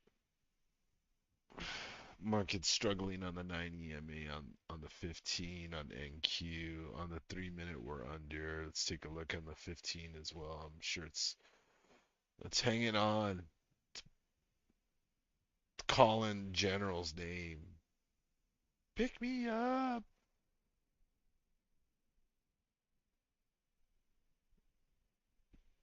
Can the Bears take hold of this market? Can they drag us back down to the opening range? I don't think so.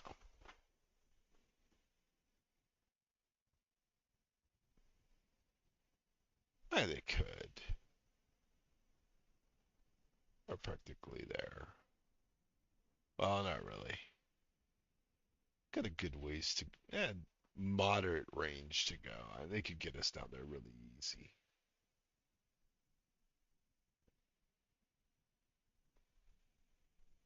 Six minutes from power hour.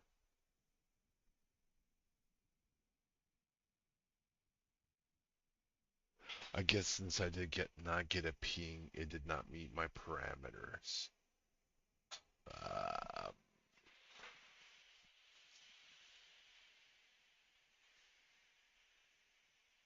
what do you mean your parameters? Like your sell order?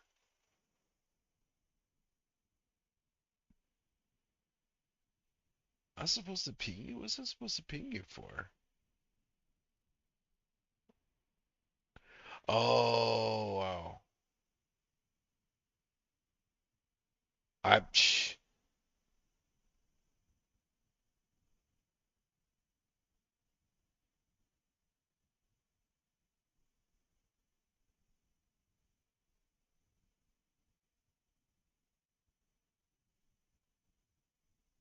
501.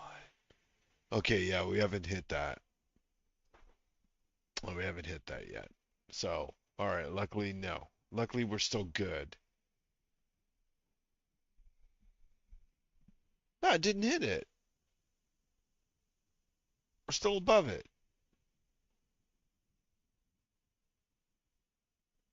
I'm back now. All right, all right. Well, thank goodness you're back. I didn't know I was managing your position for you. I'm sorry.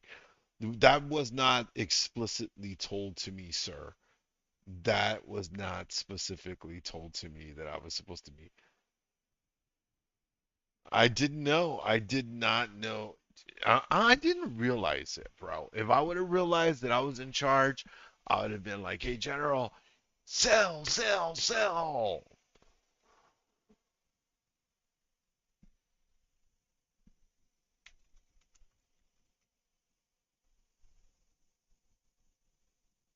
I've been like, Mortimer, get in there and sell. I didn't know, man. I'm sorry. Look, you're gonna make money. You're gonna make money. Look, tipped is typing, so that means you're gonna make money. We need financial advice from tipped.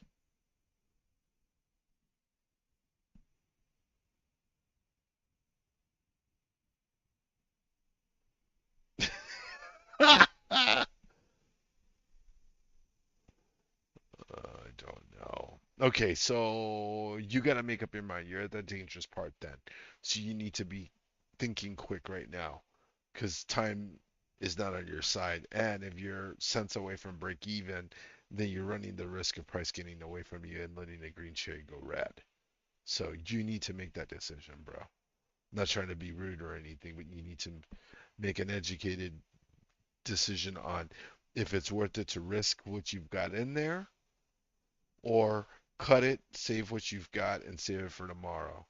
If you didn't, if you weren't able to take the sell and get out earlier, because you already know you run the risk of losing it all.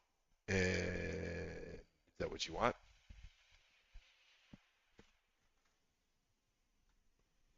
Are you cool with that? I mean, those are all the questions you got to answer, not me. You know.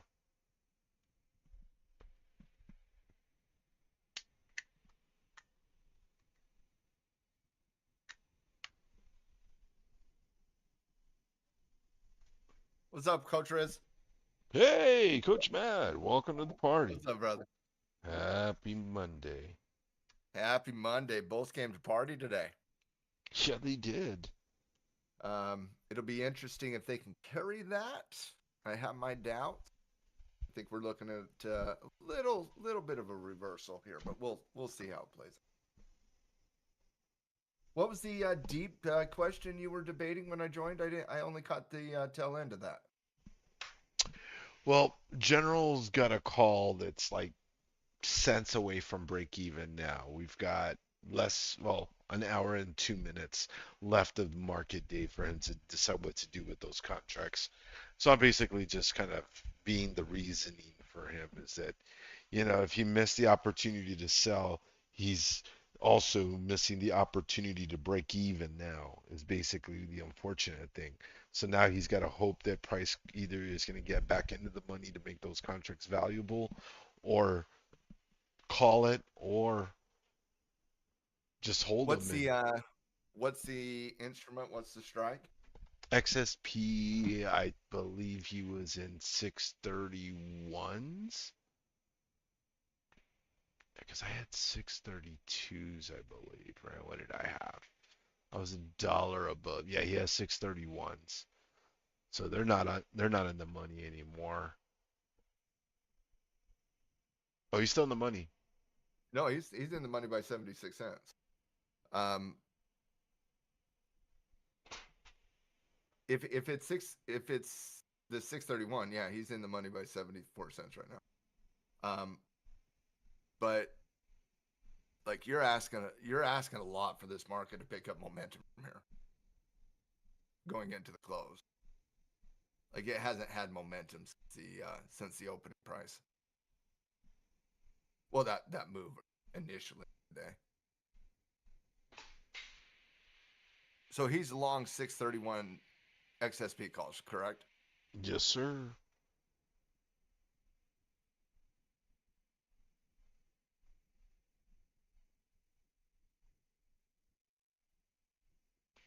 The bad thing is that he's at break even.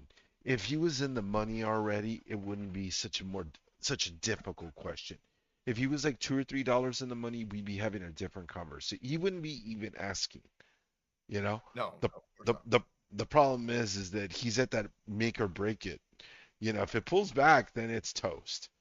The value will be gone. If it comes back to this price, they'll be Well, at like 70 cents, not even $1 anymore. when you have a debate, I always go back to the technical read. Obviously, you got an uphill battle, but what's your technical read here?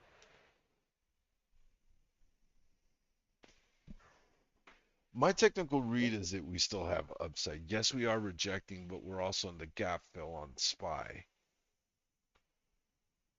I So, think it's a very big, tall ask to get above the daily 9 EMA on a Monday going into close. I think it's very tall ask.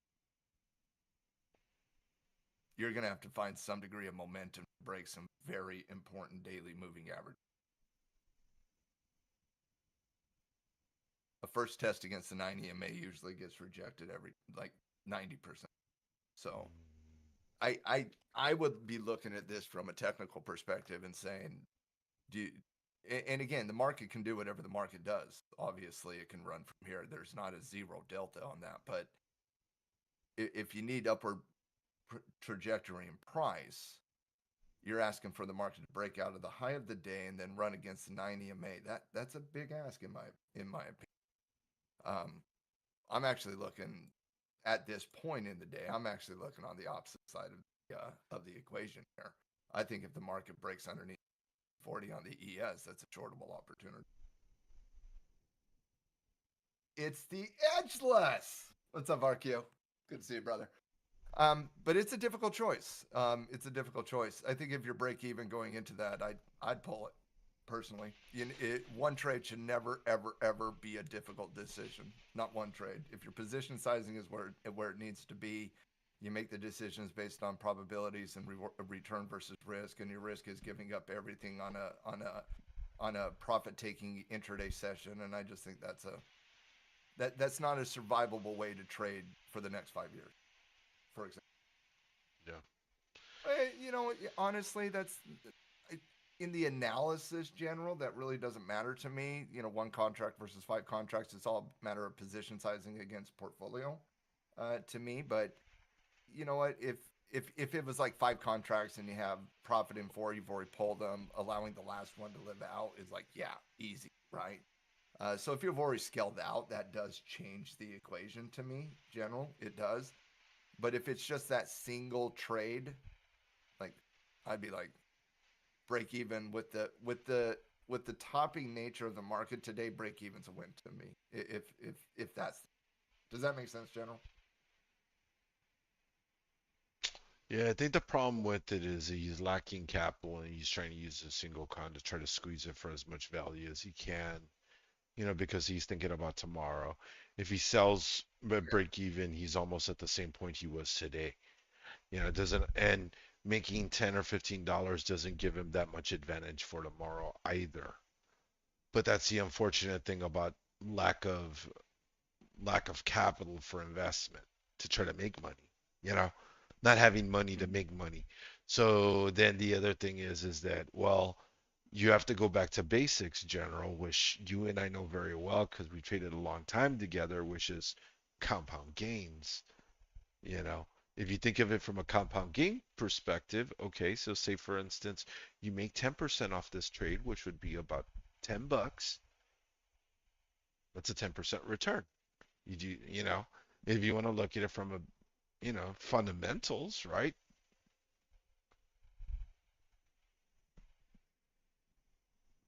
And tomorrow, I think getting back to basics is always a great recommendation. And I also want to say this, guys.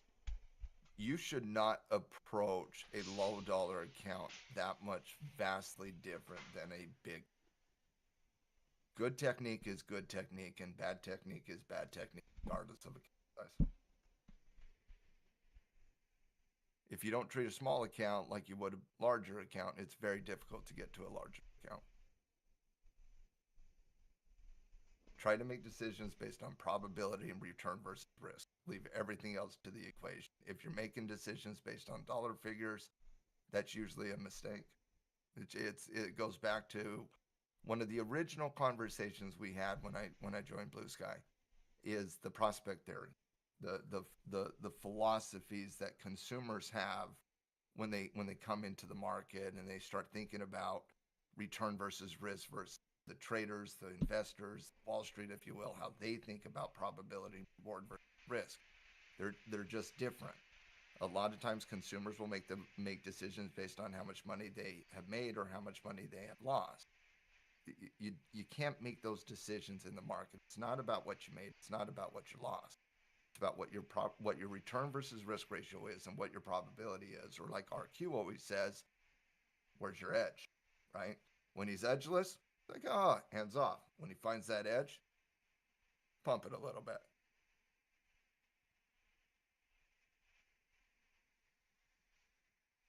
Personally, I'd pull it if it was break even. Personally.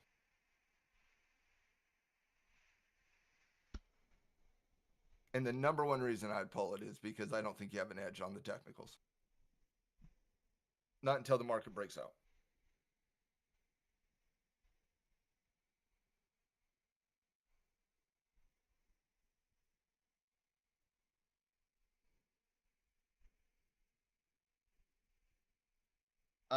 As in like right this very second, RQ. Like where am I thinking? Where's my head at right now? Oh, in the earlier morning New York session, the cash open trigger was a beautiful trigger. If you missed that, I thought it was going to be a little bit difficult. And I wasn't trading in the early morning cash session. I rarely do, honestly. But the best trigger was like literally legitimately going into the cash open. I thought that was an amazing trigger. Looking back, breaking through a little bit of neutrality, getting above a lot of shorter duration moving averages, I thought was a pretty decent little trigger. I thought there was another good trigger above 40 earlier in the session, right around noon, kind of at the conclusion of the euro. I thought there was a pretty good trigger right there at right about noon as well.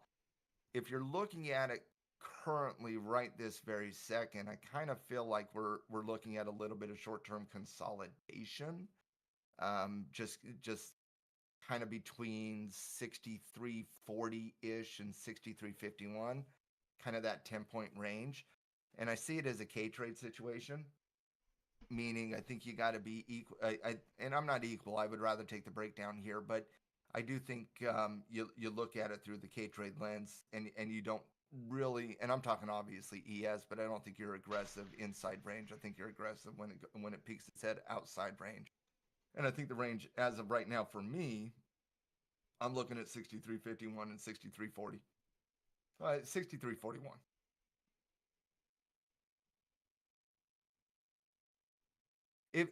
That's how I see it, RQ. That's how I see it.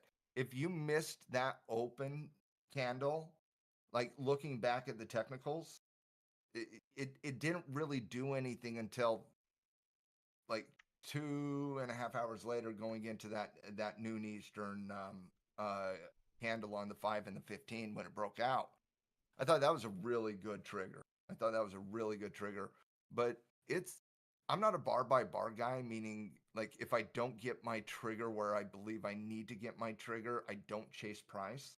So I don't bar by bar analysis. I'm a pattern guy, and I'm a trend guy. I'm a pattern guy. When I get my patterns within my trend, I pounce pretty hard, pretty aggressively. But if I feel like I missed a trigger, I never chase. Like I never chase ever. I feel like that's usually and this is just me, but I always kind of feel like I'm the last to buy, and I just don't want to chase Wall Street. I don't want to chase algos. I don't want to chase retail. I kind of want to be in that early breakout environment. So I'm right there with you. And so the next pattern would have been a consolidation break. We got it around the noon area. Now I think you're looking at a very similar situation. If you think about the technicals going into the noon break on the ES, you had a 10-point range of consolidation and then the break. You currently have a 10-point range of consolidation, and the ultimate question is, where does it break? In my estimation, with the slowing momentum on the intraday side of the equation, again, you broke earlier in the session and you ran a good 30 points. You broke later in the session and you ran 10 points. That's slowing momentum. It's what we talked about last Thursday in the lab. Well, when you see slowing momentum is a precursor to reversal analysis. Reversal analysis usually happens at a longer duration resistance level. You got some daily moving averages on top of the current price right now. I'd be looking for an intraday reversal here, which I am looking for an intraday reversal here.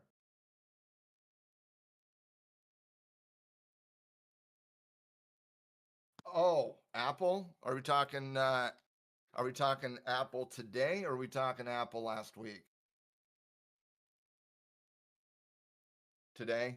Yeah, and again, I want you to think about this. If you pull up Apple on the daily chart, You'll see what I'm talking about here, guys, because I've said this for months and months and months in our streams.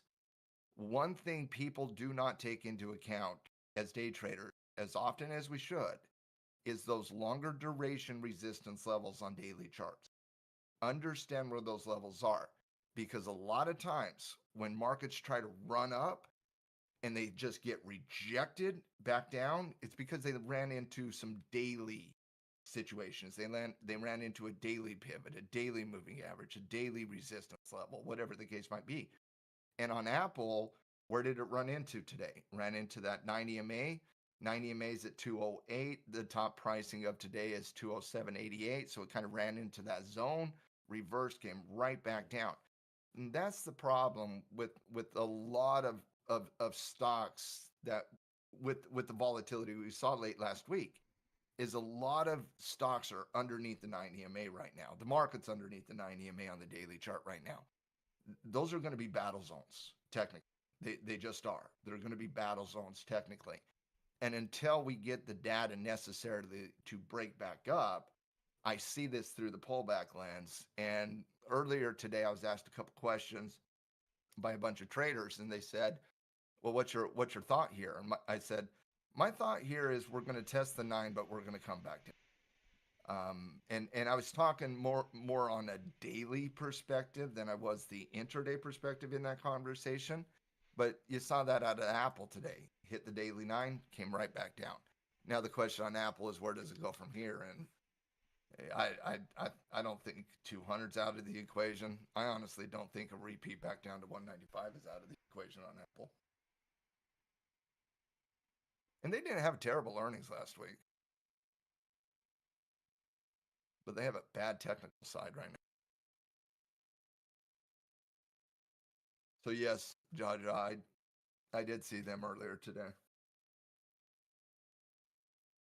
If Apple ever goes to 170, I'll have interest long term, but I don't have interest in picking up Apple in a boring neutrality.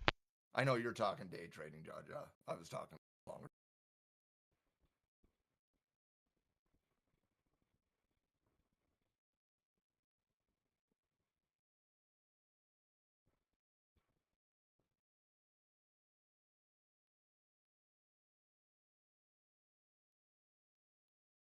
Yeah, Gabber, I would agree. If you're a long-term investor, best way to hedge. I wouldn't say buying a put option. It's expensive, and like I don't have concern about like Big Bear here.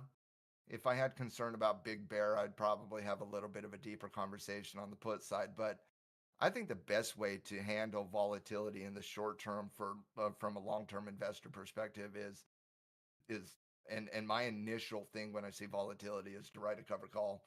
And if you're looking at the 30-day number on Apple, I take into account two things. Number one, where's resistance? That's number one. Where's resistance? And number two, what's the delta on the call side? And let's say you go 30 days out, let's just say 32 at this point. If you do the 215, that's a 24 delta contract. You're bringing in $2 of cash flow, which is about 1% without margin, 2% with. If you're trying to offset risk because you expect it to go down further, I would probably sell a little bit higher. So my general rule of thumb on covered calls, Gabber, is a 30 delta contract is my general rule of thumb. So think about it like normal day, blue skies, any day that ends in Y, just normal mechanics, 30 delta contracts, 30 days out. When you get concerned about downward pressure on price, dark clouds start arising, you kind of start thinking 40 delta contracts. You start thinking about choking off the price a little bit. And then like in real volatility times, like 50 delta contracts where you're not even thinking about holding them 30 days. You're just selling a high premium and you expect the stock to go down, buy back the option, that type of drill. In like retirement accounts where you don't want to get called out ever, it's somewhere between a 20 and a 25 delta contract makes sense there. So On Apple, if you're thinking 30 days out, you're either the 210 or the 215, depending on how aggressive you want to be. At 215, you really don't have a management worry at 215. At 210, you might have a management conversation at 210. So if you don't want to like manage the trade, just let time bleed. 215 makes more sense than 210. If you feel comfortable with more management, 210 is going to be a little bit. You're going to bring in more cash flow, but you're going to have more management conversations there.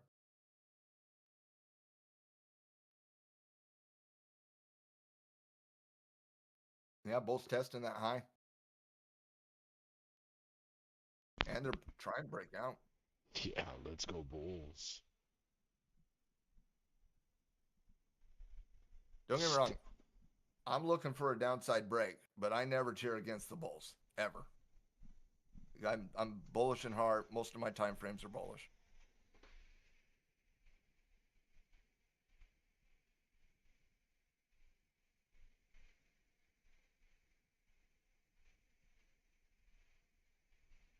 Oh, General's toes are tapping now.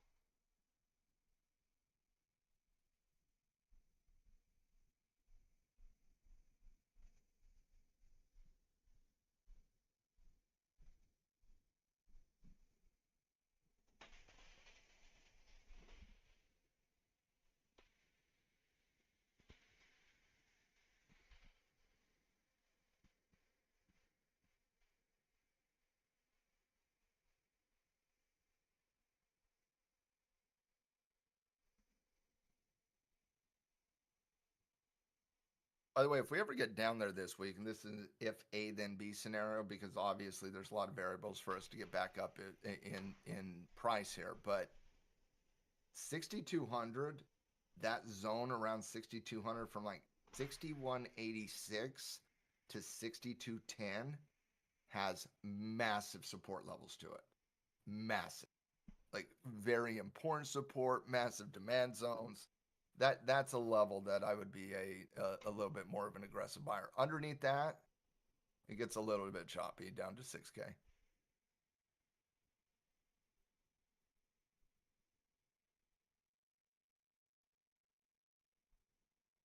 NASDAQ wants to break back up. Mm-hmm. See if it can hold.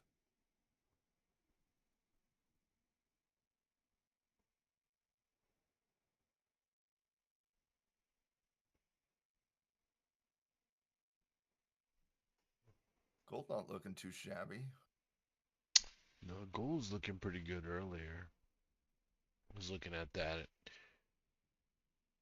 think someone in chat got a crude oil long to capitalized on that push. On that one earlier today from the low point. It had a really good reversal on the 5 minute. Yeah. Fading now though. Yeah, unfortunately so. Bitcoin just grinding along to the upside slowly. Yeah, I'm looking for Ethereum to settle down, settle in. Looking to re-add to Ethereum. I got out a week and a half ago and haven't touched it since. Still looking, still waiting.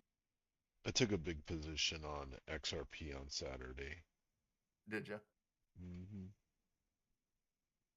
That looked like a pivot point for crypto as a whole for me. Bitcoin is in an interesting daily support level. It looks like it's ready to go. That's what caught my eye on Saturday. There's a lot of support right underneath Bitcoin price. Like a lot of support.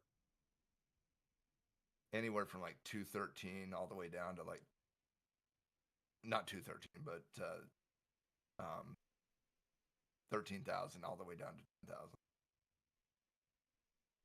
10,000. My hope is that I'd like to see 120 again this week. Oh, Gabber, you are more than welcome. I am always here for your questions.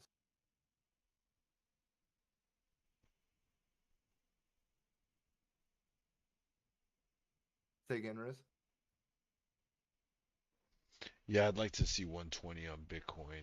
I think it could get up there this week.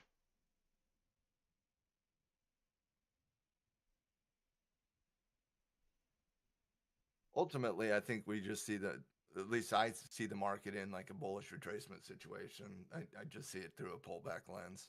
Bitcoin very simple. Hmm. Now that's Nasdaq and ES. There's been some actual damage on like the Russell 2000, Dow Jones. Yeah, I Those was two looking got pretty beat up. at the Russell just ripping. Oh, Small Russell's up what? Close to 2.1. 2%, 2.1 right now. Yes, sir. The Dow's up 1.35. Yeah, we're probably gonna rip here into the close.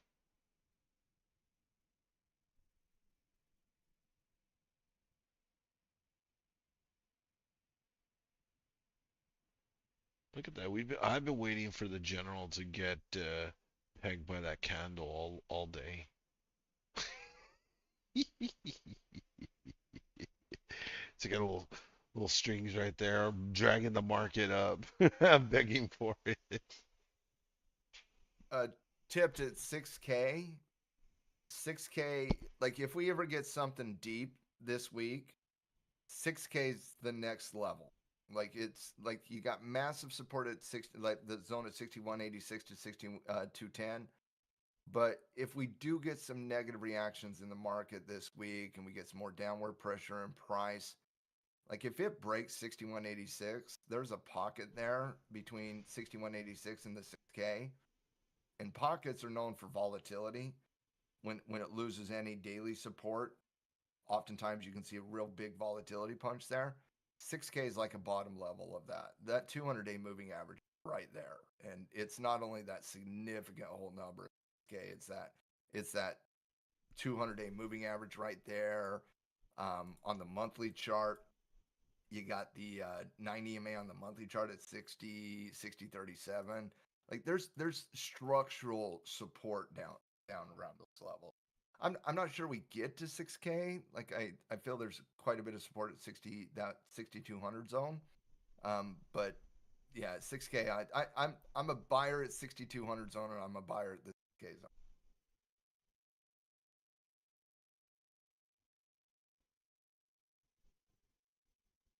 Now I'm not talking day trading there. I'm talking more.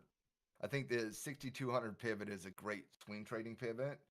I think the 6K zone is a defensible investor zone.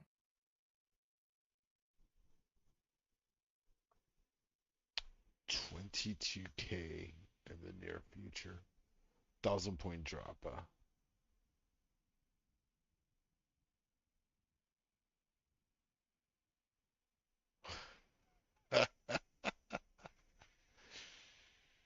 Move you over, General, for that.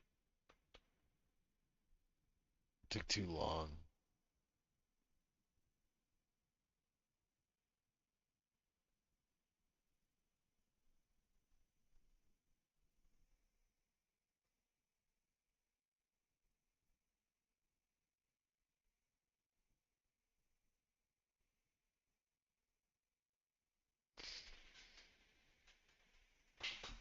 Well, somebody's all cheery and happy.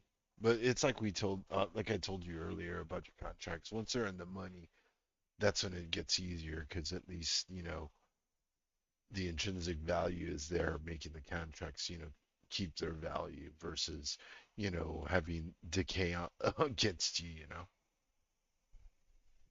Oh, those out of the money options lead.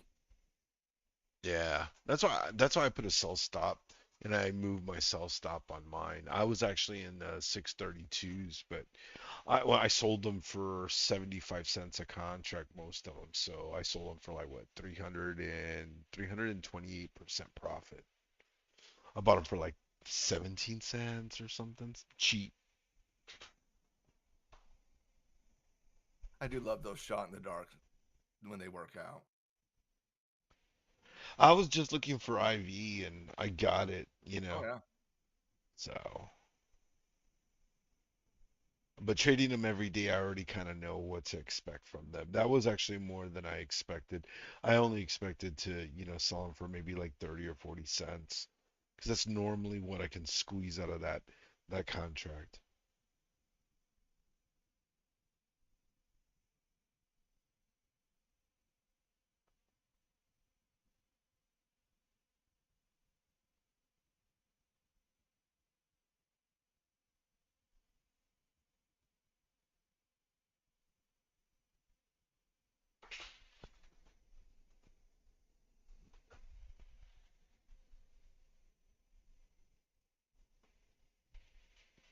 I was gonna send you a video I saw this weekend about this guy that did a review on the Google XR glasses. You know that?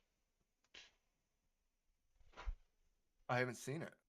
Yeah, I was thinking about sending it to you. I know we were Please talking do. about it. Yeah, yeah. So he basically went to Google's I/O event, went and saw all their tech, and basically said what you were saying, about AI. How they've got Gemini and everything. So remember Google Glass? I do. So they never stopped selling it up until last year, but for commercial use only. So they've been constantly upgrading the tech. Well, now instead of you having that cube that was protruding from the right side of the Yeah, just arm, it just yeah, kind of a wonky design. yeah, you'd have this like crystal cube that was basically projecting the image on the lens. Well, now it's all integrated into the lens, so you don't have any of Yeah, that. that's futuristic stuff. Yes. And That's cool. And then to top it off, now you have the fluid, natural speaking language of Gemini involved. So got integrated cameras and the voice recognition and the chat. Super awesome, like preview that they did. So like, there's this girl that she's like backstage. She's talking about the auditorium, and this is the keynote. So the audience is in the front side. They're watching it through her lenses on Wi-Fi. And she's basically, talking about, the history of the place that she's in. There's a photo on the wall of an artist that's been in the venue before that performed there. So she looks at it. She asks Gemini who it is. Gemini tells her, the name of the old artist, and then proceeds to give her a clip that she's watching of that artist performing, so she can then, understand, I guess remember the song or whatever. And then she goes to like this table. She's still backstage. She grabs a nice coffee off the counter, and she looks at the cup. She's like, "Hey, Gemini, where is this coffee shop?" And Gemini tells her where the coffee shop is, and she's like, takes a sip, puts it down, walks to the front, keynote in front of the audience. The audience is like, "Oh, that's awesome," blah blah blah. Then next thing she goes through run through of the product, and then in the middle of the keynote, we're already like what 15 minutes in from her talking into the segment. She goes, "Hey Gemini, what was the name of that coffee shop I asked you about?" And Gemini goes, "Ah, hold on a second. Oh, it was such and such coffee shop at this location." And it was like, whoa, like it went back, into its recorded memory, realized, oh, this is the coffee shop, and gave her the information without her having to do Wow, it. that is amazing. I need to get me those glasses. Wow. Why is that not good, Anon? That's, It I think it's way cool. it was fabulous because it just shows how like AI is there now, and with all that tech now, starting to move cellular technology, personal digital assistant, removing it out of the hand and it becoming integrated into, something, a pair of glasses, something that's not difficult to hold, that's just awesome.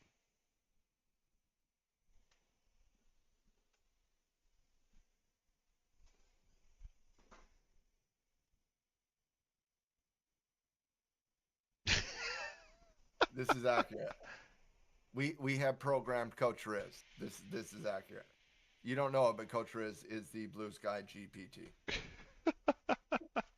I have really good attention to details. That's my good trait. That's what makes me good at what I do. I can, you know, I can tune out noise and just focus on little details, and I can remember details really good. Well, good. I can't remember current details, but I have a wealth of historical details. We match our powers together, our superhuman powers. We're great. Well, I'm a walking encyclopedia of useless fun facts at the same time. I do Oh, I love know a that. bunch of just useless stuff, you know.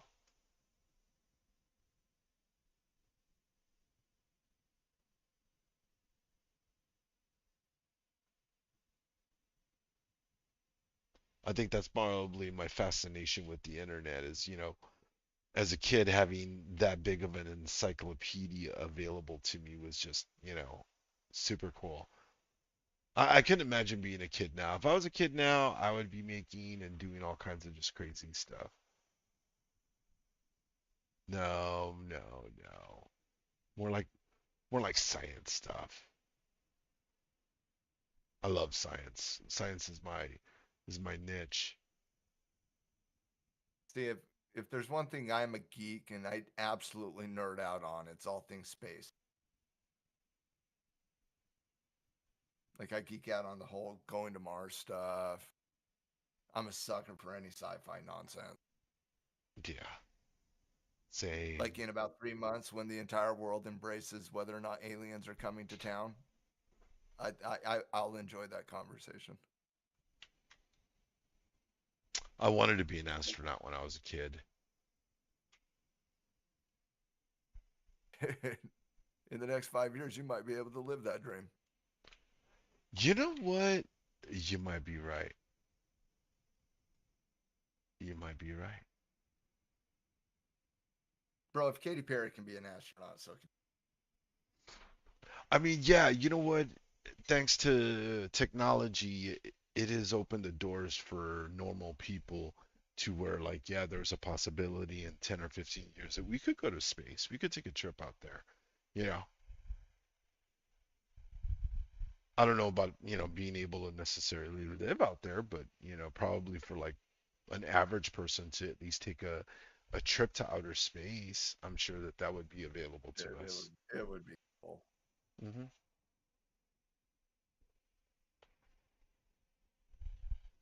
But if there was a possibility that there's a moon base and I could go chill on the moon for like a month, I'm there.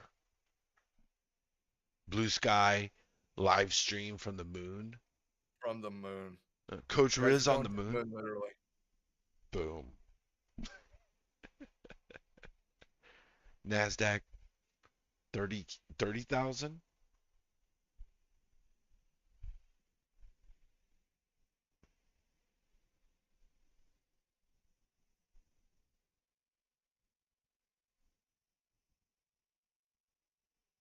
The moon isn't real. No, no, RQ. The question is, are we even real?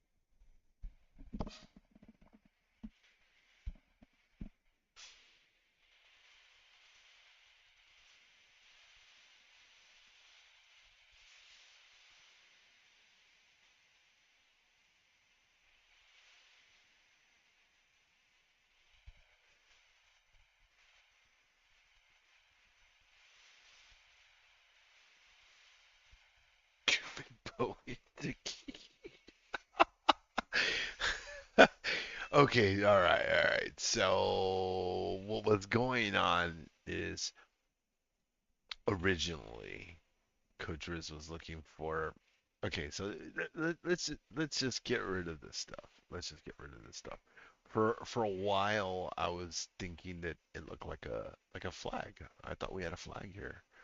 Thought we had the bullish flag here going on. So I was looking for the next flagpole up, and that's kind of what I drew. That's what I drew. My artwork is just fine. There's nothing wrong with my artwork. My artwork is not bad. I took art in middle school. I've drawn bad on enough charts to not criticize somebody else's drawings. Those are fantastic flags.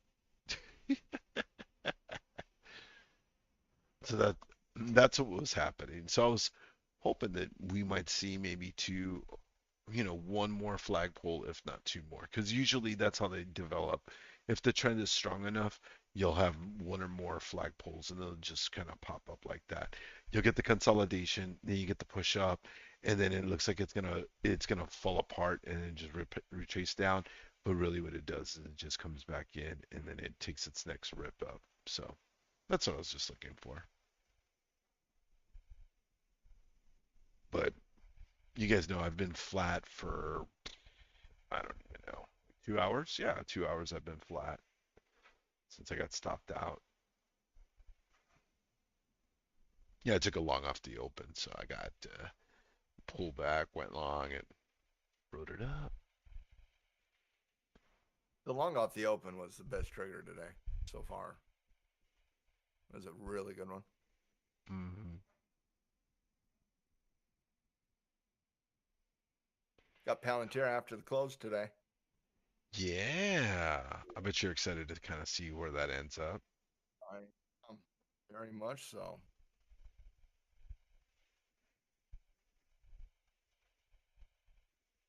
Are you still in that? Oh, you sold already, right? No, I'm not in Palantir right now, but I'm looking to get back in. Like if it gaps down to 140, I might be a buy the dip candidate. If it gaps out, I'm not going to chase. I'll wait on secondary development on post earnings patterns. But yeah, I'm definitely looking either way.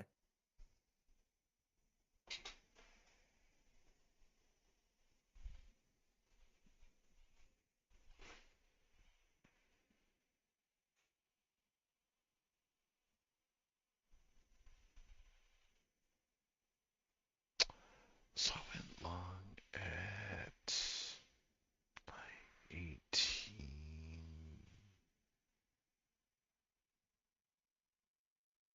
Right in here.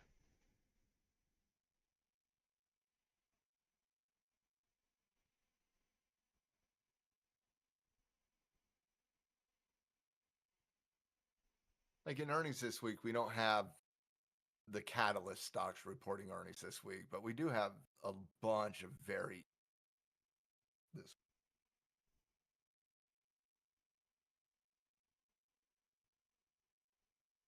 Yeah. Nah, Gabber. I mean, there's nothing wrong with the way you're trading them, and you're probably trading them better than probably General and I are. Because the odds may not be always in our favor, because more often than not, they won't be because we're holding for such higher gains. And like we mentioned earlier, the small gains are what build a portfolio. Then when you have size, then you can leave those runners, and that's really what you're gonna do. You're gonna leave a runner because if the runner runs, it runs. And probably, I think I would have gotten stopped out on those though. I think I would have gotten stopped out. I'm pretty sure that they came back to my entry price. Let's see. What was I in? I was in a 632, I believe.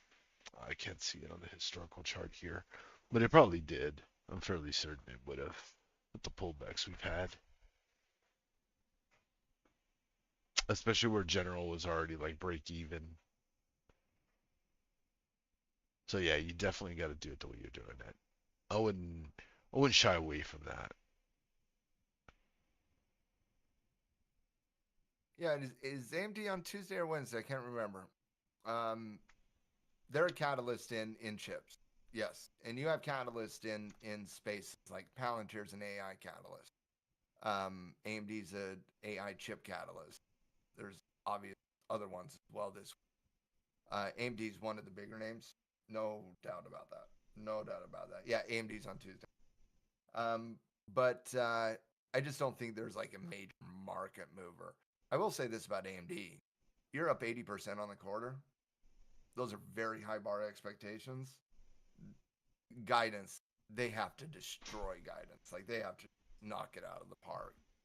There's a lot of high expectations going into AMD based on not only price performance in the quarter, but there's growing anticipation that AMD can compete on a legitimate level with NVIDIA on the AI front. We'll see. But what I know is there's a very high bar expectation for AMD. I'd say it's a high bar expectation for Palantir as well, too.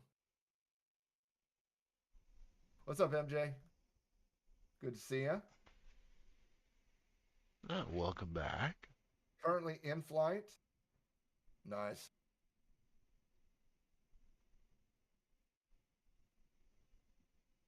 NQ looking kind of pampy here in the last 15. Well, almost last 15. Toronto. Nice. Got some cool weather, it sounds like. Take a break from that heat. Been hot down here, nope. It's hot out there too. It's been hot down here.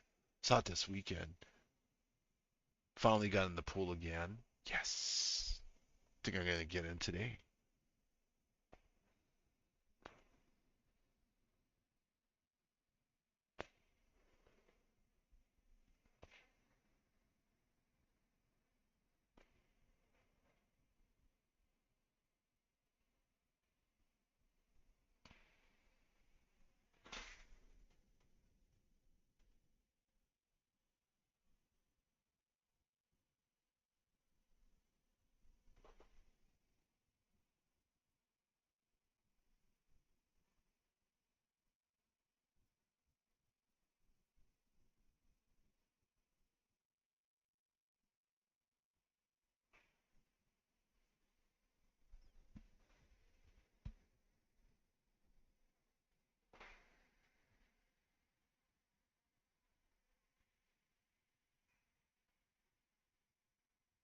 Ah, gotcha. Oh, that's nice. That's a fun little trip. That sounds like a nice little, getaway. Doing some wedding planning with the daughter.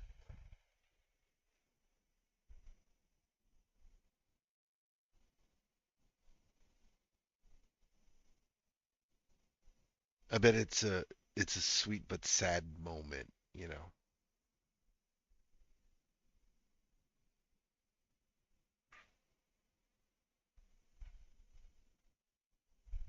I got one more year till my oldest is off to college, so I want to send him off with the bang this year. So I'll do something good. I want to take a good family trip this year before he leaves off to college.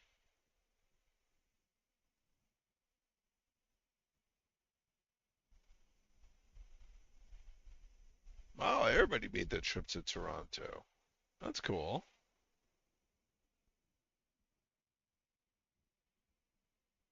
I've never actually had the pleasure of going to Toronto. Me neither. Been to Chicago a billion times. Does that count as Toronto? Closer to me.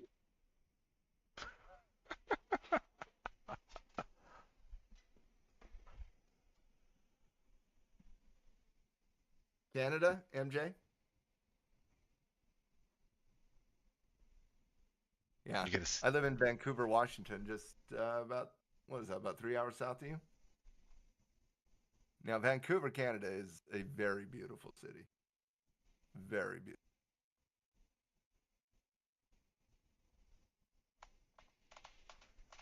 I've only visited, though.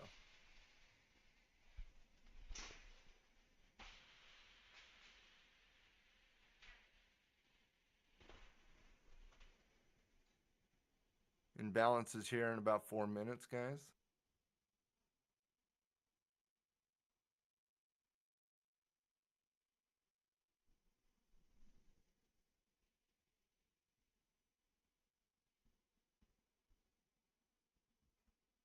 Maybe a rising wedge too.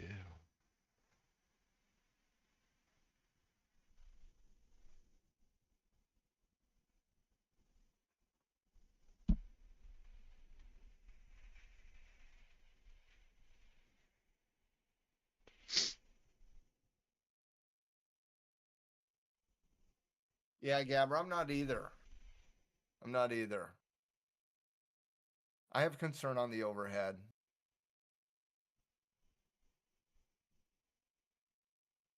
It's not in a great position on a short going in there.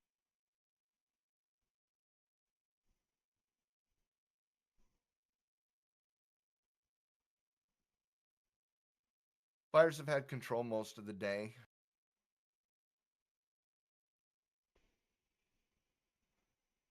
Yeah, I'm trying to get there, Gabber. I just can't get.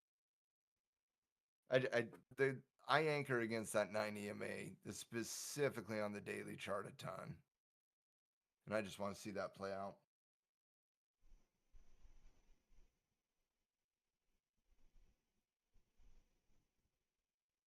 I think it's a bull trap, RQ.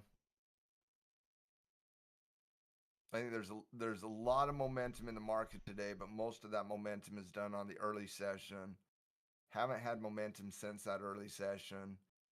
It's been struggling against that overhead most of the day, but Riz is right. The pattern development has been on the bull side. He's right on the flag. He was right on the pendant, on the triangle he drew. Like that's bullish pattern, and so you look at it from a pattern perspective, and it's bullish.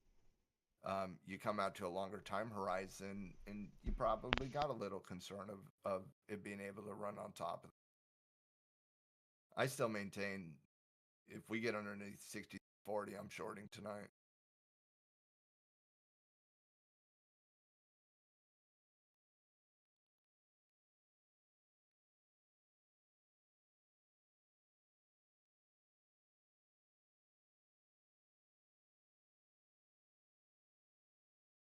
But if the market can break that overhead, the 9 EMA specifically, like the current market's at 51, the 9 EMA is at 58. You break that, like you can see a little run here. There's like 70 points before you run into any massive resistance level. But that's the thing when volatility hits the market, like it creates ranges that we're not used to.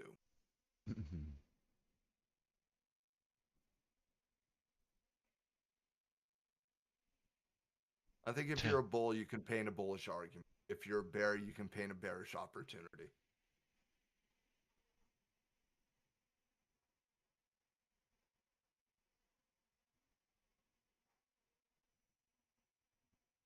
Going into tonight's sessions, I'm looking at gold. 34.32 is kind of the resistance number I'm looking at right now. ES, I'm still looking at that like 41, 40-ish level. Underneath that, I feel like you got an edge.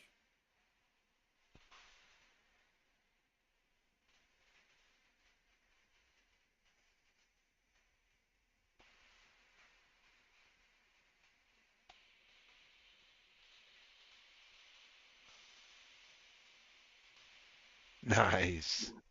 Well done. Well done. Well done, General. Congratulations, my friend.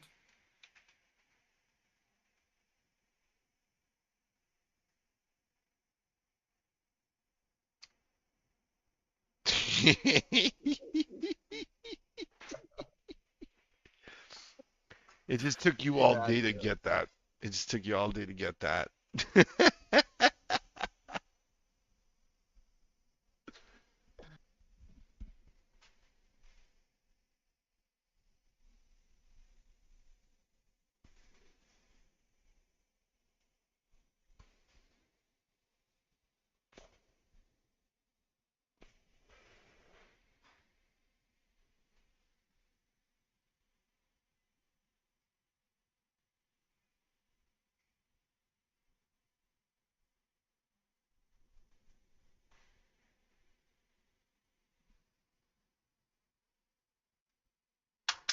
Oops.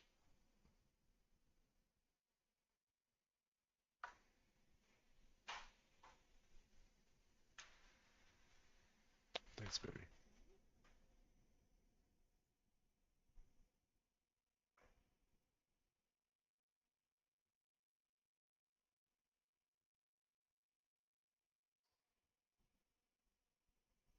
Oh, there's Gabber in there. Congrats.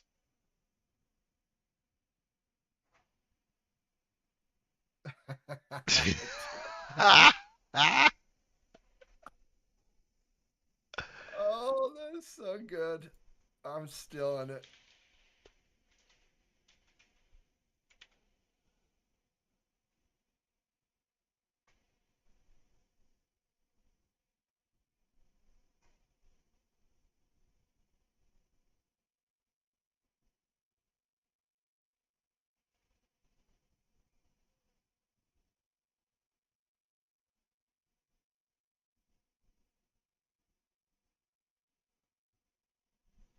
Ouch, Sly.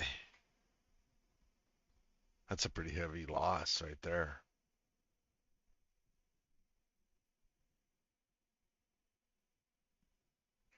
Getting that rip in the close now on NQ. Yeah, ES pumping too. No, It's those been those up. calls. I'm sorry. Oh no, finish your thought, bro. No, go ahead. Oh, I was just saying it ripped 10 points in like just a couple minutes there. Yeah. General's contracts are doing quite nicely now. Sitting at $1.80. Congrats, General. The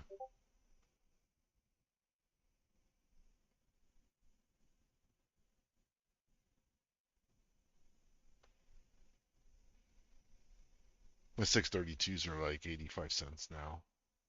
10 cents over what I sold mine for. They should probably go in maybe another 20 cents, I think. This rate, yeah, they're at 8.90 now. General's at $2. Get it, General. Come on. Get us to the 200. Do it.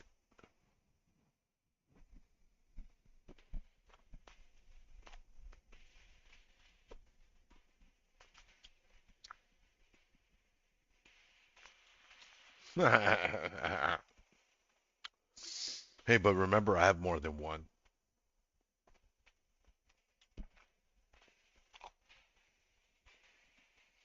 Hey, tomorrow we make good money though, man. Port's gonna be nice and padded tomorrow. Boom.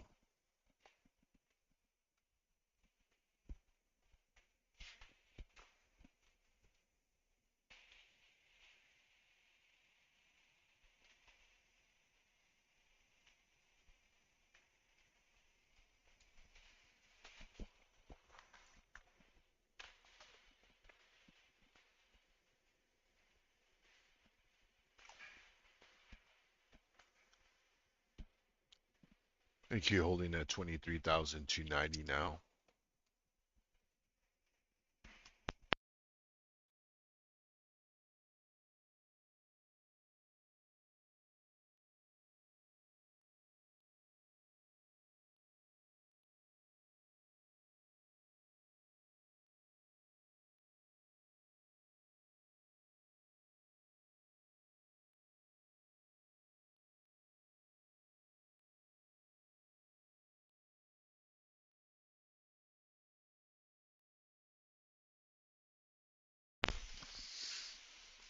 Dang, RQ. Zero? We're shorting the zero tomorrow? Man, apocalyptic, man.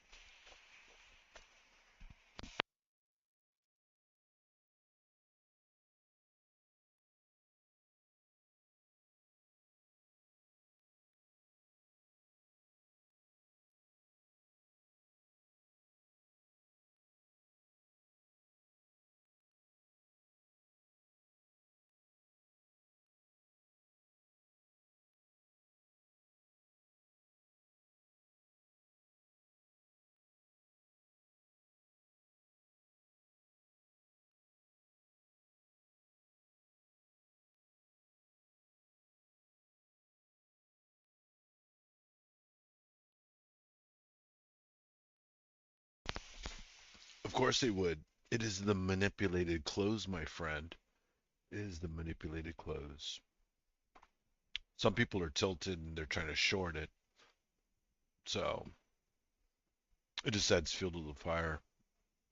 The faster they keep, covering their shorts and piling up, it'll aggressively start moving faster and faster up because you'll have further and further people that are short.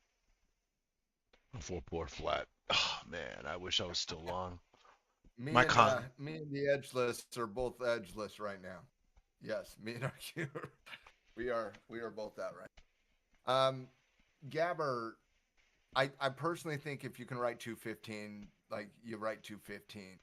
215 is that resistance level, and if you break 215, it's an easy management decision to pull off the covered call. If you don't feel you can write 215 because you're too low and you want to wait for like a pop or on that, like yeah, like I wouldn't have any issue with that. I don't have ultimate concern for Apple.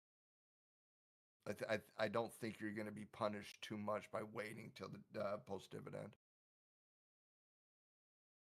If you are going to write the cover call, I believe the 215 number is the best number.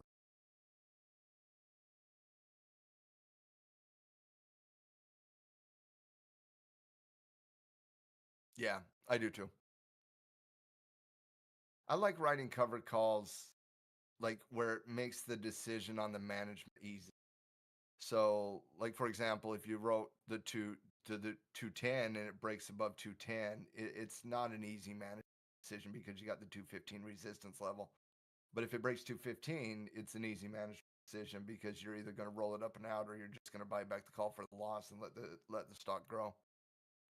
You treat it like a breakout, technically.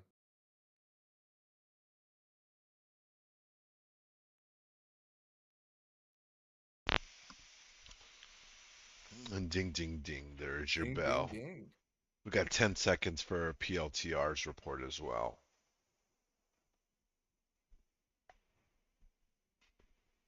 Nice, congrats, Tipped. Honestly, Tipped, I think, yeah, Oh man, look at that that was the best rip. time of the day there, brother. Well done, Tipped. Man, those calls would have went well over 1,000% if I would have held them. Beautiful trade. Yeah, but you They still come. had a great trade, though, bro. Like, Oh, I sure it's did. still a great trade. Oh, I'm completely happy. I Yeah, executed, so yeah. Congrats, you General, you executed like a champ. degen. Holding to. Cover calls are a mainstay for a lot of different long-term assets. MJ, I've like if you're going to be an investor in the stock market, I think it's imperative you learn how to do covered calls. Number one, for to offset risk to the downside. It makes your life a lot easier when you can write a cover call against a long-term asset and you're concerned about short-term pressure. Number two, it's the cover calls from a retirement perspective are the best way to build wealth, compound gains, little by little. Even low dollar accounts that cash flow say $100 a month, for example. Nobody would ever argue that's life changing money, but go see what compounding $100 a month over 5 years does.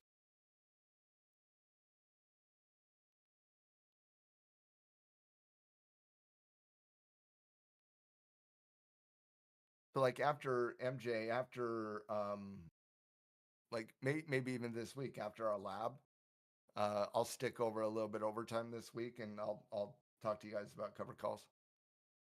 So I won't do it like during the lab. I want to focus more on things we've been talking about the last couple of weeks, but I'll stay overtime this week, and we'll talk a little bit about cover calls.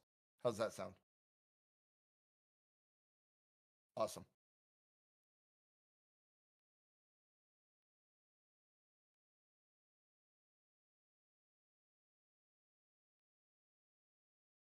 Well, Riz in general with a couple home runs, a lot of others with great base hits today. Well done, everybody. I am looking forward to the afternoon night session here for the pajama traders. I think the market's set up for some very interesting pricing tonight. I'm looking at gold. I'm looking at the ES. We'll see what it has in store. Yeah, I agree. Mostly, I'm looking for Palantir. Let's see those numbers. Exactly. See all that money. Definitely, the market is set up for some good structure for overnight. Nice little V-shaped recovery there on Nasdaq. You can see it there on the 30. Interesting to see how we go into the week, though. How we kind of progress. A little bit of I news was really tomorrow. happy to see the Bulls step up today. Like it was good to see them, have the buy the dip. Now, are we out of the woods yet? No. We got to see how how the overnight responds, but it was good to see the buyers step in.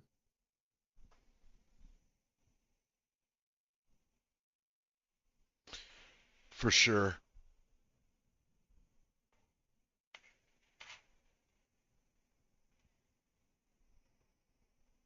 Well, Riz, I got to run to another meeting, but as always, brother, thank you so much for having me in the stream, and I look forward to more streams tomorrow.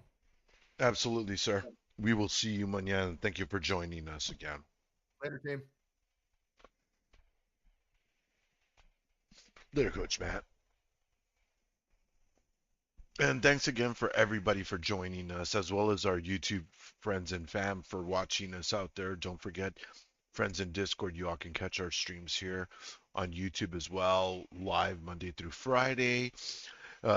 Also, don't forget, we've got our launch plan sales on sale for $49 and $69, direct to funded, 20% off. And hope you guys had a fantastic trading day. I know it's a little.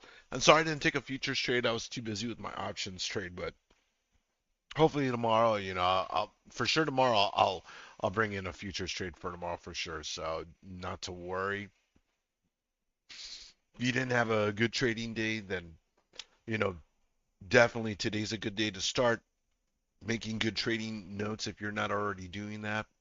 Creating that journal, writing down the time, date, why you took the trade. 3 things you can do to improve upon that trade. Yep, that was a nice little pop. That's PLTR's numbers. Well, we got earnings reports, so so it's to be expected that we're gonna get some of this candle movement. But yeah, filling that gap already now. At least that obligation will be filled. 30-minute, I really want to see us over the 200 though. We're over that, and then we'll have a little bit of a bounce, but we'll see how long that will hold up, unless it putters out. But yeah, of course, you guys can catch me here tomorrow live in the pre-market about 10 to 15 minutes before market opens. You all have questions, don't forget to shoot them to me. My DMs are open in Discord. Can't trade till broker account is set up. Hasta mañana, General. Hasta la vista, baby. We'll see you tomorrow. MJ, good luck on that. Yes, maybe open up a ticket with support. See what they're up to. It is Monday, so they may be busy. They may be busy. They may be backlogged. That's what I mean. Not so much like busy, but they may be inundated with other traders and stuff. So I'm sure that they will get to you. I know that some of the new support staff we brought in are doing a great job. I heard they got some recognition from the community, so thank you guys for that. They appreciate that. They do hear that. So hardworking folks trying to help you guys out as well. So okay, great. If not, let us know how we can help. We'll do our best. As always, gang, good luck in the market. We will see you all tomorrow.